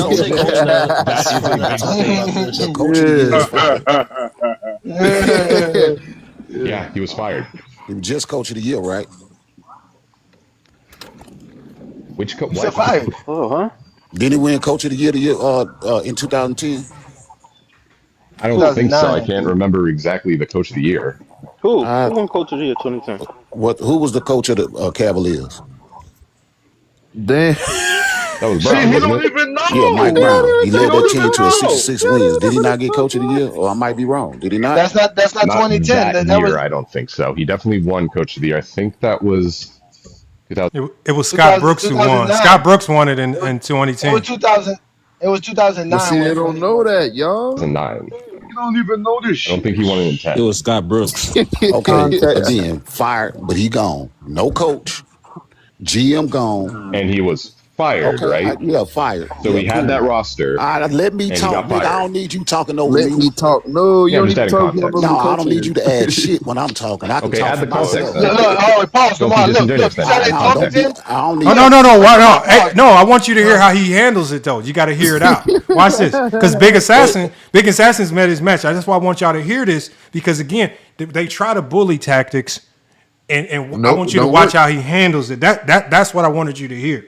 That's why I was trying to get him on Okay, here. all right. I'm listening. Watch this. I'm listening. Add shit. You add it when you talk. Oh, then I will. So don't be disingenuous. Okay, so shut the fuck up while I'm talking. Okay, don't be disingenuous. Go ahead. Don't just shut the fuck up. No, like I will everybody not else stop doing. being disingenuous. Just shut the fuck up like everybody else doing. The coach left. GM left. Fired. Okay, now let's go to the players. Fired. Let's go to the players. LeBron left. Ilgauskas goes to Miami with him. Shaq leaves. Delonte West is gone. 38-year-old Shaquille O'Neal. I don't give a fuck if he's 65. He was a part of that team. Here we go. I don't give a fuck if I have one of the worst players in the league. I don't give a fuck. Are we talking about production or name recognition, Post? Win team. He started. Are we doing production or name recognition? Just let him go, bro. Shut the Just let him fuck go. up. Shut the fuck up. Production on name All recognition. these players leave. Varejao gets hurt. Delonte West is gone. Mo Williams is gone. They bring in Baron Davis. He only played 16 games. He gone. They tank the season so they can get the number 1 pick. Purposeful. This is what actually happened. They tanked the season? Wow, Your point is? The point is the team was good. They didn't You have the only same tank team when when they you left. That's bad. why they won. Why are You they don't tank when tanking your if they're team is good? good, Lamar. Why are they tanking? They just lost God. LeBron. What the fuck? They tank it They were because they so got good. They tank it because they got rid of everybody to rebuild. But I They thought the got team rid- was good. They was. Why are they got rid of tanking? Why didn't they just keep everybody and let LeBron go? I have a question. Yeah. Why they did let LeBron go? They did a sign and trade. Why would they do that? What happened? Why wouldn't they do that? Why are they tanking? Why wouldn't they do that? You got the best player in You the said they league. still good, right? Yeah, they they got still him. good. Why are they tanking? Why are they tanking then? Because they want You answer your own they question. ready to go to another direction. Okay, name another example That's of a what good team teams do in tanking. organizations. Like, Name another example of a good team tanking. I have a question. I don't know. I have a Name another. Exactly. Name Never another fucking example happened. of a good Oh, team. here's where it goes. That's the lady. Lamar, that's the girl. No, hold on. This is what because it got back for Big Assassin there. It's about to get bad. So it got bad for Big Assassin because Big Assassin walked himself into a very stupid point. Right? He tried to make the point that they just randomly started tanking a good team. He said they're good, but they just started to randomly tank. And it's just like, and the whole point the other two on the panel were saying is you don't tank if you have a great team right here. There's no That's such what I was tank. thinking. That's the first thing I was thinking. Yeah, you don't tank with a good team. And so, Don't make no sense. this It is don't make no so. sense. Think about it. Viz right now is getting quieter, right? Big Assassin just walked himself into another stupid talking point, like he normally does. He talked himself into stupidity. Now he's looked dumb. Now he doesn't know how to get out of this jam. While being tough. While trying to be tough. But someone made a great point where LeBron James did the courtesy to sign and trade to help the Cavaliers build. Yep. So like that was a great point that guy made. Hey, he didn't just leave; he signed and traded for the Cavaliers. Yep. Can I get some context? I'm sorry, I'm late. Hold on. I want to let me let Johnny hear this next part because this next part. This is where the remember Big Assassin just took a whole bunch of bullets. He's looking dumb now. Right. So watch how they throw this woman out to the wolves just to get absolutely woman. Oh my God! They just threw her out, and they left her out boy there. doing his job, man. Shout out to Bubba Boy doing his job. I'm talking about they left her in the street to get absolutely barbecued. Watch this. Mm-hmm. And they lose their best player to the next team, and they tank. Show me that. I know that voice. So take. Why would they tank if they're still good? Why would the best player leave a 66 win team? Because the team's terrible around He him. contributed the most too. That's crazy, right? Because the team is terrible around him. That's why you would leave. Right, there we go. They can't be terrible when they're the number 5 defense. Around him, yes, you can. And that's what I was going to bring up because y'all just You can be terrible, but you can be terrible around the best player. Let's talk about the post that's up here. Hold on, Breezy. 1 second. Let's only talk. Go ahead, The son. reason none of you can give a name, you're going to be flexing 37-year-old Shaq. You're going to be flexing Delonte West. You're going to be flexing It's because you don't respect them, don't yeah, mean the production of everybody else what? Just Respect what? 13 and 5 was the production coming from 30 though? points, brother. Thank you. They could have averaged fucking 20, 19, something. Do you know how the game was played 13? back then, my man? Do you know how you were around my age? You know how the game was played back then? They didn't need a fucking three guys to average 30 fucking points. Hey Johnny. What is his infatuation with keep talking about how old people are as if that makes you smarter? He did this. He keeps saying you're my age. That don't make you any That don't smarter. matter. There's a such thing as these dudes think that Being dumb. Like what they're trying to do is they're trying to level set it, like trying to find this common ground between the two. Like you my age, that's why you should agree with me. I told you, being condescending. Yeah, condescending. Hold on. So, is it fair? Like every time that someone says something like that, I'm 36, so like I've been around for a minute. I am, but every time someone says that, I go look. I say just because you're closer to your unalive bed doesn't make you wiser than anybody else in the sport. Ooh, I don't know what it is with you being born in 1960 somehow means that you know how the game is played today. I don't know how that correlates. It doesn't matter, bro. And you know what's funny to me is these older guys who go, "Oh, I haven't watched the NBA since like 2005." But so why are you talking about it then? You don't know what you're talking about. Because I'm 60 years old. I'm older than you. Hold on, y'all. I'm gonna keep playing. To me. I'm gonna keep playing it. Y'all watch. It don't work no more. No, hold on. Now, hey Johnny. Now they've officially, from this point on, they've really kind of, there's too many guns. Like the dude has, they see that they're clearly outclassed. They're not going to be able to out-talk him. He just has too much information and logic. So they just going to send her out. He's standing 10 toes down. And he's standing 10 toes. Down, watch this. This is why Vince said let Sonya talk. This is why they like blind. This is why they like blind vision, no ball talks, Mini Glock, and Mark, because those guys can make articulate arguments, and also Young Miami and Young Miami Jr. But go ahead. Can I just say I hate this for Assassin? Am I asking for 30 or am I asking for that E-word, Lamont? You never needed 3 guys to average 30 though. Never. Literally. Brother, LeBron's production, I'm talking about one specific series. In 2010 balls, you cannot blame no role players. His specific yes, you can. Yes, you can. For LeBron in 20 if he's 4, 5, and 6, leading scorer, outperforms your second, you can blame the role player. So your argument fourth is straight option outscores your second, you can absolutely blame your role player. 100%. Is your argument? Hold up, I got a question. Is your argument strict? Is your argument only contingent on like points? It doesn't consider no other. I'm about to run you.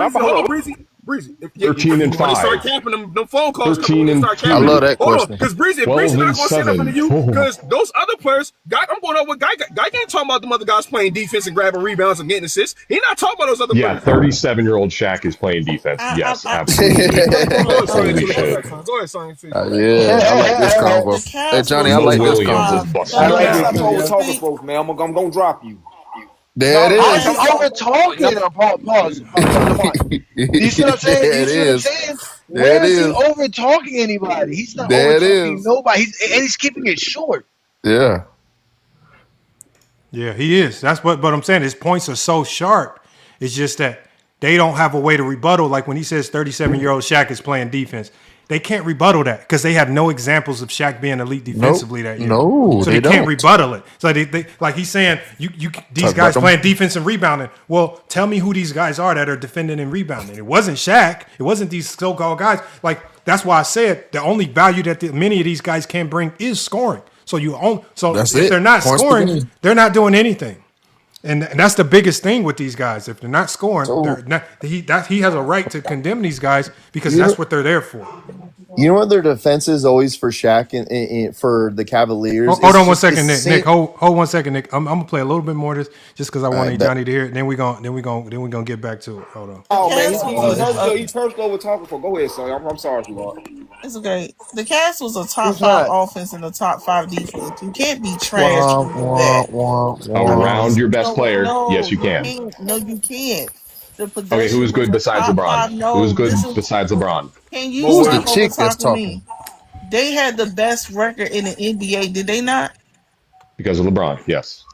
It's not because LeBron's only averaged 20 something, 25 points. Where the rest of the points come from? She has no idea what she's talking about. 25 points. Prime LeBron's giving you 25. No idea what the fuck she's talking about. You don't have no idea what the fuck you talking about. I ain't stepping in. And he's right. LeBron's averaging like 20. All right, so who was good outside of LeBron? Averages in 09, 010. 09 in the final in the Eastern Conference Finals, he averaged 39, 8 and 8. So that's definitely his role players failing him. In the finals, 39, 8 and 8, and he loses. In 09? In the playoffs against the Magic, they lost because the Big Z, this all-star help, got absolutely fucking destroyed by Dwight Howard. Thank you. He had like 26 points on like 63% shooting. He had no fucking answer for Dwight Howard. What was he average that whole? Like they had an answer for LeBron, 4, 5, 6. Not just the one series that you're talking about. What about the whole playoffs? Whole playoffs. All they got is questions. All they got is questions, bro. Hold on. Hey, y'all. Hold on, y'all. If y'all gonna talk, y'all gotta tell me to mute the audio because if I'm not playing the video, it's too hard to tell if y'all in the video or not. Okay, y'all gotta because it's and then Olo, you got some type of feed coming from your mic too. I can hear it in the audio. This guy's averaging 30, 20, and hold on, y'all. Years. Hold on. I want y'all to hear the rest of this. How this goes. Is it better now? Then we're gonna pause it. Yeah, just the main thing is you don't got the feedback no more, Olo. Okay. Yep. Hold on. Playoffs, right? Okay. Hold on now, so I ain't with the cook out here. What is she talking about? Why it's quiet? He only played that team in the playoffs, did he? Why it's quiet? When that cat, So you can clearly hear the man getting out of his car because you can hear a car dinging, and they trying to pretend that he's not cooking because he's getting out of his car doing something, but he's gonna get right back to it because he hears him crying. LeBron James, he averaged 35 on 51% shooting. So you just said 39. A little bit more than 25 points a game. You said 30. Playoffs. You just told us 39. 35. You just told us 39. She asked the whole playoff series. She asked the whole playoffs. Is that the only team that he played in the playoffs?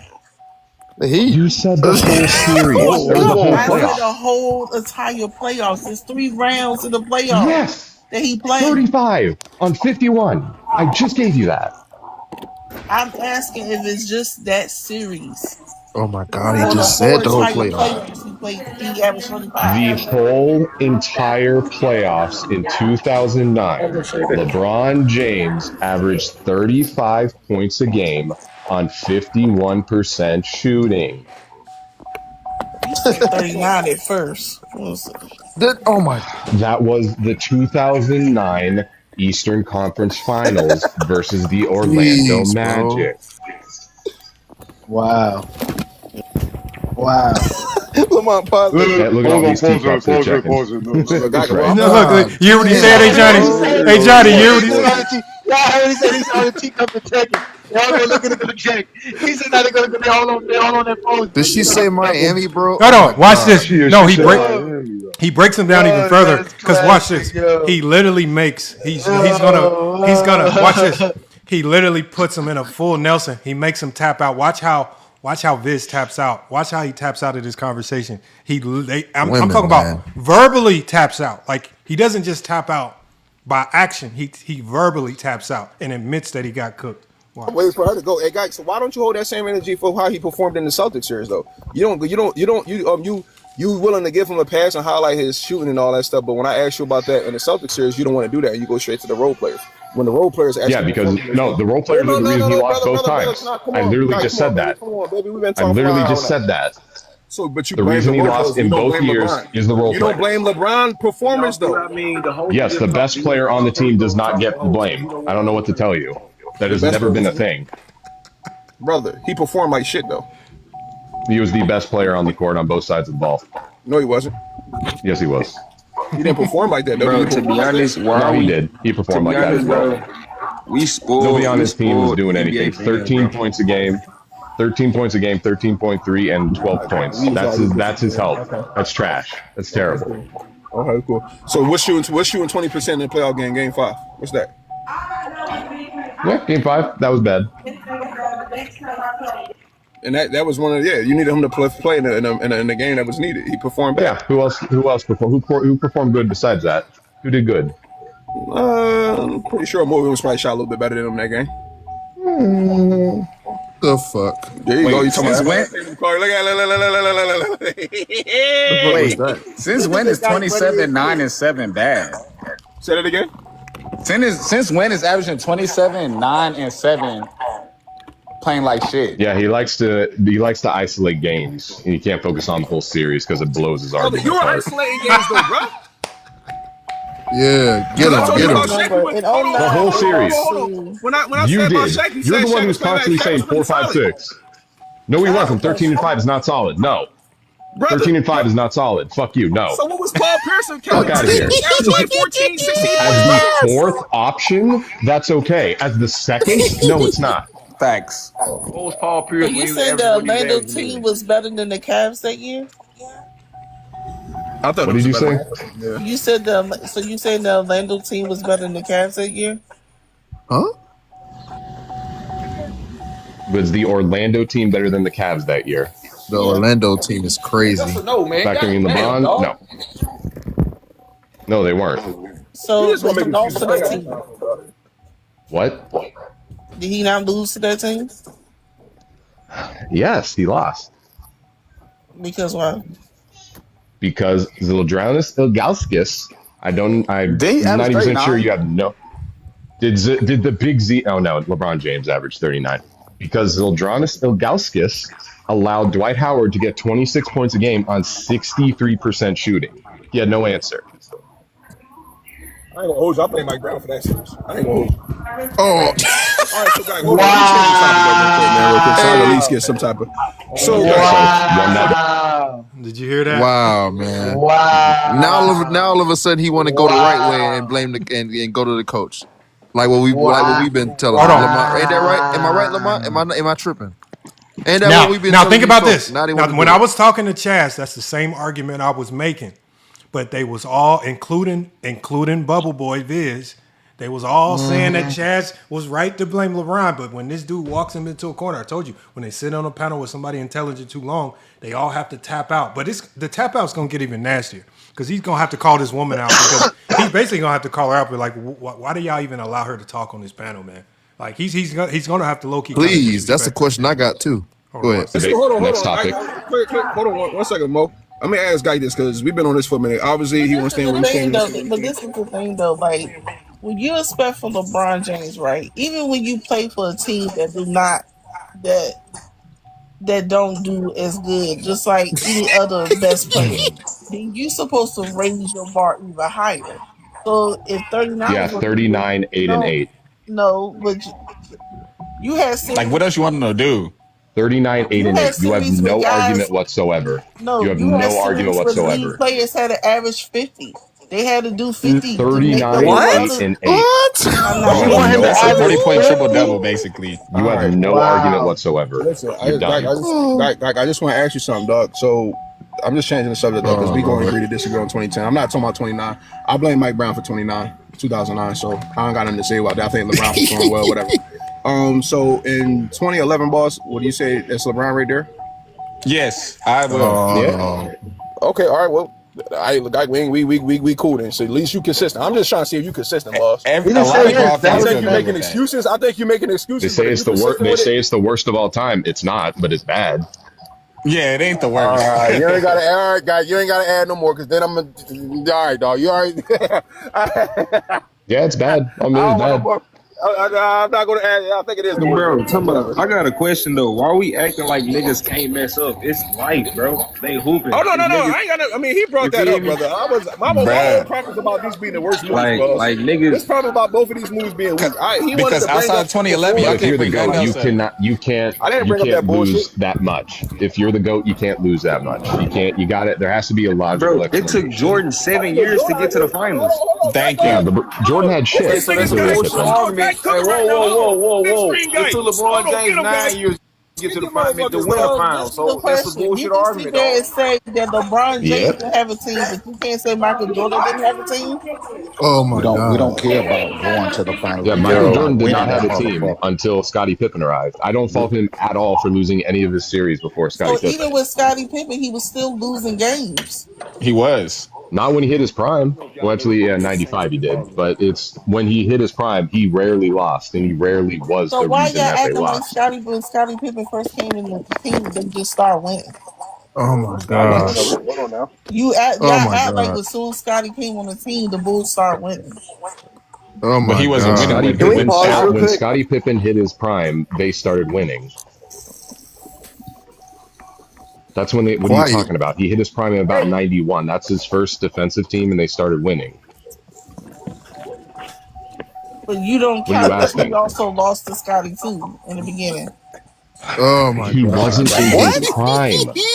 He averaged like 9 points. That shit got to do with the team, not Scottie Pippen.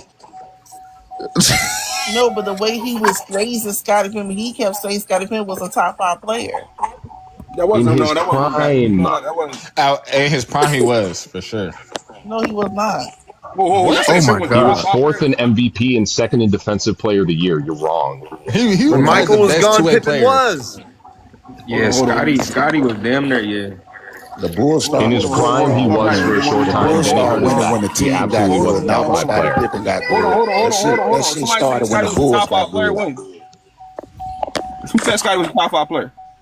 Did he not say that Scottie was a top 5 player? Hold on. You saying Scottie was fifth? Scottie was fourth in MVP, second in Defensive Player of the Year. That's a top 5 player. You are wrong. Thank you. Scottie was damn near like relax, boss. I'm a Pippen fan, boss. Relax. I'm a Pippen fan, so I want to know. Were we talking about the years that Jordan wasn't there? Because if that's the case, I agree with you, bro. Yeah. When he wasn't there. I agree with that. Yeah, for sure. Yeah, I'm not with Jordan though. He wasn't now, so don't do that now. Yeah, but when he wasn't there, that's the only reason he bumped him out. He was about sixth then. But Scottie Pippen was a top 5 player. Yeah, I agree for sure. For that year and a half, or if you want to say 95, well, I personally say 95 because I think going into the 94 season, which he became a top 5 MVP candidate. Hey, Lamont, can we pause real quick? Please. Do you see how, Johnny, he tries to frame it? The years when Jordan is winning championships, Pippen just magically ain't this great top 5 player. He ain't top 5 now. He can't be top 5 these years because we need Jordan. We need to be able to say Jordan did it by himself these years. But when Jordan's gone, we'll accept that. Like, this is the logic. All of a sudden, he's a top 5 player. I know where he's top 5. Yeah. So when Jordan's not there, Pippen's top 5 in the league. But the second Michael gets back, Pippen ain't top 5. Like, bro, no. He's still top 5 player in the league, bro. He's playing alongside someone that's better than him. Pippen from 93 to 94. You can even argue that Pippen might have been better in 93 than he was in 94. Like, you can literally argue that. That's the crazy thing about it. But these dudes, because remember, these dudes, their minds are wrapped in their minds are mapped in production, scoring production. So they think that like Pippen, obviously Pippen has to be a different player when Jordan's there, but it doesn't change who he is. He's still playing his role. He's still that same top 5 caliber player. He just has to play a different role when Jordan is there. He's playing his role to win championships. And it's just like, hey Johnny, it's just like with D Wade. They were winning championships with D Wade, but D Wade had to be a different version of himself. He couldn't be that. Like, we're not going to take away D Wade's greatness. Obviously, injuries took away from it. But in 2012, D Wade had to be a different player, right, for them to win championships. versus maybe the player he might have been in the 2006. Yeah, he wasn't Lamont, real quick, as can I just address the most egregious thing real quick? Athletic. Hey, can I just address the most egregious thing real quick? Yeah. Can you guys name the player that's ever averaged 50 points per game in the playoffs?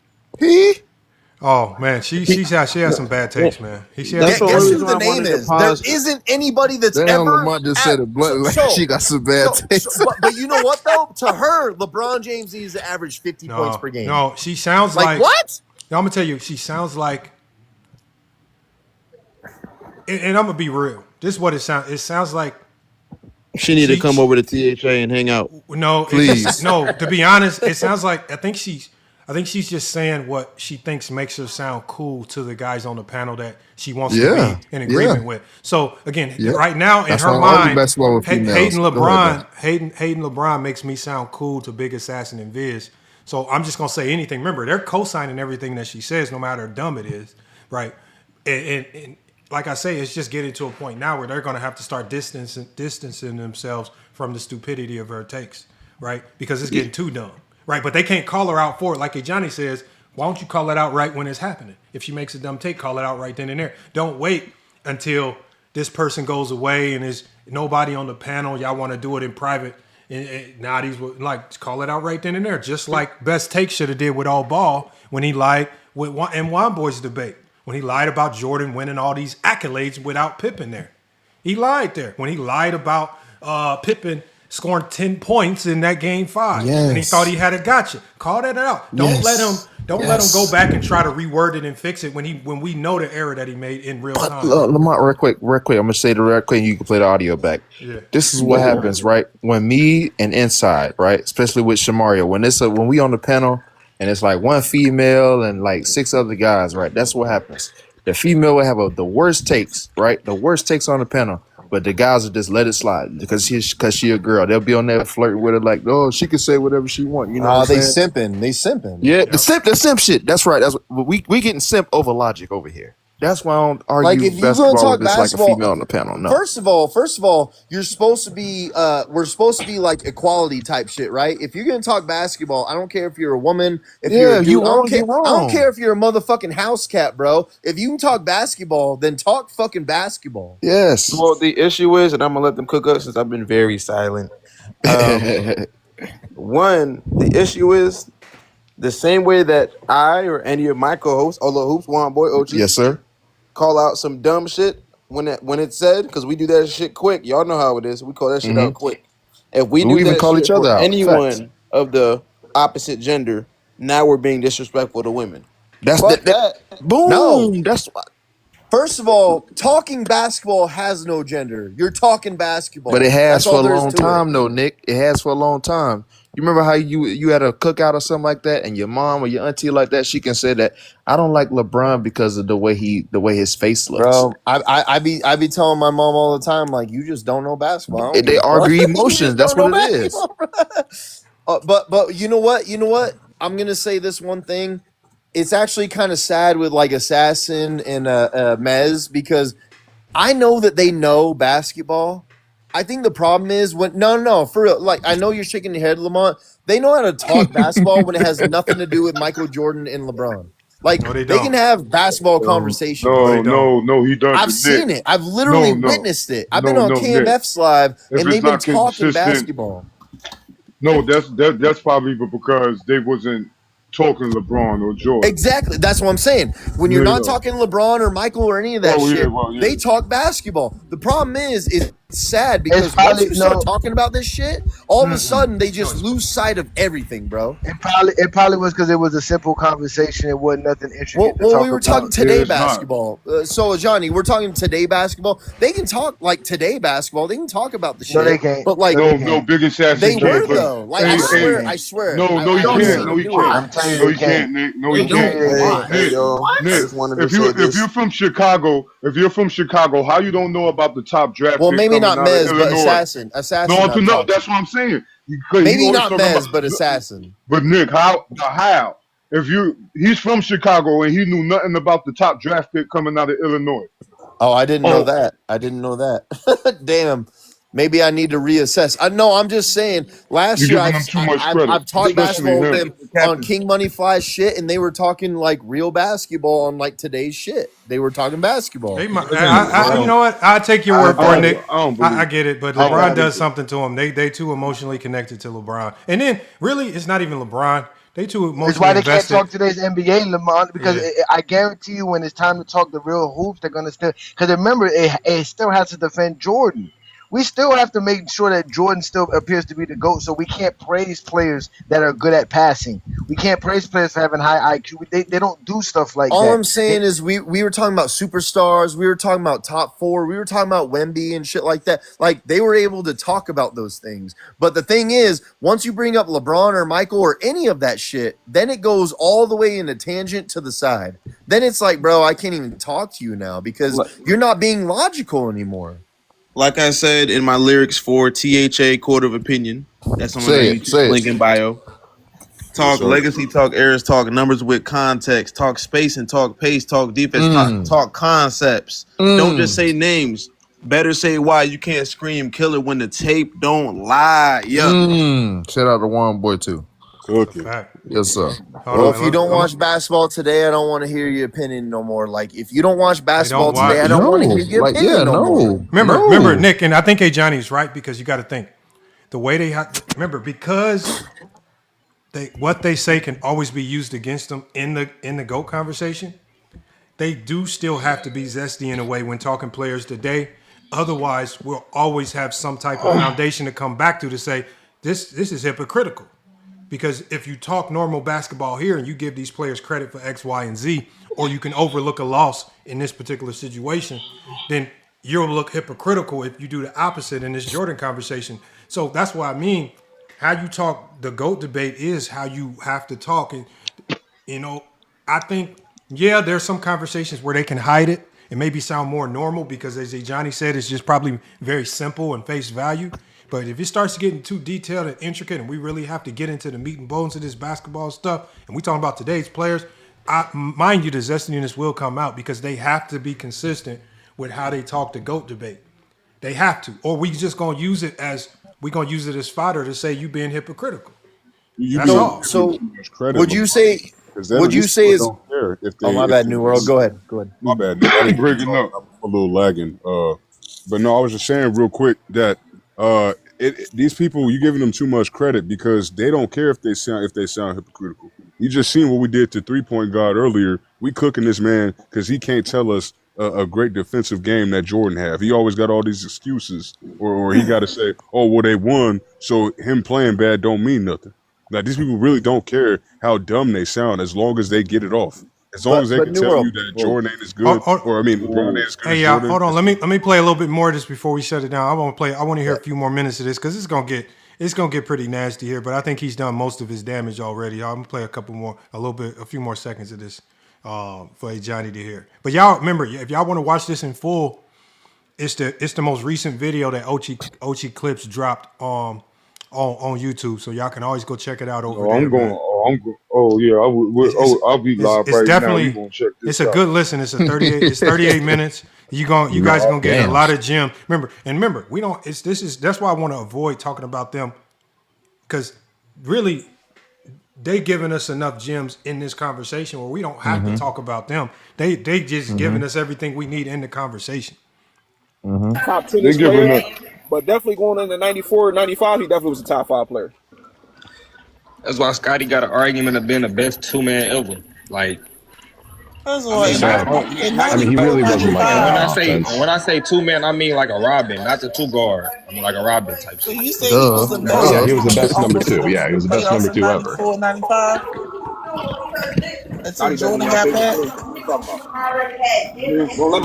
Don't let me get my man Biggest Sanson to put that post up there. Scottie Pippen first 2 finals versus LeBron first 2 finals. I'm trolling. In no universe, Scottie is never in an argument with LeBron Ramon James, ever. No one's making that argument. If you go off them 2 first finals appearances, I don't know. He got a case, man. Why are we talking about first 2 finals? No, because he didn't have the number 1 option for him, so it doesn't count. Oh, now I gotta be number 1 option. Oh shit! No, yes, it does. It absolutely I ain't does. disagreeing with you, guys. I ain't disagreeing with you, boss. I ain't disagreeing, baby. So you think that Scottie Pippen is a better player? Then why are you saying now? there's an argument? Relax, brother. You haven't been around my life. You said there was an argument. Relax, boss. Okay. Relax, brother. Jesus Christ, dog. Relax, boss. You got your cook on earlier. I'm still was waiting. You said there was an argument. There's not an argument. Yeah, now he's crying. Now he's like, come on, bro. Don't act like I was just relax, my G. It's okay. You got the pretty little black cat over there. I'm a cat fan too, brother. Relax, boss. God damn, I can't get a joke. Condescending. Yes. So condescending. Trying to find that commonality, but look, we on equal level. No, you getting severely outclassed in this conversation. Hold on, watch this. Hey, guy, I can't get no joking. That's a serious argument that LeBron haters make. You know that. What, that Pippen was better than him? I mean, LeBron haters love absolutely. the other time. Yeah, no. Yeah, but you're trying to elevate him to that extent. That's clearly an argument. Anytime a LeBron fan mentions Pippen, it's always in the best of light. So I'm mentioning Pippen, it should be in the best of light. We're comparing them to. Yeah, but that's still an argument that LeBron haters make. You know that.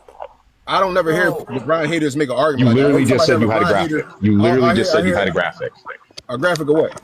I said LeBron James and Scottie Pippen their first two finals. You know that's an argument. I mean, it's a fact, though, is it not? They look the same. Yes, so you say there's an argument. They look the same. I was joking about it, but it's the fact. Okay, I'll drop it, man. Oh, that's fine. I was joking about it, but the numbers are factual. You know it's an argument, man. You know it's an argument. It literally is, though. You do based on hold on, guy. You care about their performance any other time. Now, I agree, I was joking, but you care about performance any other time. And if you base on Scottie Pippen's first two finals to LeBron's first two finals, I mean, factually, they are comparable. Bro, LeBron in his first two finals was in year 4. In year 4, bro. Killing me with that problem, dog. LeBron in his first two finals was 20, 21, 22, 23. Hey, Johnny. Boss and Lamar. You know what he's doing, right, Lamar? He's trying to throw Big Assassin under the bus.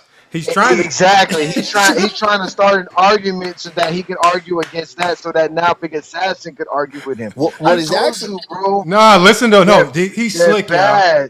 Look, he's playing both sides. No. He's playing both sides. No, he's not playing both sides. What he's doing is he threw Big Assassin under the bus initially by saying Big Assassin had a post. And then when the guy called a Viz out for mentioning it, he says, "You said you had a post." He said, "No, Big Assassin has a post." Everything that he says is he keeps trying to argue it and throw it onto Big Assassin at the same time.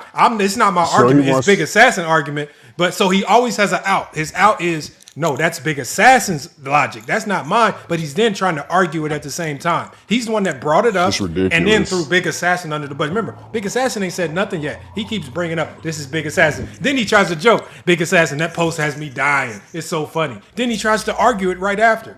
So you believe it. You just don't want anybody with brain cells to know that you believe it. This dude is intelligent. And he's going to call you out for the stupidity just like he called the girl out. So he keeps trying to say, no, I'm just joking. But if you argue it, and it's just like, bro, just admit that you agree with the silly post so he can cook you on it. Stand on it. Like Johnny said, stand on it. Quit crying. By the way, Lamont, real quick, I know it's not Hoops history. Who is the guy that's arguing? It sounds like Hoops history, but I know it's not. No, who's the guy arguing with them? His name is Gick. His name is Gick. I'm gonna try to get him on. I'm gonna reach out to him.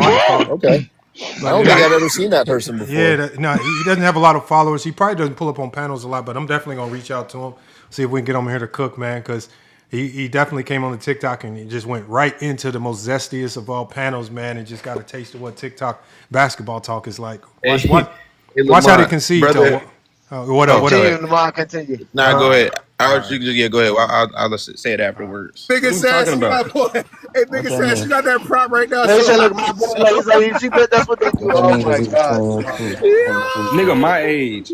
Hell, nigga, my age in the finals. When Dwayne Wade was 23 in the finals and performed. You're not talking about D Wade. I'm talking about the same age, though. You just got I'm just putting that in the limelight, bro. I'm just putting that in the limelight, and not to mention the nigga had Shaquille O'Neal. Nigga, what Shaquille do? A good Shaquille O'Neal too. He wasn't just washed up like Celtic Shaquille O'Neal. The nigga still had average shit in them finals. Nigga, he had 13 points. It's deeper than just on the court shit. You done been there before. All shit ain't like no that. Excuse for age, bro. That's you all. done been there before. All types of shit. Nigga, you see what happened this year? My thing is look at who came into the league at 18 or straight out of high school. I just have a And question. who Y'all didn't see dominated LeBron James play with straight no out of hair. high school. LeBron came into the league. LeBron came into the league. He had to be that guy. When Jordan came in, he didn't have to be that guy. He showed off. Did have to be that guy and was that guy. Jordan averaged 20 days rookie season. What are you talking about, man? How long did it take for Jordan to get to the finals? How long did it take Jordan to get his rings? My thing is like y'all want to make arguments. Y'all want to make arguments with LeBron. My bad, y'all. It's getting zesty, but hopefully we can start hearing people talk here in a second because they just all chatting right now. I don't think Dyke is talking anymore. Hold on, what'd you say, John? I don't think that dude Dyke is talking anymore. No, he is. He's gonna talk. He's gonna give a little bit more. I think they're gonna try to clean it up and have one more conversation. Hold on. It's not him. Okay. Who said that? See, the problem is they care about making the finals. We care about winning that shit. Yeah. We care about how you perform in the finals, not about winning. How did LeBron perform in some of them finals? Y'all gotta add Bill Russell. Y'all act like LeBron James has significantly better stats than Boston. If y'all talking about winning the finals, John Havlicek won 8 times and didn't lose none. And John Havlicek won the best player every time they won either. It don't matter though. Oh, so it doesn't matter? But we talking about winning though. So it doesn't matter about winning? It don't matter. You just said it's about winning. John Havlicek has more. Being the best Casey player. Jones. Y'all moving the goalposts. 8 rings, 9 seasons. Man, cut it out, bro. Casey Jones don't look like Michael Jordan. Y'all moving the goalposts. Casey Jones got 8 rings and 9 seasons. He's better than Michael Jordan. The nigga got the same amount of all-star appearances and all LeBron was not always the best player in that team when he won no championship. Also, it matters about performance, not winning. He won't win no scores. We talking about he won all. Can I say something right quick? If we wasn't never talking about the best players, It's a popular argument, man. if we wasn't never talking about the best player on the team leading these championships, we'll have Luke Longley as an all-time great with 3 championships. So don't act stupid with this shit. Get off the gas like y'all acting like LeBron James teams in the beginning of his career was just great. We never said that. Lamont. He just proved the point that championships mean nothing. He just proved it right there with what he just said. What he just said is exactly why saying somebody's better because of championships means nothing. Because, like he said, Luke Longley has 3 championships. Hey, if I'm being honest, Assassin's getting ate up. He's getting ate up in what you're playing. But Nick, the best thing about it is Big Assassin, they don't have to respond to Big Assassin to cook him. Big Assassin just literally talks himself into cooking his own point. Himself. He's done it twice. He trying to sound smart. He just cooked that logic that everybody wants to be. They want to remember, Big Assassin said earlier, we only care about winning the championship. Not just getting there. Not making it there. Now this fool is just devalued championship saying we don't do like Luke Longley. Hold on, you just like this is what I mean. He cooks himself because the guy said it's about your production in the finals. Because he knows that. That's hilarious. That's hilarious. I want to start putting some Luke Longley versus Kyrie. That live had piranhas. This dude is getting ate up in this live. I'm not saying that, bro. Please stop saying that. We gonna please do stop that. saying that, Nick. That's zesty, bro. Please stop saying that. Yeah, that's hella zesty. I don't know why the fuck you said that. You know, he say he's getting cooked. He's getting cooked. What did I say? He's cooking himself. Yeah, he okay, I have to say cooked. My bad. Bro, I mean, yeah. Hey, yo. You good? You ain't got to worry about that. Yeah, we don't. Zesty, nigga. You can sound zesty. We trying to help you, but okay, you can say whatever you want to say. All right, he's getting cooked. My bad. Hold on. Yeah, go ahead. What's the finals? Who said that? Who just said that? What's the finals? Value, bro. You said you act like LeBron James teams wasn't what? To Ben. The best. Just great. They was not great. I mean, y'all feel that same way with Jordan too, right? His teams wasn't great earlier, and everybody say he wasn't out without Pippen. Y'all don't in the 80s? No, they weren't. With Scottie Pippen, when he had Dennis Rodman, they were the best in the league. I didn't say that, boss. I'm talking about early in his career. Oh my God, just said something about early in his career. We act like he had good teams, and I say, yeah, that's true. We do act like that, but y'all don't give Jordan. Y'all don't give Jordan because the Mo same Williams, smoke. Delonte West are not good team. That was not early in his career, brother. That was not early in his career. Yes, it is. What are you talking about? He was a 6-year vet at that time. That's early. What? No, that's not, brother. See. That's 25-year-old LeBron. That's young. Yeah, bro. Like y'all gotta put it. Look, okay, you guys say that about 2007 too. Brother, relax. I'm talking about their first. I'm thinking when he said early in his career, I'm thinking he's talking about years 1 through 3. That's what I consider early. Not fuck you a veteran at 6 and 7 years, brother. Okay, you guys say that about 2007 too. That's 3 years in. That's 4 years in. They were 4 years in. 2000. Ah, fuck. Okay. Yeah. Oh, fuck. No, he getting cooked, y'all. He getting cooked. It's like, no, I'm trolling. Yeah, I'm talking about early in his career, brother. You're not a 7-year. You a 7-year vet, 6-year vet at that point. That's not you're not a vet. But that's not early in his career. 3 years is early before, is it? 3 years is early before, is it? That's the cutoff line. 3. That's the cutoff line from when your career is early. I don't know. No, what they're doing is they're creating a fake barometer to say when you're into your prime or when you should be established. So they're creating an imaginary line so they can say, well, LeBron James should be winning by now, right? They just created because they're not going off age because he went off age. He said 25-year-old LeBron. That's still early into his career, just because he's only that young because he came in as a high schooler. Duh. They're not going off They already situation did either. this trying to define what longevity is. You can't play past 15 years, apparently.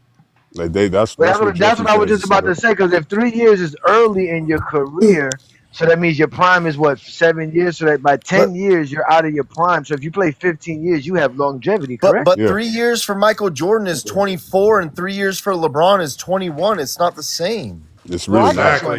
That's why the guy made a good point by it. He said age. He said LeBron at 25 is still extremely early in his career. A 25-year-old, we don't expect 25-year-olds to start winning championships. By the time you 27, 28, 29, 30, that's typically the age range where we say this is probably the best of the best where we're going to see this player, right? And then when you get towards your 30, 31, that's when we say you're probably on the back end of your prime going down. Right, so it's for that 27 to 33 range, right? And LeBron at this stage, 25 years old, nobody's, the fact that they have all these expectations on a young LeBron, even with a deficient team, is crazy. It's because of Kobe. I think the beauty. Oh, go ahead, Nero. My bad. No, I didn't mean to interrupt you, Nick. Go ahead, man. I was just going to say the beauty of what he's been doing is setting this up from the beginning where not only is he saying that these age ranges is when you're supposed to expect them. We already expected that of LeBron in the earlier age ranges that you expect these other players. So like everything that LeBron is getting is way more, like everyone's expecting more of LeBron. So when the players around him are shit, which we all know that except for these few individuals that are trying to argue that point. And he's even younger than everybody that you're expecting to win a championship. And you're shitting on him for that. That's crazy to me, bro. My bad, New World. Go for it. No, I was just going to say, like, players like Kobe and Magic that were lucky enough to get drafted to a situation where, they had a competent organization and they could start winning championships in their 20s. That's a rare situation. That's like maybe, 2%, 3%, maybe. But you're not winning as like the undefined best player, though, obviously. LeBron is the undefined best player. Yeah, those 20-year-olds, Magic wasn't the best player on the team when he went and won the championship. And Kobe clearly wasn't. And Kobe definitely wasn't the best player on the team in his early 20s winning a championship. But they expect LeBron to not only win a championship in his early 20s, but to also be the best player on both sides of the court. Well, wait, New World. We need LeBron to score 50 points per game. Is what she said. They need prime. She said he should have scored 50 a game, not 39. He should have scored 50. That's insane, bro. I literally, when I heard that, bro, I was like, oh my, like why? Why would you say that? Well, y'all know me. I'm more of a logic type of guy. Yeah. So I loved when he explained it in a very slow, because that reminds me of myself. When they start speaking super slowly. He said he averaged 39, 8 and 8. Then she tried to motion over to what about the playoffs? 35 a game on 51% and they swept the first 2 rounds shooting. Well, that was my favorite part of the video. Guy Gick who's arguing, it just sounds like he knows exactly what he's going for and what he's talking about. No. I don't think that he needs to go fast or be loud. He just is talking at this point. Like, no, I loved it because he was speaking with sharp answers, super quick, boom, off the dome. But then people try to start saying slow and dumb takes and acting like they didn't understand what he was saying. So he slowed it down and started speaking like this.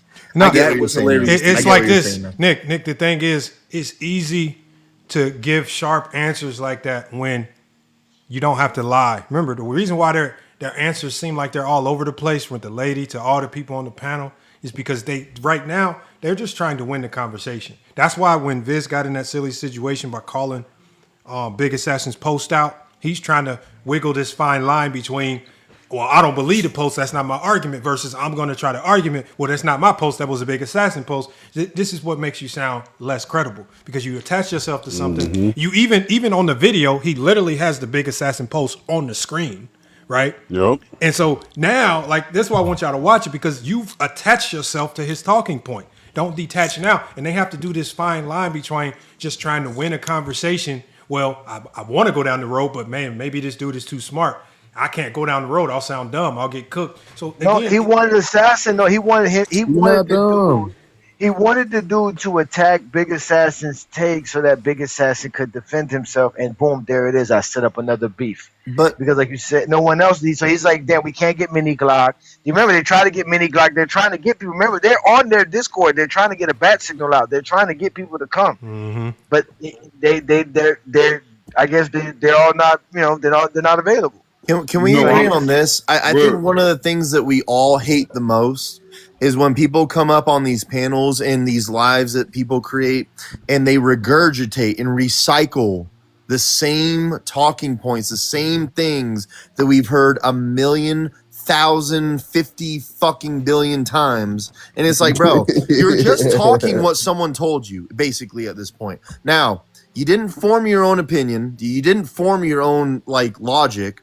You just regurgitated what someone else said. So, for example, when someone goes and listens to Visions Live real quick, and then they come on. I don't want to talk about them, man. I'm just saying. I'm just saying. Talk about them. Look, because when we bring them up, Nick, when we bring them up, it makes it seem like we actually care about what they have to say. Yes, there you go. Don't forget what I just said about the Visions thing. I'm just saying, because again, I want to focus on this video because this video is important.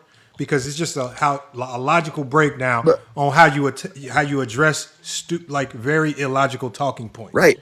But right? Lamont, my point was we're addressing people that are just regurgitating shit that they heard somewhere else. No. Like we've heard this shit. But it's the same circle of people though. Yes. It's very similar. People. And then a lot of these dudes, they make stuff up out of thin air. Right? When we start asking questions about games, they get pressed. Just like we did with 3P God. He tried to sound logical. Then when we ask for things that actually happen in game, then the struggle starts to happen. Now he's struggling. Let me research. Lamont, so that's what happens, y'all. These dudes are that ties into what I'm saying though, Lamont. Okay, is go that ahead. They regurgitate what someone else said, and then when they get pressed on it, they don't know where to go anymore because they're just regurgitating what someone else said. Now, that is facts. Let's give the logic then. You can't give us the logic of it because you don't know where to go anymore. Real quick, you know what I'm saying? Real quick, let's get up there 80,000 in the chat, man. We got. Might as well. We almost do that 80K. Yeah, tap them likes, man. That's all I was saying, Lamont. No, you good. They regurgitate the shit. They don't know where to go with it. That's all. No, that is a fact. And Nick, you getting your spill off? I want to get through the video so I can say what I got to say. Let's go through it. My bad. When they lucky I fell asleep. How much more minutes we got, Lamont? And 3-point guard, you're lucky. 3-point guard, you're lucky I fell asleep when the film was on. Damn. Hold on. Adrian Knight says everyone is regurgitating the same old talking points even here. The same old tired Jordan talk. Like, okay, so Adrian Knight, who regurgitated the talking point that Jordan defensive comp is Austin Reeves? Tell me when you heard that before, Adrian Knight. Who's bold enough to say that? That's the original take. When I did the take that when I did the take that Magic Johnson's just a flashy Draymond Green, who did that take? Bingo. I've actually never seen this before ever. See, Adrian, the closest I've heard is the Ben Simmons take. But go ahead. Adrian Knight just wants us to be like them so bad. But the thing is, there's a level of originality that they will never compare. The only thing that you're going to see, Adrian Knight, is you're going to see people screenshotting this post or taking snippets of this live talking about this. That's all you're going to see. You're going to see people trying to make content out of what we say. Once again, as usual, just like they did with Inside for 2 weeks. They took his talking point and talked about it for 2 weeks because there's no originality there. Everything. Right? So I literally see Inside's prompts on everything now. So again, Adrian Knight, Adrian Knight, no, that's not something I made up for engagement. This is facts. Again, Adrian Knight, still no one came up here and proved that Jordan's defensive comp is not Austin Reeves. He's more of a defender closer to Austin Reeves than he is a defender close to Scottie Pippen. That's fact. That is a fact. The only advantage that Jeffrey has over Reeves is that he's more athletic, so he can move quicker, more laterally. Like that's literally it. Every argument. Remember, we even used the Kobe video when we were listening to Kobe talk defense. He never mentioned stats. He never mentioned steals, blocks. He never mentioned defensive teams. He never mentioned DPOY. He talked about actual things that you do on a basketball court, just like what we say. So if you call that us having, I'm proud to have a very similar talking point to Kobe Bryant. So if you're telling me that I'm in the same echo chamber with Kobe Bryant, thank you, Adrian Knight. I will be in that echo chamber. So Adrian Knight, what echo chamber would you rather be in? A zesty Jeffrey echo chamber with people like Viz and them guys, or sounding more like a Kobe Bryant? So Adrian Knight. And you know, and everybody know I hate stats, so you know. Get him, I think like Kobe. Everybody know one boy hates stats. I don't think anybody would disagree that Kobe has always been honest. So I love that take that you just gave. Absolutely, Kobe's always honest about it, bro. He really is. Yeah, because you know, Nick, you know why? Because Kobe talks basketball. He does. He talks basketball. Oh, Kobe you always see his interviews. He talks basketball. And the funniest thing about it, if anybody were to use stats, it would be Kobe because his game was a ton of stats. But the funny to out when you hear him talk basketball, in that defensive breakdown, he's not mentioning any stats. He's just talking pure what's happening on the game, what you're good at that makes you a great defender. And it was so funny hearing the Jordan fans trying to say the things that made Jordan great were embedded in these stats and accolades and steals and blocks. That shows me where your level of logic is. And the fact that Ajani, from Juan Boy, everybody else, inside the arc, when we talk basketball, we're talking about obviously inside the arc, screen navigation. We saw that Jordan was trash at that. That's why he couldn't defend Rex Chapman, right? Off ball, not being aware. Ajani talks about not seeing man in ball. The way we were talking sounds more in line with the way Kobe was talking. And again, Adrian Knight, if that is the echo chamber we in, I think we in the right echo chamber. Or that's all. That's all I'm saying. I think something that's fair to say is that Kobe just loved basketball. Hold on, we got we got Katie the GOAT says, please stop ducking me, please add me. What? You got to request up. You got to request up. You got to request up. No, he was crying earlier when we was cooking 3-point guys. No, it's a fake account, y'all. These are fake accounts. This is somebody. Ignore it. Bro, they do it to King Money Fly all the time now too. He gets fake accounts every single day, bro. No. It's not some 9-year-old. This is actually one of those grown zesty Jeffreys with a fake account. Yep. They come in here under. Remember, they're not allowed to come in here under their real account because people are watching them on the Discord that they watch our lives in. So if they see your real account, why is he watching from there and not coming in our Discord? So that's the main thing right there. So they have to create these fake accounts. So they create these fake accounts. They'll try to come in and pretend to be Willie Sermons and say a whole bunch of crazy stuff. Right? They'll do all this stuff. But again, we're in the midst, y'all. Willie's not even that bad. I gotta be honest. Yes, he is. We're in the midst. Look, y'all. We're in the midst of a zesty civil war. We're going to be watching the zesties fall apart all summer, man. So again, just continue to watch, man. It's happening. It's happening. They're in the civil war. When I said that, I said Willie's not even that bad. I swear. What I meant was he's not making fake accounts and doing all that crazy. Willie doesn't know how to do that. That's the thing. So hold on. That's what I meant. He's not making fake accounts and doing. Hold on. We gonna play the rest of this. I want to because this is the part where I didn't hear what happened after this part. So I'm curious to see if they clean it up and they get back to basketball. There's only a few minutes left. Do you think that Scottie Pippen is better than all LeBron's teammates? No, not better than all of them besides Wade, Kyrie, and AD. Hell no, I ain't gonna lie.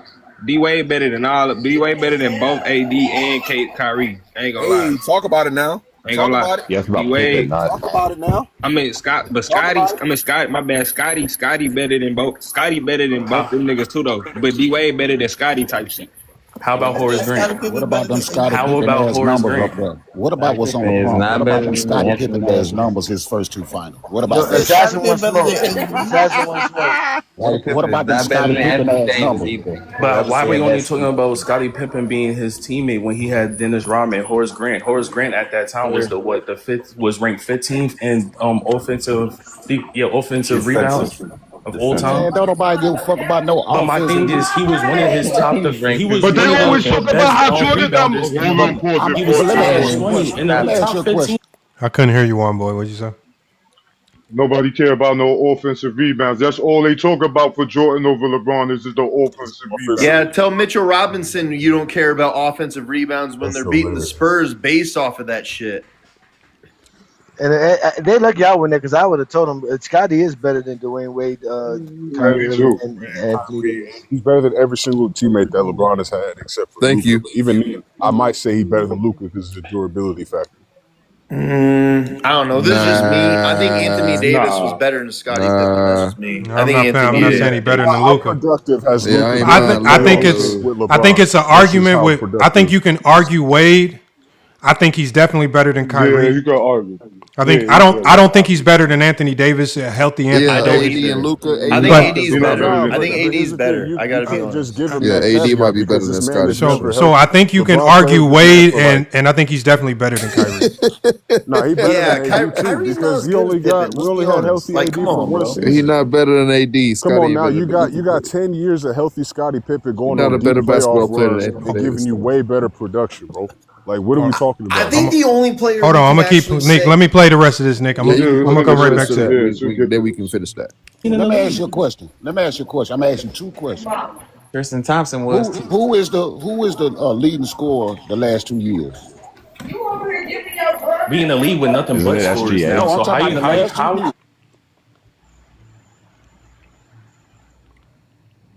What happened? We can't hear nothing. The audio. Like era than Like, hold on. Let me say Y'all this. hold up. Let me say everyone Y'all just finds hold ways up. to shoot. Let me say this real quick. Y'all just hold up. Shooting Y'all threes. just hold up. Who led the league in scoring the last 2 years? SGA, right? SGA. Shea. Okay. Who led the league in rebounds the last 2 years? Wemby. Wemby, yeah. I think. I can't remember. You see what I'm saying? Don't nobody give a fuck about rebounds for real. I'm not sure on either. Great rebounds in And defense. they wrong too, and Lamar. They on a winning wrong. team. What do you mean? I'm not gonna lie. Rebounds The is the scoring most champs, important the last- thing about basketball. Pause That's it, all please. fucking Fuck game. that. Going in. Lamont, you're a coach. If your team isn't rebounding, are you going to win the game majority of the time? No, you will lose that motherfucking game. Dead to rights, bro. Not only that, Joker was the leading rebounder this year, and I think he. I'm a coach too, bro. If you can't rebound the ball and box out, you will lose that game. Giving up second chance points is what kills teams. It really does. I'm not even playing. We lost a state championship this year doing shit like that. Couldn't rebound the ball, gave up second chance points. Bro, giving up 3-pointers because you got the rebound, kicking it out. Like, bro, that shit matters. Those are extra points that you can't account for, dog. Extra possessions. That shit matters. And again, tell Mitchell Robinson how much rebounds don't matter. Because they were pretty fucking clutch in the finals this year, I would say. The Lakers are trying to get him. Well, Yeah, but they should. But Nick, that remember what I said before? I was like, it's once you say stuff like that, how can I have a real basketball conversation with you from this point forward? With you saying that nobody cares about rebounds. The fact that you don't value rebounding, how can I respect anything that you say about the game of basketball if you don't? And some coaches correlate rebounding being just as important as defense, right? It's probably it's one of the biggest correlations to winning a basketball game is the ability to rebound. Because it ends possessions. Lamont, it ends possessions. Think about it like this. Think about it like this. Think about it like this.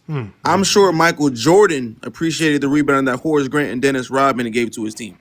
I promise you. And we saw that difference in '95 because when Horace Grant wasn't there to rebound, they couldn't got win a cooked by the game. Magic. They could not win. And then They the couldn't next function. year, Well, you know what's also very valuable? The irony, they lost to the team that Horace Grant was playing on. But you know what's also very valuable? When you know that someone's going to rebound the ball and you can leak out already and create a transition off of it, you don't even have to worry about what's going on down low because you know that this guy's going to grab the ball for you. You already get to create your transition offense off of it immediately. That is a huge upside. Bro, basketball has so many sides of every part of the game that people don't understand the intricacies of the small things. Just the little small things like, bro, just rebounding the ball is a big deal in basketball. It is a big deal. So to say that who gives a shit about rebounding, you don't know basketball then. I got to be honest. You don't know shit. That's a fact. All right, hold on. I'm going to play a little bit more of this. I mean, hold on. Oh my God, Guy don't care about none of that when he was talking about LeBron performance. He didn't mention. He said that it was before the ban. Mo Williams and those guys was getting extra rebounds. Oh yeah, factor the rebounds too. 5 rebounds. Nice, thank you. 5 rebounds, terrible. 5 rebounds, terrible. Of course, scoring is a part of it. Of course, scoring is embedded in the game. But other than scoring, nigga, rebounding, if you're not getting no boards, you're gonna lose. Period. In the discussion. Even had to have the nigga on the panel tell him that. When who bailed Jordan out in 2 finals? Hey, oh my God! You had Paxton hitting the winning shot. You had Steve Kerr hitting the winning shot. Oh my God! We really gonna do that, man? Yup. Yes, we got to. It's more than just Jordan on that team. Hold on, oh my God! Before I do that, what about Boobie Gibson? What about when Jordan left? How many games did the Chicago win without Jordan? How far did they go when Jordan left the first time? We already already, bro. What that supposed to prove? What that mean? Did they win? It means they were good around Jordan. It means they were good around Jordan. All right, so guys, I'm gonna answer the question. What happened? Hold on. Why don't talk about 98? What happened in 98? To win games. When everybody left, when Scottie left, when Rodman left, when about 2 players on that squad. When everybody left. Everybody left, not just Jordan. In 94, only Jordan left. They got too many zesties. They got Timu and everybody on the live. Now they doing we're gonna play noise. You got Timu and all that. They told you, they call for reinforcements. They got to do something. It's too much. It's too much. Yeah, they're doing that strategy. Yeah, they're doing that strategy where somebody plays that background noise. Muck up the noise. Yeah, you can't hear nothing. Yeah, so. And I think they do that when they know like somebody like Ochi might be recording too. So they just try to make the audio so bad Ochi's always recording. Yeah. That's all. I think the one thing though that's the only strategy. I think the one thing that I won't do though is like I'm not gonna sit here and say that Paxson and Kerr saved Michael Jordan. At the same token, is that I'm not gonna say that Ray Allen and Kyrie saved LeBron. No, but Nick, that's not even. Again, he's only saying that in the sense that if you're gonna say that Kyrie's shot saved LeBron's career, or if you're gonna say that these one-time shot, again, we don't know LeBron fans just wakes up in the morning saying John Paxson saved Jordan.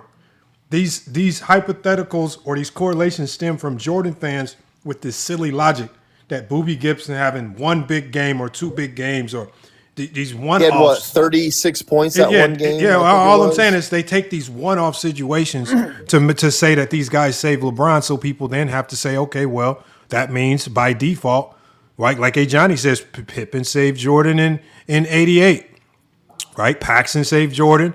Kerr saved Jordan, right? Pippen saved Jordan in 92. Rodman saved Jordan in 93. When we hit them, this is where they get sneaky. I'm sorry. This is the reason why they get sneaky is when you hit them with the correlation to show them how dumb the logic is. When you hit them with that, then they try to make it seem like, or they try to frame it as if this was your original argument and it wasn't something that stemmed from them. So they try to pretend that you just brought it up randomly just to down Jordan, and then they'll play the ultimate victim card. Well, look at you attacking our GOAT. And it's never been that. That like you got to start understanding their tricks. Their tricks is to bring up silly logic. When you counter it, they'll pretend that the silly logic was yours all along. But Lamont, that's all they do. But Lamont, that's what I was talking about earlier about regurgitating and recycling the things that you've heard. No, so, no, like, I'm not. so, I'm so not talking Olo, about. Olo. That's not what I'm talking about. I'm talking about you gotta understand the tricks that they use because they'll do it when you go on these panels. They will. Yes, they will. They will bring up a very dumb argument. You will Yes, they will. debunk. You will debunk that argument with a correlating example. And once you for example, like one of the easiest ways is when just now when in this conversation that we listened to, they brought up Big Assassin brought up winning is the only thing that matters. He says we don't care about getting to the finals. Then seconds later they said, well, what about Havlicek and Casey Jones? If winning matters, if that's the only thing that matters, then all of a sudden Big Assassin's seconds later is contradicting himself, saying, well, if that's the case, because what he said, if that's the case, then that means Luke Longley is the. But he's pretending that the logic was theirs to start. That was a terrible point. No, but it wasn't. No, he was pretending that they were the ones that initiated that logic versus them debunking the logic. They were just debunking the logic. So to get out of the jam, he had to pretend that it was never his logic to start. That's the slick part about it. That's what I say you got to watch these guys because they're not very intelligent, but they try to make themselves sound intelligent by trying to assign their stupid talking points to you and pretending that it was yours all along. That's the only way. It's like these things, like Olo, these lives that me and you are always in, sir. like every single time, right, Olo? Mm-hmm. The second we start, the second someone brings up LeBron, because we'll be talking about any basketball. It always goes to LeBron. And then the second, go to LeBron. So what do I always do? I go, hey, by the way, 2011 happened. Let's just get that out of the way, right? Because I like every single time that we're on a live anywhere and LeBron gets brought up, and I'll be there with Olo and Ark and everybody, Juan Boy, all these motherfuckers. I'll be like, hey, by the way, you guys, 2011 happened. Let's just get that out of the way. All right. Now let's talk basketball. You know what I mean? Because it's just like, bro. They're going to bring it up anyway. You guys bring up the same shit every single time. None of this is organic. But y'all got to stop running from 2011. 2011 is it happened. No, it's not even about it happened. 2011 is still a great run for what that team was. What they've done is they've tricked y'all into believing that 2011 has been bad. When a team gets thrown, just want to throw it out there so they use it. When a team gets thrown together, you got to do like the dude Gick was doing. You got to stand on what it is. When a team gets thrown together on some okie doke with a whole bunch of mismatched pieces, a bench that don't make no sense. Don't even know who the number one option is. For a whole bunch of players that don't. You have a coach that really ain't been through the fire, that really knows how to win, and now you have these three players at the top of your roster with a whole bunch of nothing after the fact, and you're trying to win. Just even getting to the finals is an accomplishment. Right, but they're doing the okie doke in 2011. I don't know if I'm the man. Hold on one second, Nick. All I'm saying is, y'all have let them trick y'all into believing that 2011 is bad. Getting to the finals is not bad. Me. What they did. Remember, this is how they've tricked y'all. Kobe Bryant, to them, was still the best player in 2011. But for the sake of just diminishing LeBron James, they'll be willing to say, no, Kobe wasn't the best in 2011. It was LeBron, so we expected him to win, even though Kobe was coming off back-to-back championships. Two chips. They'll also pretend that Kobe had this injured, tattered team that just couldn't win. No. Same team that won. No, that wasn't an injury-riddled team. Kobe. Well, I would never say that. All we know, what we do know is that Kobe got outplayed by Jason Terry, 17 points in 2 back-to-back closeout games, that's not how and he completely disappeared. So all we're saying, all we're saying is, hold on one second, Nick. All we're saying is just so we can get off 211, y'all got to stop being afraid to use 2011. It's just a point in his career where, obviously, hell of a run, Eastern Conference champions. With a team that probably shouldn't even have been there, right? They took out the league MVP. Look at Derrick Rose. Look at the year that he had, right? And then you see an even better and more improved version of LeBron in 2012. That's the bounce back story that they never talk about. Then you see 2013, the back-to-back championships, but they never want to tell that. Y'all can't be sold on this. We can't talk about 2011. How? That was one of the craziest runs from a team that wasn't supposed to be there. I don't want to sound like that, though, because like, trust me when I tell you, I'm the first one to sit there and be like, bro, that's not how it went. Let's go break down the film. You guys always act like there's one-on-one. There's always like, bro. Yeah, but I just say, by the way, who everybody, cares? Who cares about that's that? the only thing that you're ever gonna bring up. It's the only thing. Stop. Who cares? You got to stop. Like, engage with them on it. Let them sound dumb. Remember, all they got is the made up. All they have is a whole bunch of series. No, it's not about. It's not about. But we know this. It's not about what we know. Again, the finals is the culmination of the season. 2011 season, right? They had a crazy winning streak in the regular season, right? They beat the Chicago Bulls, the league MVP, right? We have to let them try. This is what you want to do. Let them do what Big Assassin did, right? They're going to have to tell you that Chicago. They're going to have to try to tell you that the Chicago Bull team wasn't that good. So they're going to have to tell you, well, D Rose wasn't all that. They're going to have to say, well, the Chicago Bulls, they weren't all that, even though they had one of the best defenses in basketball. Let them talk themselves into stupidity. You're going to have to now tell us. They're going to have to tell us why the Chicago Bulls weren't really that nice, right? Go ahead and try. It's kind of crazy the way that they talk. That's all I'm saying. Like, Olo, you being these lives with me, like, bro. I'd be the first one to be sitting there being like cooking that shit, like, bro. We go through the whole we say the same thing that Lamont said. What Lamont just said. The same context that Lamont used. But Lamont, what they say is Lamont. We be doing it. What they say is let them depth track themselves. But Lamont, what they say is real GOATs aren't the second option. If he's really great, like you said he was, he would always be the number one option. But again, y'all, you have to. Olo, you have to save him. Then Olo, you have to understand. You have to understand that these dudes don't know what a they can't count. They don't know what a first and second option is because to them, Kobe was never a second option. Remember, they can never be consistent in this logic, right? They like anything that they say. There's always somewhere in their framework where they don't understand the definition of what they're saying and how it can come back to haunt them in other conversations. Because remember, they're going to say the second option stuff, but Kobe won 3 championships as a second option. Now that logic goes into the garbage can because now you're going to have to explain to us how no, Kobe wasn't a second option. He was a 1B. But even when you say 1B, well, B comes after A, which makes him second to in a certain sense. So again, remember, let them talk themselves into stupidity, right? Because they're going to have to sound dumb trying to explain this logic somewhere else in a whole nother conversation. I just say let them. I didn't mean to sound like that. I just meant it in a way of like that's what we always hear and that's what we're always going against. That's everything that we're always arguing against. It's bullshit, bro. It's always bullshit. That's all I was trying to say. No, we notice. I mean, I'm on TikTok. I be listening in on half the lives. I just listen. I don't really. Bro, I know you're on like half the lives. I always jump in. Like I don't join. I don't. A lot of times I don't join. A lot of times I'll just there listen. all the time. I'll just listen. Yeah, hold on. 3 point guy says. Yeah, except for the Chaz one. That night was crazy, can we get dog. I gotta be honest, Lamont. That Chaz night, that was crazy. He was trying to explain to you how basketball works, and I'm sitting there like, what the fuck, dog? Like, you're just saying a lot of words you don't understand. And this dude Lamont's trying to tell you how the game goes. That was a weird night. I gotta be honest. That dude Chaz went off the rails. I'm working on a THA diss track as we speak. We got enough room to get 3 feet guys. Hey Johnny, you gotta. Hey Johnny, you'll probably when you listen to that on your own, you'll probably when you can hear it better, just sit back and you probably gonna get more gems than that because you done been in a lot of conversations with these guys too. You probably hear a lot of stuff in that single conversation where they cook themselves. It's hard to listen to them because for one, they don't allow the conversation to go.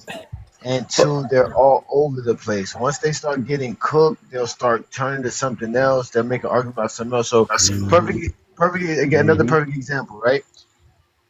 You'll have them bring up how Scottie Pippen is not as good as Kyrie Irving because supposedly Kyrie Irving could give you 27 points per game in the finals, right? And Scottie Pippen can't do that, right? Then that argument is basically starting off of the idea that's how good Scottie Pippen is. So now what they'll do is they'll tell you, well, no, not only did Kyrie Irving average 27 points per game, he was also the primary defender on Stephen Curry and slowed Stephen Curry down. Now, mind you, I've been this hearing is that a lot lately. right. This is not them saying Stephen Curry choked. Now all of a sudden they have context on when a player underperforms that there's a defensive factor in it. With LeBron, they can never. That never happens with LeBron. Never. It's always because LeBron just can't do something, right? But supposedly Kyrie Irving, which we all can agree is not a good defender at all, is being praised for stopping Stephen Curry, right? But that's the argument to instead of saying who had the most help and better competition, because that's the problem. Because the real conversation is you have to diminish Scottie so that the competition Jordan played seems tougher. Because Jordan had to face it alone. LeBron, whatever competition LeBron had to face, it doesn't matter. He has a Kyrie, he has a Dwayne Wade, he has an Anthony Davis. They could all bail him out. They could save him when he can't do nothing. Jordan has to always be perfect for his team to win. But we've all already admitted tonight that there's plenty of time Jordan was not perfect and his team still won. And in fact, Jordan played bad. You mean when he was 4 for 19 and played like dog shit and his team still won in the finals? Oh yeah, of course. We pointed out multiple games. We point out multiple games. You mean when he went 6 for 21 and they still won that game? Like, bro, Michael Jordan was very privileged in a sense of playing in an era where no one else was gonna match his energy or match his skill set. Now you have players that you can build teams now. Well, now that the second apron got created, more modern basketball is a little different. But when you create these teams like the Celtics did, or the Miami Heat did, or the Golden State Warriors did, like, you can't match that kind of shit, bro. How are you supposed to match that production? Is Michael Jordan going to match that production? Because we all know the answer is no. I just don't get where. All I know, Nick, is that LeBron James has never had a teammate go on 4 finals. No, not 4, but 5 finals runs with him. You know what I'm saying? The most was 4 with Wade and Bosh. Like, they wasn't able to be healthy either. So this nigga Jeffrey had Scottie Pippen for a solid 8 to 10 years, being a highly productive All-NBA first team, all-defensive first team player for most of that stretch. LeBron never had. Yeah, but Nero, you know what sucks? LeBron James is creating the same production as Wade and Bosh put together in 2014 in the finals. They lose 4-1. What the fuck is he supposed to do? I don't even care about that, bro. It's like I said, it's the fact that Jordan won a championship and he had an all-NBA first team and all-defensive first team player. Bro, this is why I say you can't really argue Wade. Like, if you're looking at career as a player, then maybe, or as a player at their peak, then maybe you could say that. But LeBron didn't play with peak Wade. I'm talking about the version of Wade that LeBron The second that he got there in 2012, Wade was declining, dog. Hold on real quick, Nick. I'm just about to get this off real quick because, like, I'm comparing the version of Scottie that Jordan played with. I'm talking about the All-NBA first team, all-defensive first team player. Like, Jordan got to play with that while he was in his prime, in his peak form. And this is Scottie also in his peak form. Like, I ain't never seen LeBron James have an All-NBA first team, all-defensive first team, a nigga doing both of that in the same season on his roster while he's at the peak of his powers. He didn't get that until he was in year 17, bro. And this is Jordan in the finals, bro.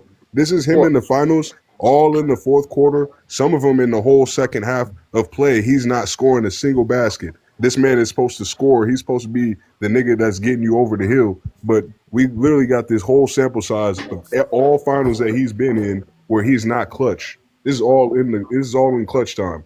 Well, that is ridiculous.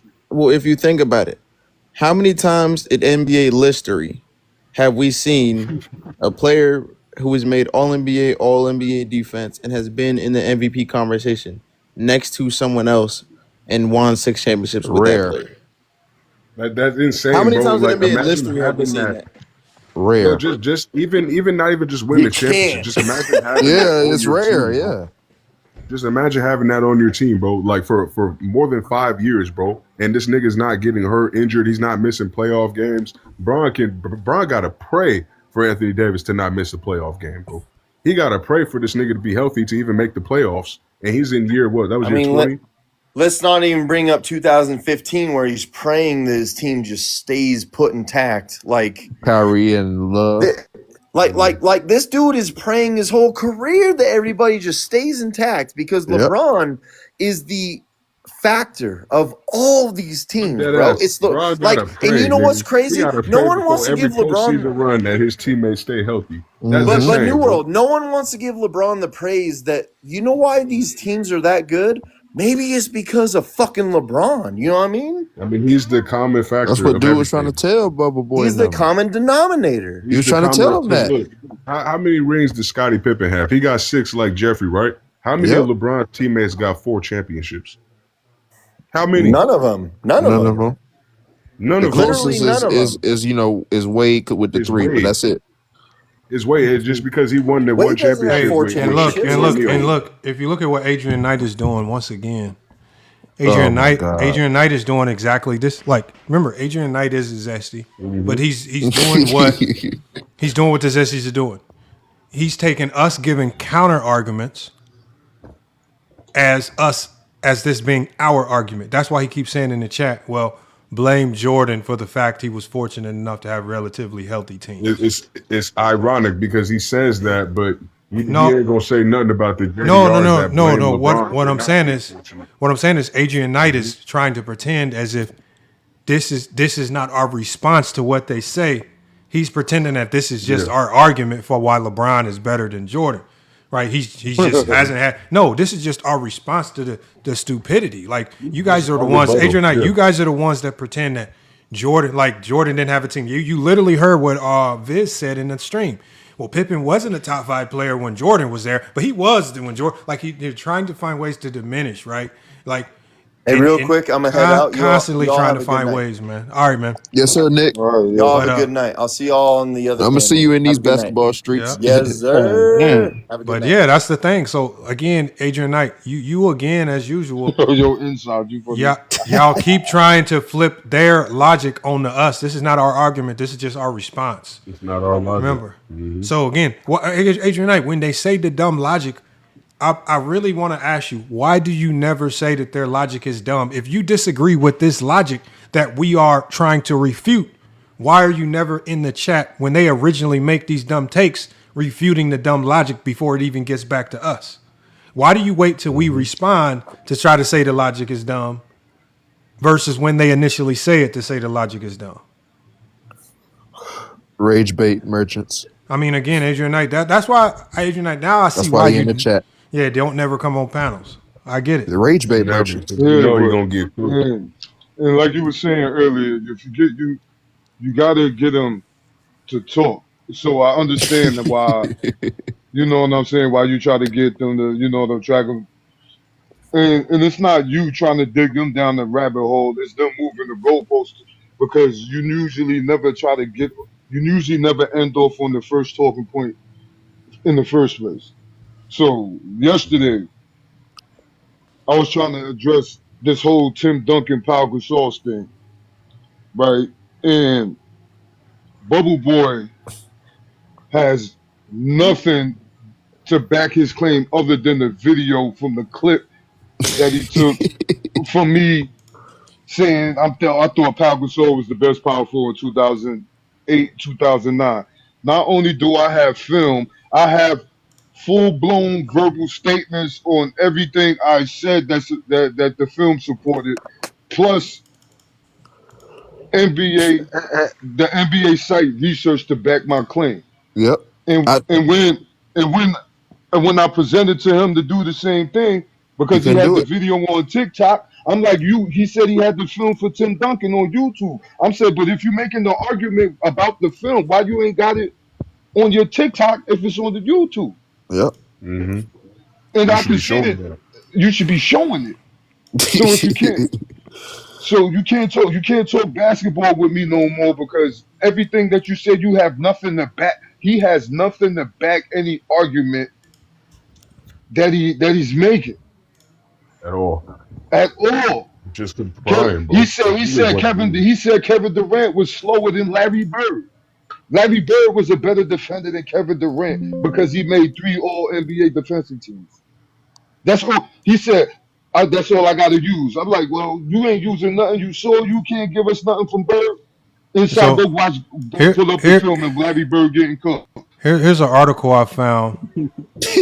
Right, that kind of alludes to what Juan Boy was saying because, like when I initially heard, like I wasn't really in this this back and forth with Gasol and Duncan, but I definitely caught wind of it, and I heard Juan Boy are debating with Viz about this, and from the sounds of it, it sounds like Viz is trying to argue Tim Duncan's entire career versus Paul Gasol, like when he like if you just specifically talking about 2009 in the moment at that time, like, this article right here was written in 2010, and this article was written by Bleacher Report in 2010. It says Paul Gasol and Tim Duncan, has the torch of supremacy been passed?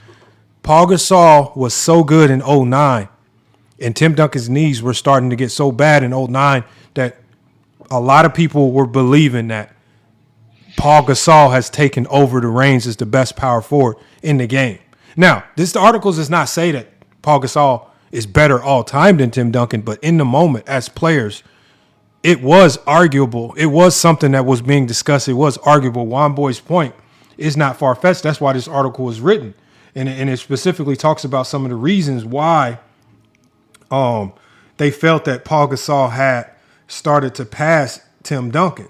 That's why I say if you do your research, you will start to see that what Juan Boy is saying isn't that controversial. It's not that we saw a lot of Lakers games that season. How can I not point that out?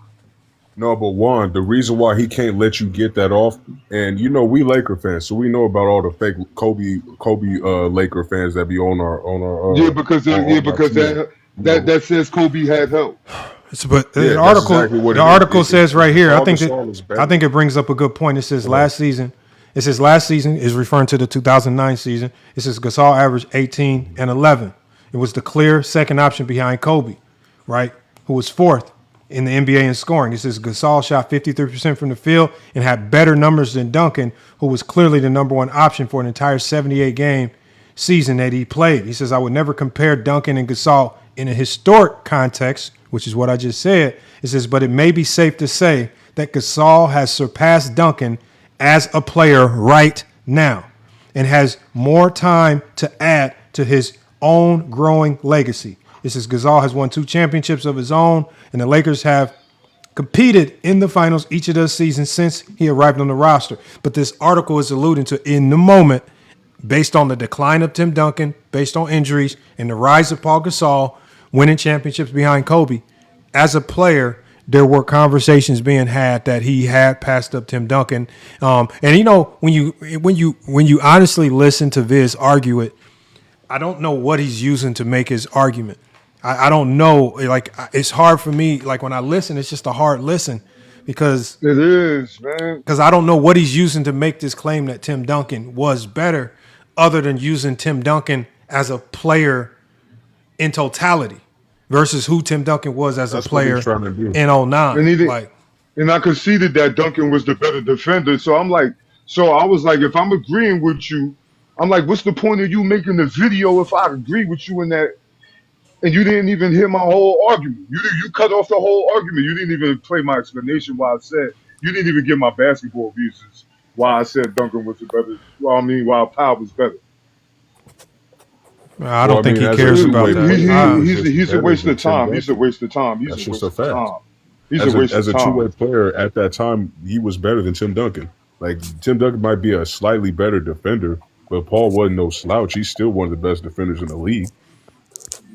And in 2009, you got to realize Tim Duncan still was a declining defender, right? Remember, this was the first year where they said Tim Duncan had like a chronic knee issue that was starting in both of his knees, right? That's severely impacting him on who he is as an offensive player and a defensive player. But again, they're just relying on his namesake, who he is throughout the entire duration of the 2000s, to say who he is in 2009, when his decline in 2009 was directly tied to them knees just starting to fail him. And they don't incorporate that. Then he had to bounce back later, but 2009 was in the middle of the decline. Damn near the lowest part of the decline. Yep. He ain't bounced back until what, 13, 12, 13? Like He had to 12, bounce back. 13, yeah. Yep. So, I mean, I wish people would be more honest about it, because, like, I like even in that conversation, I didn't even pretend that I knew. I wasn't, because I didn't remember. But when I said, you know what, let me just do some research and just at least look into what's even being said at the moment. In the moment, everybody was starting to say that Paul Gasol was the best power forward in the league. And it had nothing to do with points. It had nothing to do with all these stats and stuff that they say. Because, you know, you still got players like Amari. They were saying it just based on his impact playing alongside Kobe. Right? Even better than KG? Because it's a team game at the end of the day. That's what people forget. Yeah, and he was perfect for the team. We needed somebody that could we needed another defensive rebounder, another help side defender, another weak side defender, somebody that a great offensive rebounder, somebody that can pass in the triangle. I'm gonna say this too, and I say this about a couple players. Shout out to Bill Russell, number 6 for the Celtics. Shout out to Bill Russell. I'm a Lakers fan. We Lakers fans. I'm taking Pau Gasol to be our starting center for the Lakers right now. Starting center, not power forward. Starting center. Because he can run the floor too. I gotta stop disrespecting Pau. Now go argue with the NBA now. I was right the whole time. I was just curious. Like, I'm taking Pau Gasol to be a starting center right now. Right, 3-point God? No, I don't think. No. Hold on. Here's another one for y'all. This is even better right here. I want y'all to see this. I don't know. Because I got a question. So I got a question for you. Hold on. Yeah, let me show you this right here, because this one really kind of brings home Juan Boy's point, because this one is, they're not even dancing around it right here. This article's even better. This is from Slam Magazine. So this is from Slam Magazine 2010.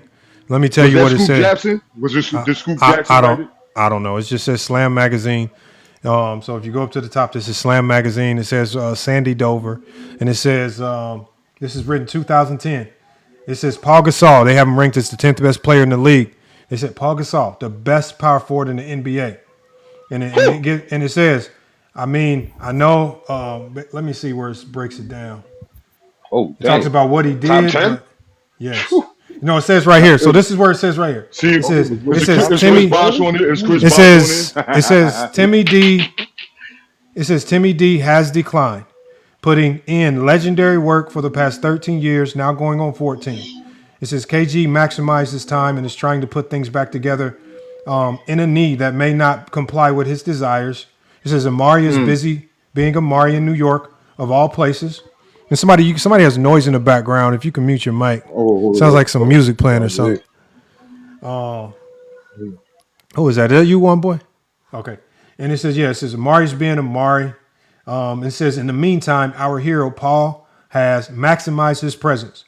Remember how some of his critics in Memphis said he didn't dominate enough, or implied that he was too skilled for his own good. It says maybe a little too fundamental for people's taste. It said, well, he's killing people on the court with his skills, the passing, the nimble footwork, on too fast for you spin moves, the high post jumper, the low post jumper, the awkward dunks on fast breaks and defensive breakdowns, the charges, the blocks from the strong and weak side. It says he's better served today. And it says his career 19-9 don't tell the full story. It said he was silent. They call him the silent Rodney Dangerfield in the South. He said, but he could be singing in best renditions of Aretha Franklin's classic. But it basically saying that Paul Gasol, it has him ranked as a top 10 player, and they have him ranked ahead of Tim Duncan in this year in Slam magazines. And they give a breakdown just basically talking about who he is as a player. So again, this is another source outside of Bleacher Report. This is another source that's basically alluded to just Paul Gasol in this particular time frame, just starting to pass up Tim Duncan as a player. And they even talk about it is because Tim Duncan's decline due to the injuries. So anybody that's talking about Tim Duncan in 2009 is just really just going off name value. They didn't watch, and they're really, like I say, you're just trying to create an argument with Juan Boy. That's it. That's it. That's the wrong argument. That's a bad one. That was a That's a bad fact. one. Now that 3-point guard is up here. Now, would you agree that was a bad argument for Bubble Boy 3-point guard? What Based off of every basketball, if you want to go to what people said, we got Slam magazines is credible. The NBA site is credible. My eye test is credible. The film that I provide with the eye test is credible. And Viz brought nothing to the table. Why you don't be having the same energy for a guy like that you be having for a guy like me and the guys that we on that's on this panel? No, my problem is like sometimes when I hear these top tens, we put people, and sometimes I feel like they play with somebody that was so great. That's not what I'm asking you. That's not what I'm asking you. Gotta let him finish, one boy. Just let him finish. I want to hear whatever he's saying. Just let him finish. It's ridiculous because he played with Jordan and Paul Gasol. Don't get me wrong, Paul Gasol was awesome. Like I said, I was in tears too when we won those championships. So, but no, that's not what I asked you. That's not what I asked you. I heard Lamont talking about how someone was a top 10. But I asked you a question. I'm gonna ask you the question one more time, and don't deflect again, please. Now, what you just heard Lamont read came from credible sources, Slam Magazine and the NBA site. The same thing that they provided. I was saying that I had provided what my eye test, a verbal explanation on multiple occasions, plus the film to back it up, and Viz brought nothing to the table. So I asked you, with this Pau Gasol and Tim Duncan thing in 2009, why you don't be having the same energy for me and guys on this panel like you would have for Armani Viz, a.k.a. Bubble Boy? I don't even know how to answer that damn question. You said, why don't I have the same issue when you talk about Pau Gasol? When you hear articles, because no, 3-point guy, 3-point guy, no, 3-point guy, 3-point guy, 3-point guy, 3-point guy. Hold on, 3-point guy. You don't have to. To me, I'm not even gonna let you answer that because one, even if you wanted to, people like Viz won't even let you contest them. Man, these dudes want a circle of people that make them feel better about their takes. So I'm not gonna put it on you. Even though you disagree with us, I'm not going to put it on you to go challenge them because these dudes don't have the intellect.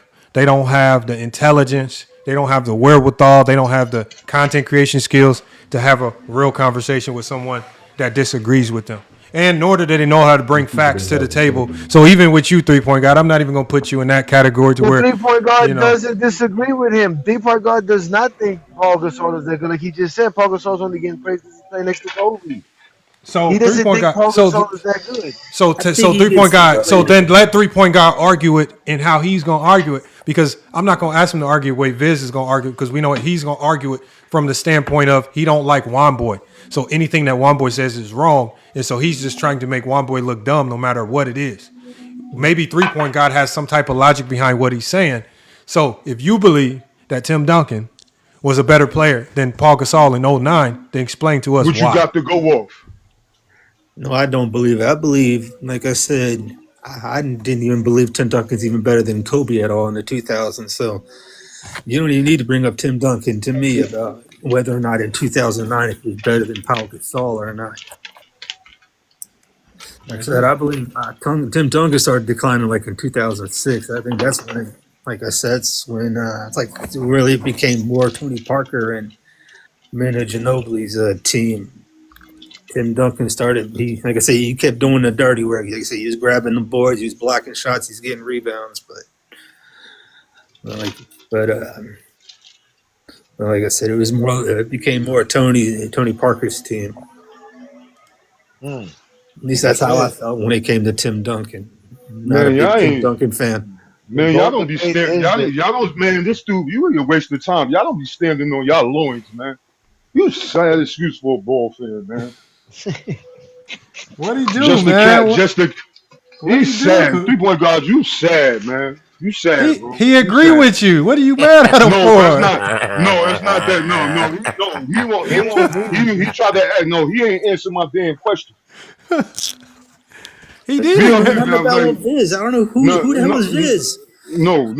Well, so why you don't be going over there terrorizing them? Why you the same energy you be having for us so-called Braun fans, the real basketball fans who actually watch and bring credible information to the table? You be siding with the dudes that be making up shit that don't watch no basketball Because a lot of things at you all. say, Juan, but I don't believe it's credible. How about that? I don't believe listen. you say it's credible. Because you say it and you watch You be coming because you be coming over here trying to because you be trying shut up, man, because you be coming. I watch. What is hate watch? You hate watch. I watch. They don't watch it all. What's hate watch is when you watch a certain player and you watch all his mistakes and flaws. Yeah, because Jordan ain't the GOAT. So don't get mad at me because the film say Jordan ain't the GOAT.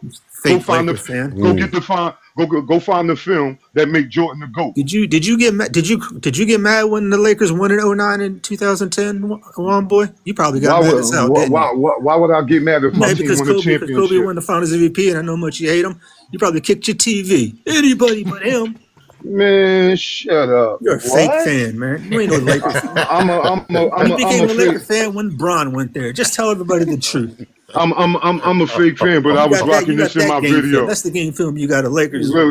You see, do you see that? That's the 20 championship Skelly. Had it on yesterday. I got the jacket to match in the closet. Answered the question. I got the jacket to match in the closet. What you want to do? You know what I'm saying? I got the 25. Hey, Womboy, what that joint say on the left, all the way at the bottom? What year is that?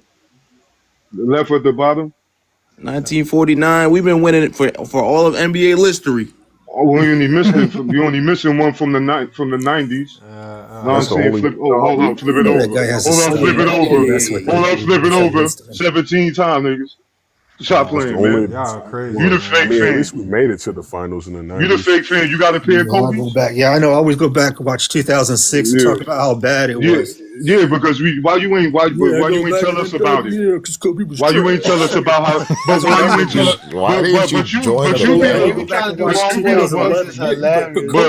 But LeBron was great in 11. But let's go back and watch what Kobe did. Hey Johnny, but he'll be the same one to type of talk. He'll be the one to talk about Kobe ain't have a team. They won't talk about Kwame Brown was having. He had issues. But hold on, real quick. So all due respect to Kwame, he did play pretty good in that series. He just was in foul trouble. He averaged 13 and 7. Lamar Odom was giving up 19, 11, and 5. No, I mean, Smush Parker outscored Kobe in the game. He was the leading scorer. He was the leading scorer in the game. We outscored Kobe and we won. 3-point guard ain't gonna tell. Why you ain't never tell nobody this shit? Why does that matter? Why would you matter? Because someone scored more points than one. No. But why you don't? Y'all bring it up for LeBron. Why doesn't it? Listen to this. Why doesn't it matter? Because what do you mean? Why it doesn't matter? Why does it matter if Kobe got outscored and they won? No, but listen, because if Pau Gasol's 11 and 19 mattered with Kobe in 2009, how did Lamar Odom's 11 and 9 in 2006 not help Kobe? So answer the same question. So when Kobe averaged 35 against the Kings in 2000, we were talking. Why did you still call Kobe a sidekick when he was the leading scorer? Stop moving the goalpost. No, you're not. I'm not moving the instances, yes, you are, because you're moving into the instance where Kobe is not the number one. You're talking about Sacramento, where he's not the number one. Shaq is the number one. I'm talking about if Kobe had the help of Pau Gasol in 2009 with 11 with 18 and 11, how did Lamar Odom average 19 and 11 and Kobe not win in 2006? How does that not help? Dude, did you watch the game? We barely lost. Oh my God! We barely lost Game 6. We were up by 3. You know why we lost? With under 10 seconds to go. We were up by 3. Tim Thomas from the Phoenix Suns hit that 3-pointer to tie the game. Stop acting like you didn't watch it. No, I did watch. That series hurts me still. And you talk about like it was Kobe's fault. That's why you're moderator. Can you mute him? Because he's not going.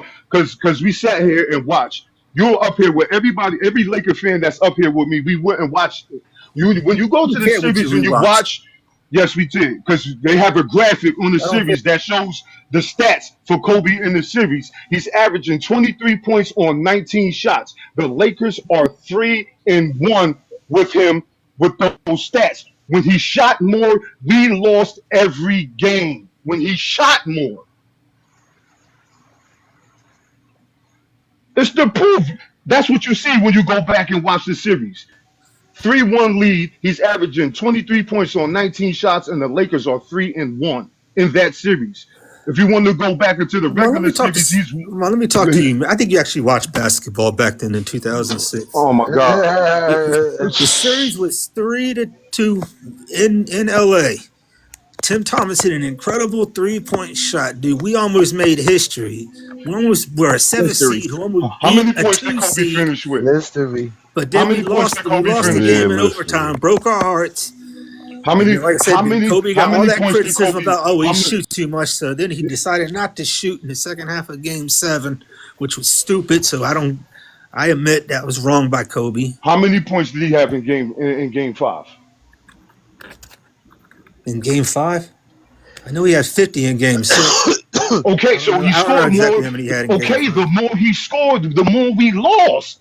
Dude, we almost won. What do you mean the more we lost? We lost. That would have been a 50-point dub, man. If it wasn't for Tim Thomas hitting that shot. We had 3 wins with him averaging 23 points. When he had over 50, we lost. I don't know if that's the super, because that team was built around Kobe doing all the scoring. Like, that's why they got on Kobe that's why they got. No, hold on. It was fun to watch. No, but I'm thinking because if that's the case, if that is the case, then you can't chastise him for not shooting, and then that's why we lost. If he turned down the shooting, like in the game where y'all say he stopped shooting and essentially quit, that can't be right. That can't be the reason why you also lose.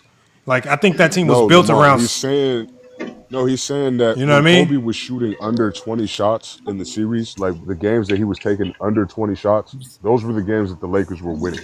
Versus this is completely different from not taking any shots at all. Like, you're completely taking yourself out the offense. But the thing is, that's so hard to do. Like, that's so hard to do in basketball. Like, when you're a basketball player on the court, like, are you just playing in the flow of the game, or are you tracking? Damn, I'm at around 18 shots. I better slow down because it's gonna cost us the game. Like, it's hard to track the game like that as a player. Like, sometimes it was just the ball movement was just flowing a lot better when Kobe was actually getting the offense involved. Like, when he's taking his shots, but he's still leaving the team involved. Because like you said, we got other players on the team. No. What I'm saying, what I'm saying is, I'm not going in one sense blame Kobe for dropping 50 and we lose, and then blame Kobe for not shooting when we lose. You got to pick one road to go. You can't kill him on both sides of the coin. If you don't want him shooting, then go down with him not shooting. If you want him dropping 50, then go down, win or lose, with him dropping 50. But you can't chastise him on both sides of the spectrum and say, nah, you need to be playing it down the middle. Like, Kobe is either two types of players. Either he not gonna be aggressive, or you got to go tell him to be Kobe. There's no middle ground with Kobe. There's no passive in his game where he can play this middle ground. And sometimes he's not LeBron. He's Kobe. His game was built around him being hyper aggressive on the offensive side of the floor. You know what I mean? I'm just trying to be fair with it. I'm saying his game was built like, you can't tell Kobe to be passive. That's just never in his mentality. And I think if you try to ticker Kobe down, if you try to ticker him down, he's no longer Kobe. He's somebody else. Yeah, that's what I'm saying. But you got, all right. So he averaged 42 against them in the regular season, and it was 1-3 against him. Let's just say I hate the player named Tim Thomas. No, it's not. I hate that name forever in my life. You got to also blame Kobe for doubling Boris Diaw to leave Leandro Barbosa open, or Kobe having 2 turnovers and 2 fouls in 2 possessions. Real question, no troll. Who gave up that? Who gave up that damn offensive rebound? Was that who was it? They got the all because they missed, and I'm like, yes, they're gonna have to foul to win the game. But they got the offensive rebound. They pushed it back out to Tim Thomas, and he. But you're going to multiple instances to pull it away from Kobe. Now, listen, We should have won games. We should have won Game 6 because Rajah Bell was suspended. We shouldn't even blew the 3-1 lead. Amari Stoudemire didn't even play for the entire season. So when you consider that Rajah Bell is suspended, that's Phoenix losing their best perimeter defender. So now Kobe's being let's listen. So now Kobe's being guarded by Leandro Barbosa, who's not going to put up much more resistance on the defensive end because Kobe, he's smaller than Rajah Bell. He's not as strong as Rajah Bell. He can't stay in front of him. But one boy, you gotta be careful. The only reason why I say be careful. Hold on, I'm gonna let you. Hold on. I'm gonna let y'all. Hold on, I'm gonna let y'all argue this. Hold on. 3 point guy. I'm gonna let y'all argue this. But you got to be careful, one boy, because we was just listening to a conversation where we saw how hyper focused they were on blaming LeBron. No matter what. Right, disregarding what the others were doing, because that was Gick's whole point. Gick's whole point was, look, these others aren't doing what they supposed to do, and so I think we got to be careful with how we argue, even with Kobe. I got this. I got this. No, I'm saying it's hard. Like, and again, I'm not one of those to try to remember every element of the game and what player. Like, sometimes I have to go back and rewatch, But you're kind of teetering on lines of blaming Kobe for everything, just similar to how the Zesty Jeffries were blaming LeBron for everything. And again, in these conversations, just like we clip them, they are very selective with how they clip us, and they're gonna be like, "Oh, look, you doing the same thing, and this is why we right." And that's why I say I got to give 3 point guard a little bit of grace because we just gave somebody credit. No, because I want to put his feet to the fire. Let's see. Okay. Let him go. Let him go. All right. So do you hold J.R. Smith accountable when he got that offensive rebound? Why are we talking about J.R.? He ran the clock out when he didn't realize it was tied. No, I don't know. I don't want to stick to right? Kobe. I want to stick to. I want to know. I don't want to move the goalpost. That's not moving the goalpost, y'all. I wonder who gave up that damn offensive rebound. I can't watch the game. I'm too disappointed to watch that game again. All right, so we're gonna let you use that then. So you talking about, do we blame J.R. Smith for his blunder? For not having court awareness. I mean, for not knowing the time to score. Like that's just how about a player not being able to box out and rebound? Yeah, that too. But also there is no box out, there is no rebound if George Hill also hits that free throw. Exactly. So can we get back to Kobe now? And then if we box, can we stay on Kobe now? What else to say about Kobe? You blame him for the wins. I blame him for the fact that we won 7 games versus Phoenix. Okay. You blame him for the losses. No. Listen, right? We were at 7th seed. They were championship favorites. Okay, but we were up 3-1. Seeding doesn't matter. There's been multiple instances. Did you see the buzzer beater? He played like shit that game. He shot like shit that game.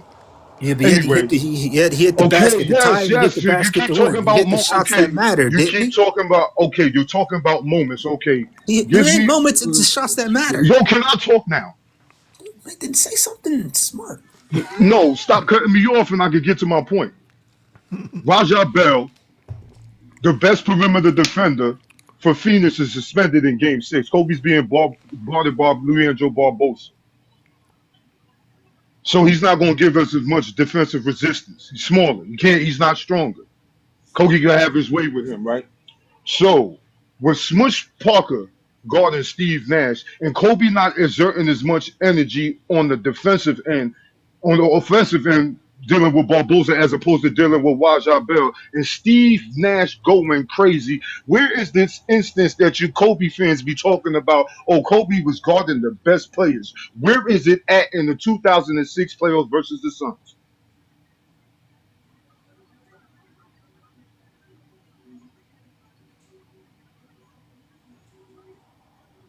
You can go ahead and talk, 3 point guard. Can you hear me? Unmute yourself. Yeah, we can hear you now. Oh, I got muted. Okay. I'm just trying to keep the conversation. Go ahead, man. We're not going to talk while you speak. Like I said, I'm not trying to be, I am being, just felt like calling him a fake fan, but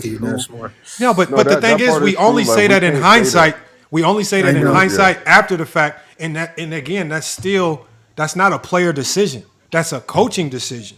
That's still not something Kobe No, can that's true. control.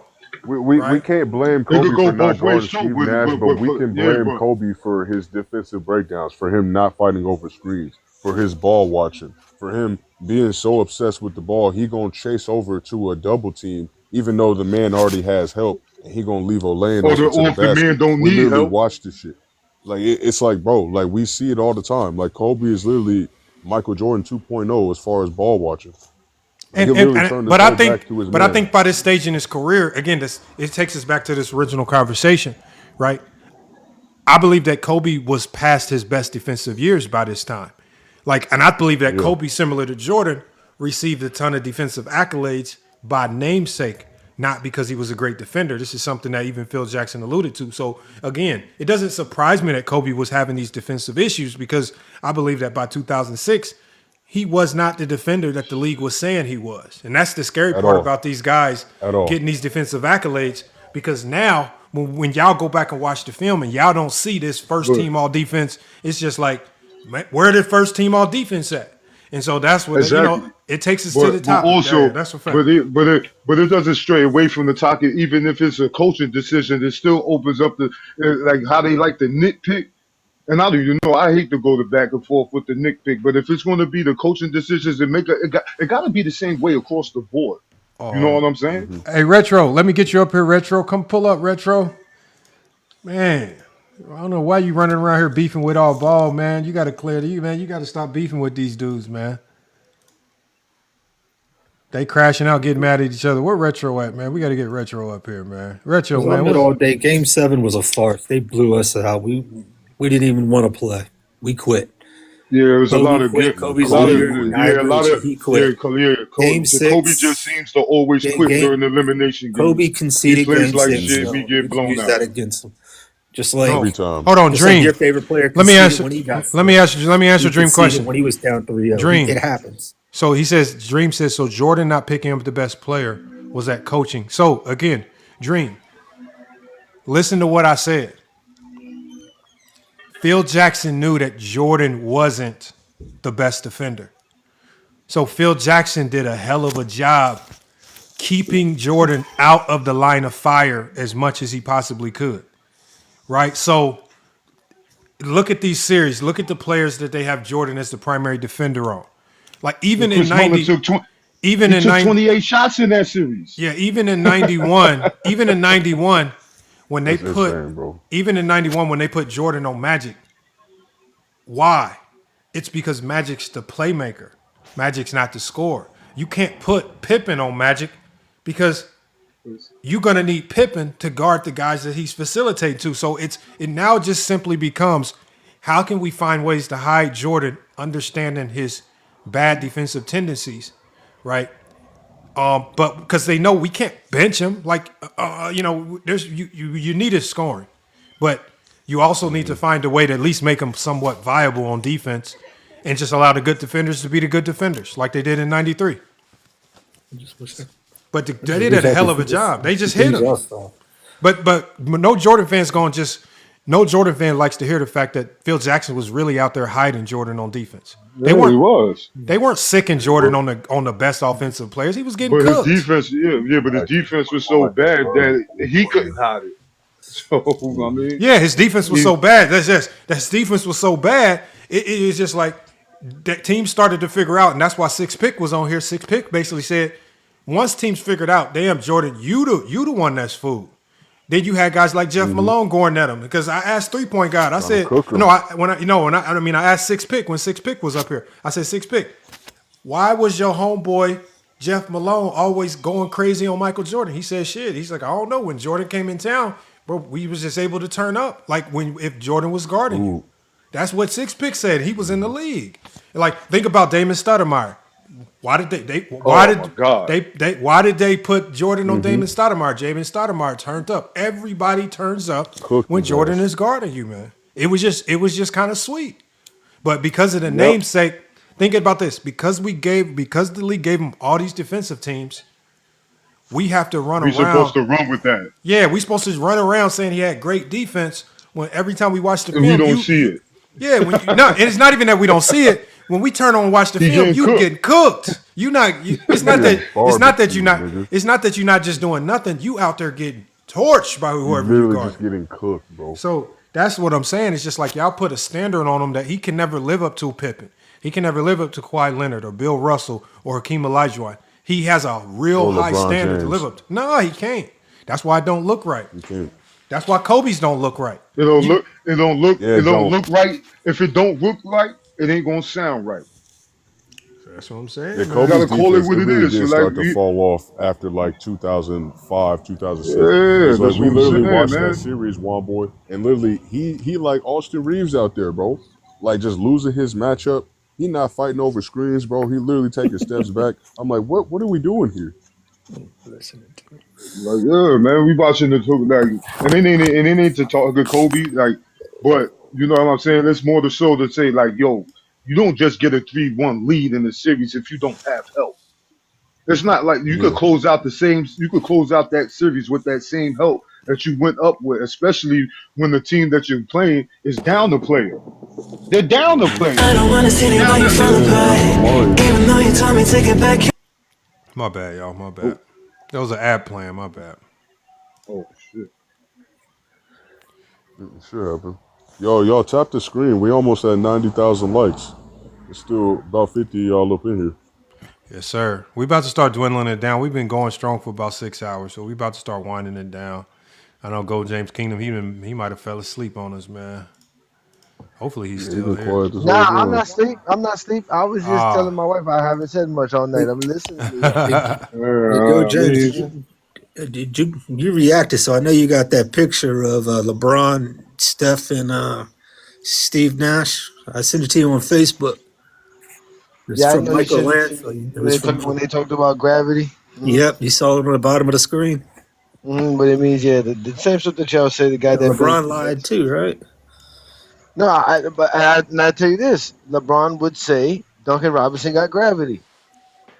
I wish I could have played the video for you instead of just Y'all only want to say Stephen Curry got gravity, but gravity applies to any other player. It doesn't just apply to Stephen Curry. Stephen Curry's not the only guy that you have to worry about running around screens for a catch and shoot situation. There's plenty of players in today's NBA you got to worry about if they're open for a catch and shoot situation. That's gravity. You have to guard them. Somebody has to be on them. Yeah. Somebody has to watch out for them. And watch how many screens they're running through. And I've redefined any of them. And I redefine what gravity means to them because gravity, they make it sound as if gravity means that as soon as you step on the court, defenses have to swarm to you because you are who you are. When the only thing gravity is just the word. It's just attention. It just means that the other team has to be attentive to where you are, and how they react to you is up to them. They pretend as if gravity is an automatic reaction by the defense, which is why they use the term like everybody has to swarm to you when you get near the ball or you might be a threat. And that's just not how it works. It just means the other team has to know who you are, where you are on the court at all times, and they have to be ready to deploy whatever game plan they have on you, right? Because they know that you're a potential threat. But at the end of the day, I just don't know why we talk about it when that's essentially any good basketball player in the NBA, right? Anybody that steps on the court, everybody. Everybody, you have to pay attention to players, right? Some people are backdoor threats, right? Some people are shooting threats. Some people are cutting threats. You have to understand who people are. You have to pay attention. And your as defense, like we talked about with Jordan, you have to always see man in ball so you don't fall prey to a lot of these players by paying attention. And it ultimately still takes us back to defense and what the defenders can do and what the defense is trying to do. It's still not even up to the player. They just, again, they like to spice up Steph Curry to make him sound way, way, way, way better than what he is. And then they get y'all don't know how to accept it when a guy like Duncan Robinson now has more gravity than Steph by the metric. It makes no sense. That's hilarious. Didn't Kevin Durant lead this year in gravity? Nope. It's Duncan Robinson. No, he did. No, Duncan Robinson didn't lead. It was Kevin Durant. But again, is that for on ball or off ball? Well, there are some different categories for gravity, but overall it was Kevin Durant. But still, at the end of the day, you guys don't agree that people like Duncan Robinson, who was top 10, and other players who can catch and shoot also possess the same gravity. Gravity, the same, if not more. You The can see it. same. Like I said, when Duncan Robinson got hot in Detroit in the playoffs, like I said, he was giving his Anyone, Kyle teammates easy Korver, shots too. Luke Kennard, you can't let none of these dudes catch and shoot, bro. You're in trouble if you let these people come out. Okay. Chris Middleton, Yep. run around. I am going to Malik Beasley. You let these dudes catch and shoot, you are in trouble. These dudes are lethal at catch and shoot situations. Yeah. Klay Thompson. So Jason Terry. All those guys, man, all of them. You have to. That means if he's running around there and you know he's running, he coming from the weak side, going all the way to the strong side to go get this ball, and he's gonna run through 3 screens to go get it. Obviously, you have to account for that because if you let him do that all night long, you in trouble. Yeah, but Ray remember, Allen, all these dudes, man. Lou Williams. hey Johnny, remember most of this applies to people when they have the ball. Steph is dangerous when he doesn't Not even true. have the ball. No, That's I not true. That's not true. All the Chris niggas Mullins, That's the that we picture I just named are sent you. Is literally when he Chris said dangerous running around Mullins, off Reggie ball. his gravity is when he Duncan doesn't have Robinson. the ball running around him. Ellis, any player that relies on a catch and shoot situation running around on getting screens off the ball is a player that creates gravity. Because when you have the ball, of course it's gravity. You have the ball. Yeah, the I thought basketball, Curry was the wherever only the player basketball on to the do court is, it don't matter who has the basketball. If you have the basketball, you have gravity. Everybody's focused on you. You're the most Now, important and player on the court. not only that, Lamar, I've always told y'all this, and I've told Lamar this. That was one of the most best things Steve Kerr could have ever did was take Stephen Curry off the ball. Yes. Because now it's hard to keep my eye on man and ball, especially Yeah. as much as Stephen Curry moves. The difference between Stephen Curry and all these other dudes, he has the endurance to just run around. Like not a lot of dudes have that kind of endurance. Stephen Curry has the endurance to play 38, 40 minutes running around all types of screen all night That's long. crazy. You can give him that, but that's endurance. That's not gravity. That's stamina. Yeah, the endurance is what causes the That's not gravity. gravity. That's endurance. That's his stamina. He Did is you hear what running Gilbert? all over the You place. remember what Gilbert Arenas said on his show one time when they said, "Who would you rather guard, Allen Iverson or Steph Curry?" He said, "I'd rather guard Allen Iverson because once he gives up the ball, I don't got to worry about him no more." He said, "When you got to guard Steph Curry, when he gets the ball, you still got to chase up all around." But 3-point guy, think about what he's saying.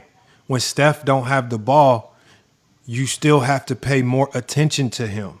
It's harder to track him. And so it still comes down to the level of focus, discipline, and attention that you have to have. So if you're guarding Steph, your discipline got to be on 10. You can't have not a single hiccup. You got to be tracking them. You got to see man and ball. You still got your own help assignments and help responsibilities, and you got to track Steph. And if you lose track of them or if you get hit by some type of off-ball screen, then you got to communicate it out and make sure the other guy who switching off is doing what they're supposed to do. So it becomes just a helter-skelter. As a defender, you got a lot of stuff to try to track when you're guarding Steph Curry. So that, to me, that's not gravity.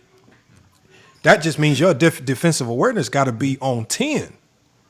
It still comes to attention. Gil just don't want to have all that stuff going on defense. He trying to rest because he got a whole bunch of work to do on the offensive side of the ball. Now I got to track this man. I got to fight through these pin downs. I got to call stuff out. I'm not the anchor on defense. Now I'm running around talking like I'm the anchor because I'm getting hit with a million off-ball screens and stuff. These dudes, again, it's a lot going on. That's why you have to respect the Draymond and all these dudes that have to battle that out on the defensive end. But these dudes don't know how to talk ball. I mean, but again, that's why I say what y'all okay. Yeah. Just give gravity to everybody that has it. Give it to all. Don't just make it seem like it's a Steph Curry thing. But I'm just saying, to LeBron, that's what stood out to him is what's most dangerous thing about him is his gravity, is what he's saying. Other people have gravity. That's the most dangerous thing about LeBron himself is his being off ball. How much attention? Crazy look, off the LeBron ball. at 41. LeBron at 41 got damn near the most dunks in the NBA, or he has some crazy amount of dunks this year because he's just playing off ball. and he's 41 years old. Come on. Matter of fact, This is what sciatica. the play they ran for Kyrie, LeBron's clearly making sure that his off-ball presence is there because the man that was guarding LeBron completely stayed on LeBron because LeBron was one pass away from Kyrie. Mm-hmm. And that left Kyrie Irving to have a one-on-one with Stephon Curry. We got Adrian Knight. He says, if Jordan's defense was so lackluster, they wouldn't have had won 6 championships. Well, I've seen teams win championships with lackluster defenders. The Warriors won multiple with Steph Curry.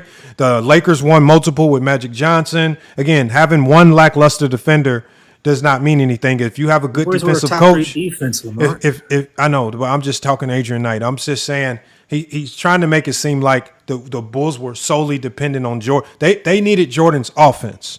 We're not taking his offense away from him, Adrian Knight. We're just telling you that we understand we don't have to pretend that he was a great defender to elevate his greatness. His greatness was on the offensive side of the basketball. That's where it ends. The fact that we have to mythicize him and turn him into this all-time great defender is very sad, man. It's very sad. And Adrian Knight, none of you guys can still come up here and tell us all these great defensive attributes and give us a game where we can see all this stuff. That's how you know Jordan can't play because they won't even go watch Jordan game just to go give us the game. Like they should have been found one by now. I don't understand how you found a Kyrie Irving defensive game and you can't find a Jordan defensive game. They got 2 YouTube games on. They got 2 Chicago YouTube games of his 8 steals. I can't find the 10 one. I don't know where. But you talk about now. You know the crazy thing. Jordan got 8 steals in one game. He's got 2 of them on YouTube, and yeah, they were legit. Because someone was reviewing them or something like that. Two. So you got 2 games from a 15-year career that took 19 years to play. No, and it's still steals now. We still count steals now. Remember, it's a steals game. He didn't slow nobody down. He just got steals. Yeah, that's what I'm saying. Like they do say Jordan's defense is up there with Scottie Pippen's. They do say that. We hear it all the time. They don't like this. Yeah, they don't. It's not until we start explaining to them how good Scottie is until they start admitting, okay, yeah, Scottie was great defensively. They won't admit Scottie was great offensively. That they won't do. That won't. That's not in their repertoire. Yep. I would love to see that 8-game steal game though. I'd love to see Jordan games. What game is that? 3P got. I know it's on YouTube. You got to watch it. Yeah, we're gonna pull it. There's a dude. Put 8 steals. Put 8 steals. It's not like Jordan game. If you put 8 not a steals, complete game. You're not going to watch a 2-hour or hour and 50-minute video. No, I'm not tonight. Obviously, we're not going to do that tonight. But it's good to have it in the archives. The archives creeping. Zesty's talking. Panel leaking. That'll be a good song to close it out on too, man. Hey, that shit go hard. I was just listening to that shit earlier. Where the pin? You see my new video, Lamont? See me celebrating? I ain't Giannis. Yeah, man. Giannis, man. We got the Greek freak. Hey, Johnny, before y'all end, can I ask you one more question, hey, Johnny? Sure, I'm listening. Because you say, like, we call 2011, well, LeBron haters call it a choke job, one of the biggest jobs. And how do you view the 2006 first round, what Kobe did when he took a 7th seed to 7 games? I mean, number two seed to 7 games. They were the 3rd seed. That was the one. No, the Lakers were the 7th seed. 6th seed. We were the 6th. Man, nobody's going to co-sign this, man. Nobody's going to co-sign this. I mean, that was when he coughed up the 3-1 lead, right? Yeah. That was bad. I mean, you coughed up a 3-1 lead, man. You Kobe. That's what I heard. So, did he choke? Did he choke? 3-1 lead is a choke, my friend. Okay, so I feel so it validates my 2011 choke job. Was LeBron because he averaged 17 points, so I thought it was because they were up 3-1. It was 3-1. That's what I'm saying. Were the Heat up 3-1? It don't matter if they were up 3-1 or not. That's the point. 3-point. That's the point. 3-1 is the point. They didn't lose. Kobe. If Kobe was 2-1, I wouldn't say he choked. Kobe lost 50. Sir, LeBron's like, I'm not shooting in the 4th quarter. That's a choke job. That's not true. That's not what LeBron said. LeBron, like, no, I'm not shooting. I'm not shooting the fourth quarter of this game. That's not what LeBron said. I just say I have 8 points. I think I'm going to stick with these 8 points. So hey Johnny, you know what he just did? He used what you felt about 2001 blowing the 3-1 lead, and LeBron didn't to bring up the 2011 shit. And it's not even the same thing because Braun didn't even blow a 3-1 lead. That's what he did. Yeah, that's what I'm saying. LeBron didn't blow a 3-1 lead, sir. I mean, that's not what LeBron does. You know, Stephen Curry does that. Hey, Johnny, I'm looking at the Kobe math on it. It says when you're up, he still went out guns blazing, right? It says irregardless of the seeding. He didn't shoot in the second half. It says irregardless. It says irregardless of the seeding. It says when a team. It says when a team is facing. Hold on 1 second, 3-point guy. It says when a team is facing a 3-1 deficit in the NBA playoffs, you have roughly a 4.4% chance of winning. Right. So again, as Johnny said, when you go up 3-1, no matter what the seeding is, it's typically an indication that you're the better team. And if you don't finish that out, it's a you problem. It's not a. It's some y'all. You know, it's a big issue. Yeah, it's a Kobe problem. Yeah, it's a Kobe problem. You can't go. Yeah, Kobe, Kevin Durant, Stephen Curry, Kawhi, Paul George, all of them. Yeah, these are 3-1 losers, man. You can't be up 3-1 losing, man. Jaylen Brown. LeBron's one of the best closeout players in NBA history, man. Go look up the numbers. Yeah, look at all these fourth quarters. Look at all these fourth quarters until that with LeBron just out. And just in the NBA in general, y'all. They said even if look at this stat makes it even worse. Hold on 1 second, one boy. It says even and check this stat out. Hold on 1 second. This stat is even more crazy. It says they don't believe in that. It says even if the best team in the league needs to win 3 games in a row versus the worst team in the league, they only have a 12% chance to do that. So even if you need to win 3 games versus the worst team in the NBA, it's still almost a statistical improbability that you can beat the worst team in the NBA 3 times in a row. So that's what makes it crazy. Like if you're not if the worst team in the league can get 1 game out of 3, the Lakers should have most definitely got 1 game out of 3. Just by I didn't even think they were going to get 3 games in that series. I thought they were going to sweep us. And I didn't think the Heat were going to make the finals, and that was such a good move. Man. So I'm good. You didn't think in 2011 you didn't? No. Damn, who do you think was going? Boston. The Lakers. The old Boston. The old Boston. The whole world thought it was going to be a Lakers Boston. Boston, why would they be old? They were just in the finals, and they went. What's it called? 7 games with the Lakers. Mm-hmm. Yeah, y'all said the same thing about Detroit in 1990, right? When they called you. Oh my God! So I guess the Pistons were old. Never called nobody old. I don't never call nobody old, bro. I go by production, bro. You can be 50 like LeBron and be productive, bro. It doesn't matter. It may not be the older you are, the more I'm gonna praise you. The older you are, the more you're gonna get praise. In fact, when you're old, it doesn't mean you're bad. The older you are, you're gonna get praise. That's why I get tired of Zesty Jeffrey logic. Because Zesties are the ones that make it seem like you're old is an excuse to lose. No, if you're old and you're doing great, that's even better. Don't even care if you lose or not. The fact that you're old and in the finals, that says a lot about how good you really are. It's a big fact. Okay. If in fact you do believe they're playing, that person is playing great. No, if I believe they're old and they're in the finals, damn, they're good as hell. They're really good. They're really, really good. Shouldn't be in the finals if you're old. I thought you said old.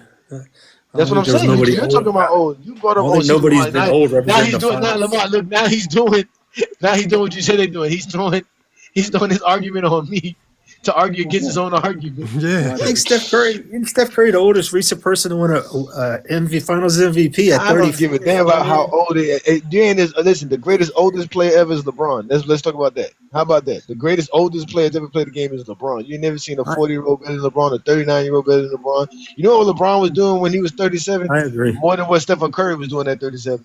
No argument. He is the greatest. How old is Stephen Curry? 36, 37? I'll give you that.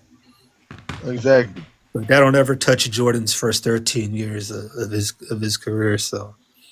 Oh, you mean That'll the never year touch that, it. He can, like I said, he can keep going till he's 50. It ain't including gonna the matter. including the He year and a can't. He half can of load accomplish. management? Are we counting the year and a half He load still ain't management? caught up to Jordan what he did in 13 years. So. Are we just doing just 13 It seasons? wasn't even 13 years. What the That fuck was are we Jordan. talking That was about? Hold on. Jordan's greatness, right? Hold on, but Vic, 3-point guy, what did LeBron not catch? What did he not This catch? nigga don't got He nothing didn't catch. over him, Like I bro. said, he didn't catch him. He didn't catch him in championships. He didn't catch him in Finals MVPs. He didn't catch him in league MVPs, scoring titles, steal titles. Okay, so hold on. Now stop right there. No, hold on. Stop right there. Now, what are the things that LeBron surpassed Jordan in that time frame? In 13 years, nothing. What? Nothing at all. No, what did he?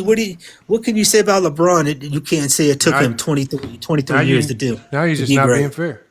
So you saying LeBron? So I got you. So I got you real quick. So LeBron won 4 MVPs in a 5-year stretch. He did that. LeBron went to 8 straight finals in a 15-year span. He did that.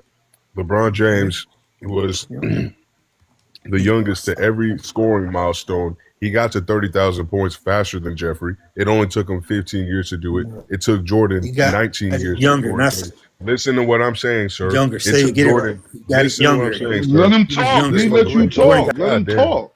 Let him talk. Nigga, we was letting you speak. Nigga, it took Jordan 19 years to score 30,000 points. It only took LeBron 15 years to do it. So at the end of the day, we talk about speed to do shit. LeBron has got 13 first-team All-NBAs. It took him a 15-year span to do that. It don't That's matter, way quicker man. than Jeffrey. It's more than Jordan, Jeffrey.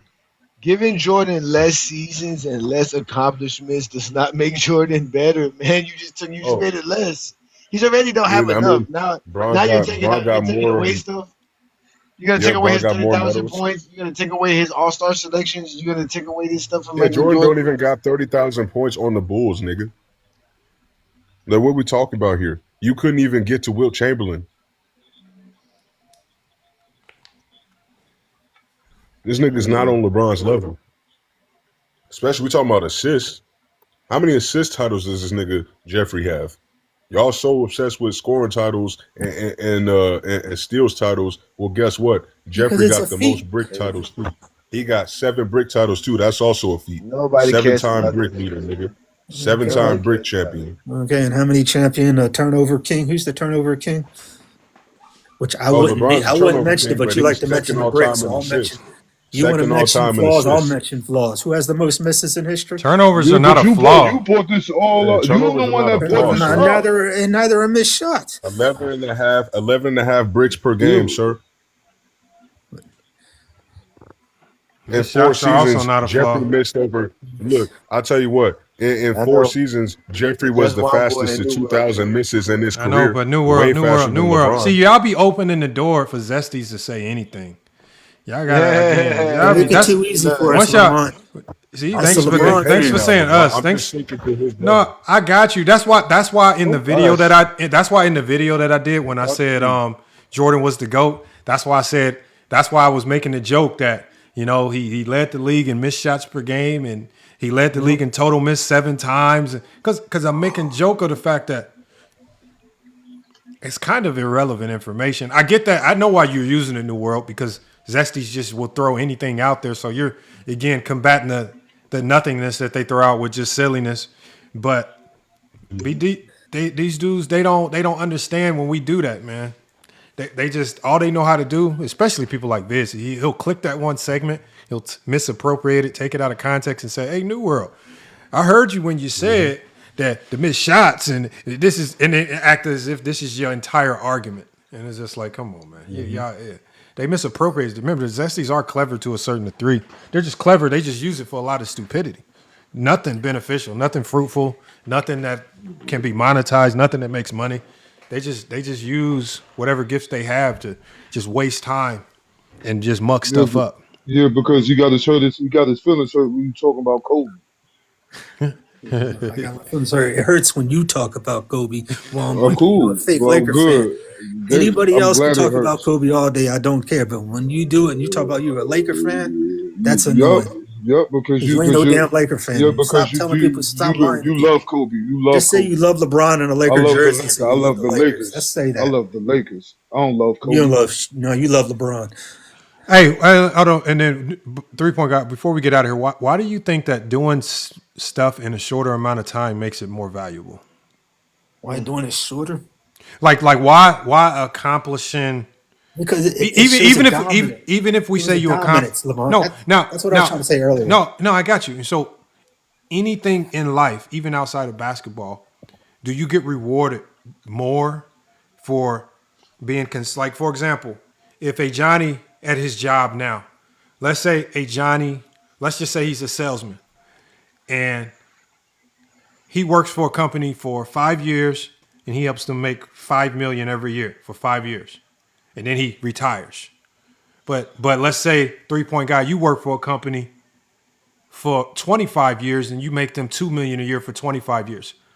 Who's the company going to respect more and give a pension to, you or a Johnny? I don't know. That's kind of a weird analogy.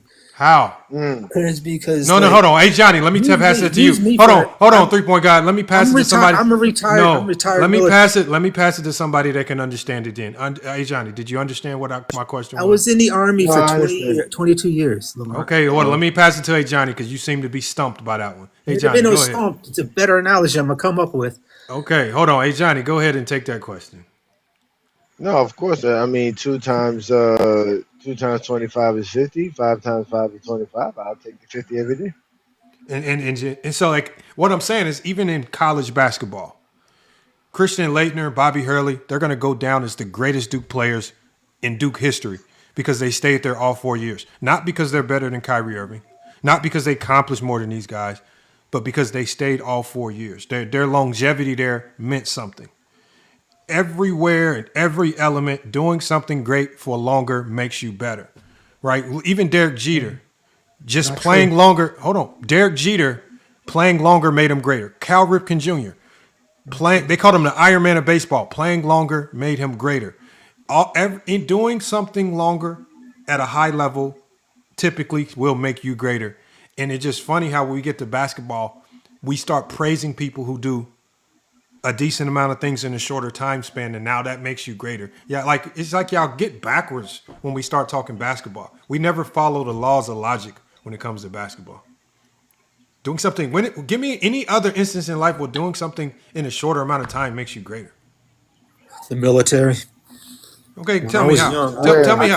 Tell me how. I could run 2 miles in 12 minutes.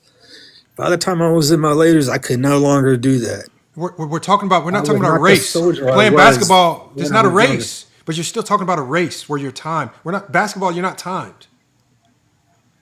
Yeah, what just timed. It's just everything. Like you could shoot your. I was better marksman with my rifle, which I did everything. I was on point my first 10 years, but then when you started to decline after you hit your peak or.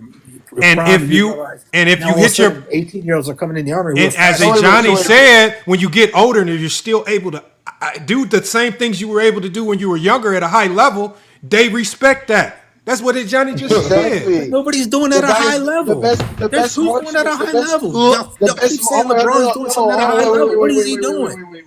You're wrong there because guess what? The best marksman he's the best 41-year-old. I give you that. No, the best marksman playing at a high level. I don't give you that. Listen, the best marksman is not somebody who did it for 5 years. They're gonna go with the guy who did it for 15 years over the marksman for 5 years. That's what they're going to do. He has more experience. He has more knowledge. He's better. He's done more. He's seen more. He is better. They're gonna go. That's why you can't be a colonel and a general and all that unless you go through the rankings. Don't work like that. That's how it works. If you got to deploy. You're not going to wait. You got to. If you're about to go to war with Iran, and someone you're not going to wait for someone 15 years to become a colonel and then send them. Or you got to go to war. You're going to war in Iran. If Donald Trump makes that call. What general you know that's at 20 years old? Like, that's what I'm saying. Like, come on, man. Don't be preposterous about it now, man. Come on now. All for the love of Michael Jordan. Why can't we say a 6th grader is just as smart as a 12th grader? No, he's disregarding the fact that we're talking about somebody that's still elite. Like if he's talking about a 40-year-old marksman versus a 20-year-old marksman, right? If that 40-year-old marksman is still elite and on par with that 20-year-old marksman, guess who's going to get more respect? It's going to be the 40-year-old marksman because of his experience and the fact that he's been in the game for a long time and he's still doing what he's doing. No, of course he stopped. No, I can tell you that 3P guard stopped being a marksman. When you were good, when you were practicing every day. But if you were practicing every day for 20 years, you're going to be better than practicing every day for 10 years. It's just that simple. Facts. It's just that simple. You hone your craft. That's a whole nother story. But all I'm saying is what you were in your youth it's not going to always be there when you get older. That has nothing to do with. Like you said, you're going to hurt getting up out of bed. That has nothing to do with doing something less and less time. But I get what y'all are saying LeBron is as good as he was at 21, at 41, and that's just what I'm saying is that ridiculous. He was good at 21. It's ridiculous to think that way. No, that's not what we said. That's not what we said. Jordan wasn't good at 21. Comes off as to Jordan everybody. was only listen to me, but LeBron was good at 21, 31, and 41. Jordan wasn't good at 21. Jordan was good at 31, and he wasn't good at 40. That's so your he can't be good. So being good at 31 isn't Jordan enough was a to be gold better than medalist at everybody 21. else. Huh?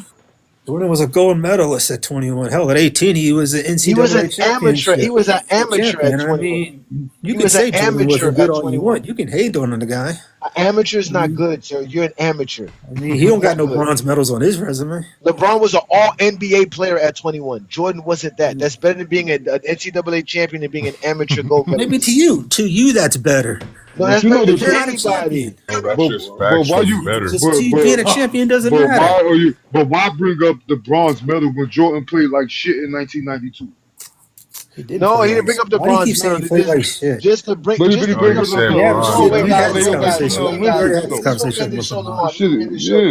This man said we got to put a college national championship over making all NBA team, being the best player in the NBA. So that's what he just said. So again, all NBA team because it's a popularity contest. Nobody cares. What? Oh, so you do agree that these all defensive teams didn't even deserve Rookie of the Year? It was Carmelo Anthony's Rookie of the Year, and they gave it to him. Hold on. Why was it all Melo? Get him, Lamar. Hold on, Lamar. Get him real quick. Get him. You can't turn it, Lamar. I know you want to. No, this is what gets me upset with y'all. The people who have the credentials to vote. We know what it's about. When that Rookie of the Year came out, we knew what it was about. 3-point guy. So you just said an NCAA player that wins the NCAA championship is a better basketball player than a player that makes the first team All-NBA?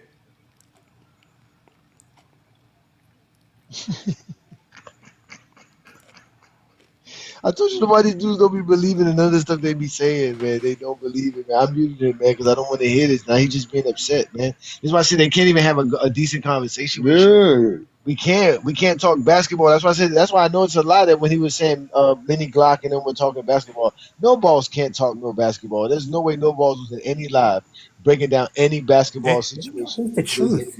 And mind you, winning a championship as a second, third option, not even as a first option. He was 18. Lamar, he was 18. It's almost late. 21. 21-year-old Jordan didn't win a championship. Yeah, 21-year-old Jordan was losing in the NCAA tournament. But he was in the AA tournament. Like I said, not everybody's going to win every championship. So hold on. So losing in the NCAA tournament. LeBron didn't lose when he made all NBA. Hold on. So losing in the NCAA tournament, you can you're a better basketball player than an NBA player that's making first team All-NBA. I think losing in the tournament is better than not making the playoffs in the NBA, Lamont. And that's what he did his second year. 3-point guy. LeBron was in the playoffs at 21. What are you talking about? 3-point guy, you don't die on this hill. 3-point guy, man. We don't want to quit. I know he ought to die. Don't do this one. 3-point guy. Man. At his first playoff series, LeBron has his 34 at 21. Like I said, come on, 3-point guy. Don't do this, 3-point guy. Don't do this, man. Don't be like this. I kind of feel bad for y'all, LeBron. You already cooked yourself. Lamar, put this graphic on the screen one more time, because this nigga was talking about fourth quarters in the finals for LeBron in 2011. So I want to hear what he got to say about this. He's not going to acknowledge it. He's not going to acknowledge it. So as you can see, I can't see. As you can see, I know you can't see. Bad at something. Oh, I mean, well, hey, you made it seem like it was a really big deal when LeBron did it. So I want to hear you make a big deal out of it now. We were just talking about choking. His fourth quarter. Are these things that happen in the finals? These are the fourth quarter. Yes, these are all in the finals, sir. Okay, what? Okay, so All the fourth what quarter happened in in the the finals? finals. You want me to read them to you, 3-point guy? Here, let me read them to you, Yeah, I 3-point can't guy. see this shit. So I'm 1991, sorry. Yes. 1991, game 1. No points in the last 3 minutes, 13 seconds. Missed 2 shots in the last 25 seconds. Game 4, game. But again, these are moments that y'all talk about. Those are not choking moments. Okay, so again, no points in the last 3 minutes, missing 2 clutch shots. What do you call that? What do you call that? Game 1. Okay, so let's go. Okay, so lost by 2. Get ready for game 2. 3-point guy. Let me read them all. Game 4. No field goals in the last 8 minutes and 35 seconds. Only one field goal. It says only one field goal attempt in the last 8 minutes and 35 seconds in game 4. In game 5, one field goal attempt in the last 6 minutes and 47 seconds. We're not shooting, not being aggressive. We go to 1992. 0 points even while playing. It says 0 points even while playing up 36 points in the fourth quarter. Game 2, missed the game-winning shot, blew a 10-point lead with 4 minutes and 30 seconds left. Game 4, no points in the last 10 minutes and 30 seconds, 3 fouls in the fourth quarter for the third straight game. In 1993, it says Game 3, went 1 of 4 in the fourth. Went 1 of 10 in the fourth quarter. In 1996, no points or shots in the first 9 minutes and 47 seconds. It says the Bulls extended the lead from 2 to 11. It says Game 2, no field goals in the last 6 minutes and 50 seconds in 96. Game 5, no points in the last 9 minutes and 13 seconds. Game 6, no points in the last 9 minutes and 52 seconds. 1997, Game 2, 0 for 1, no field goals in the fourth quarter. Game 3, 0 points in the last 4 minutes and 3 seconds. In Game 4, he went 0-2 in the last 2 minutes and 2 seconds. And then 98, 3 points in the last 8 minutes and 13 seconds of play in an overtime loss. And then Game 5, 1 for 9 in the last 15 minutes and 29 seconds of play. By definition, and what do you call that? Are to you, not to us, to you, are these? I call that someone who averaged 31 and 11 in the finals. I get you. I get you. Though. Steph Curry did miss a free throw. No, 3-point guy. 3-point is just think about it. Just like think about it. 3-point guy. By definition, are these choke moments according to your definition of choking? No, so what's not my definition? What's your choke? What's choking to you? What's choking to me is when you don't step up when it's winning time. Okay, so these are all moments where you didn't step up in winning time. Yeah, I mean, they won, right? You just think, because it wasn't because of they him. didn't win because of these him. These are moments. That's the point, sir. That's not what you said. Hold on, they won because of Scottie Pippen. You're right, man. Scottie Pippen averaged 11. He averaged 31 points and 11. As a matter of fact, it was Jordan who fouled out, and Scottie Pippen guarded Magic in overtime. Okay, 3-point guy. You just said choking is not. You just said choking is not stepping up in winning time. These are all moments of Jordan. Matters. Yeah, when it matters. This is the NBA Finals. So these are all moments. These are all moments when Jordan did not step up in winning time. Correct? Like when Johnny calls 1998 a choke job. I'll go with it. I'll go with it if he wants to feel that way, but it'll never touch 2011. Oh, okay, but why do you care about Johnny's definition of choking when you have your own? Because Jordan couldn't get it done at winning time, so he choked. So according to you, these are all chokes. Not according to those. I mean, he's not showing up at winning time. That's literally what this is. That's what you said. This shows that him winning championships has nothing to do with him stepping up. No, you didn't say that. You didn't say that. Don't talk about no assists. Now it's all about scoring. When we mention scoring titles, hey, guess who got the most assists, nigga? Then you bring up when he doesn't score. Make up your mind. You can't have it both ways, Juan boy. This is sad, man. Why you trying to put it on Juan boy? This is y'all logic. What are you trying to throw it on? This is Juan boy. You heard Juan boy. Why do you always care about scoring when I brought up 10 scoring? We asked you. He didn't score the last 4 minutes of a game. I didn't say nothing. That's not your list, Juan boy? What? No. Oh, I apologize. I'm sorry, Ron Boy. My bad. I thought that was your list. It doesn't matter. Just say your, but it just why do y'all always I apologize, Ron Boy. I apologize. No. Can you just say this, one boy? I hate you. Just say it. Just get it out. I don't hate you. I don't hate nobody. Yes, you do. Just get it out. I just dislike your code so bad. I don't care, man. That's why the only time I will hear you is when you on FYF or Go James King. I understand. If it's on Hard with Authority or my shit, you won't be up there. I wouldn't want you on either. I wouldn't want to get embarrassed. I don't want everybody to know I'm a fake Laker fan. I only like him because of LeBron. I wouldn't want you on that show either. You are a fake Laker fan. You ain't coming on this show. But you're not a Lakers fan at all. Basketball back in the day. You don't even watch the Lakers. Exactly. I go back. I rewatch games and look for flaws when Jordan didn't score in the last 2 minutes of a game. Yeah, that's what I do. That's the game film I watch. Yep.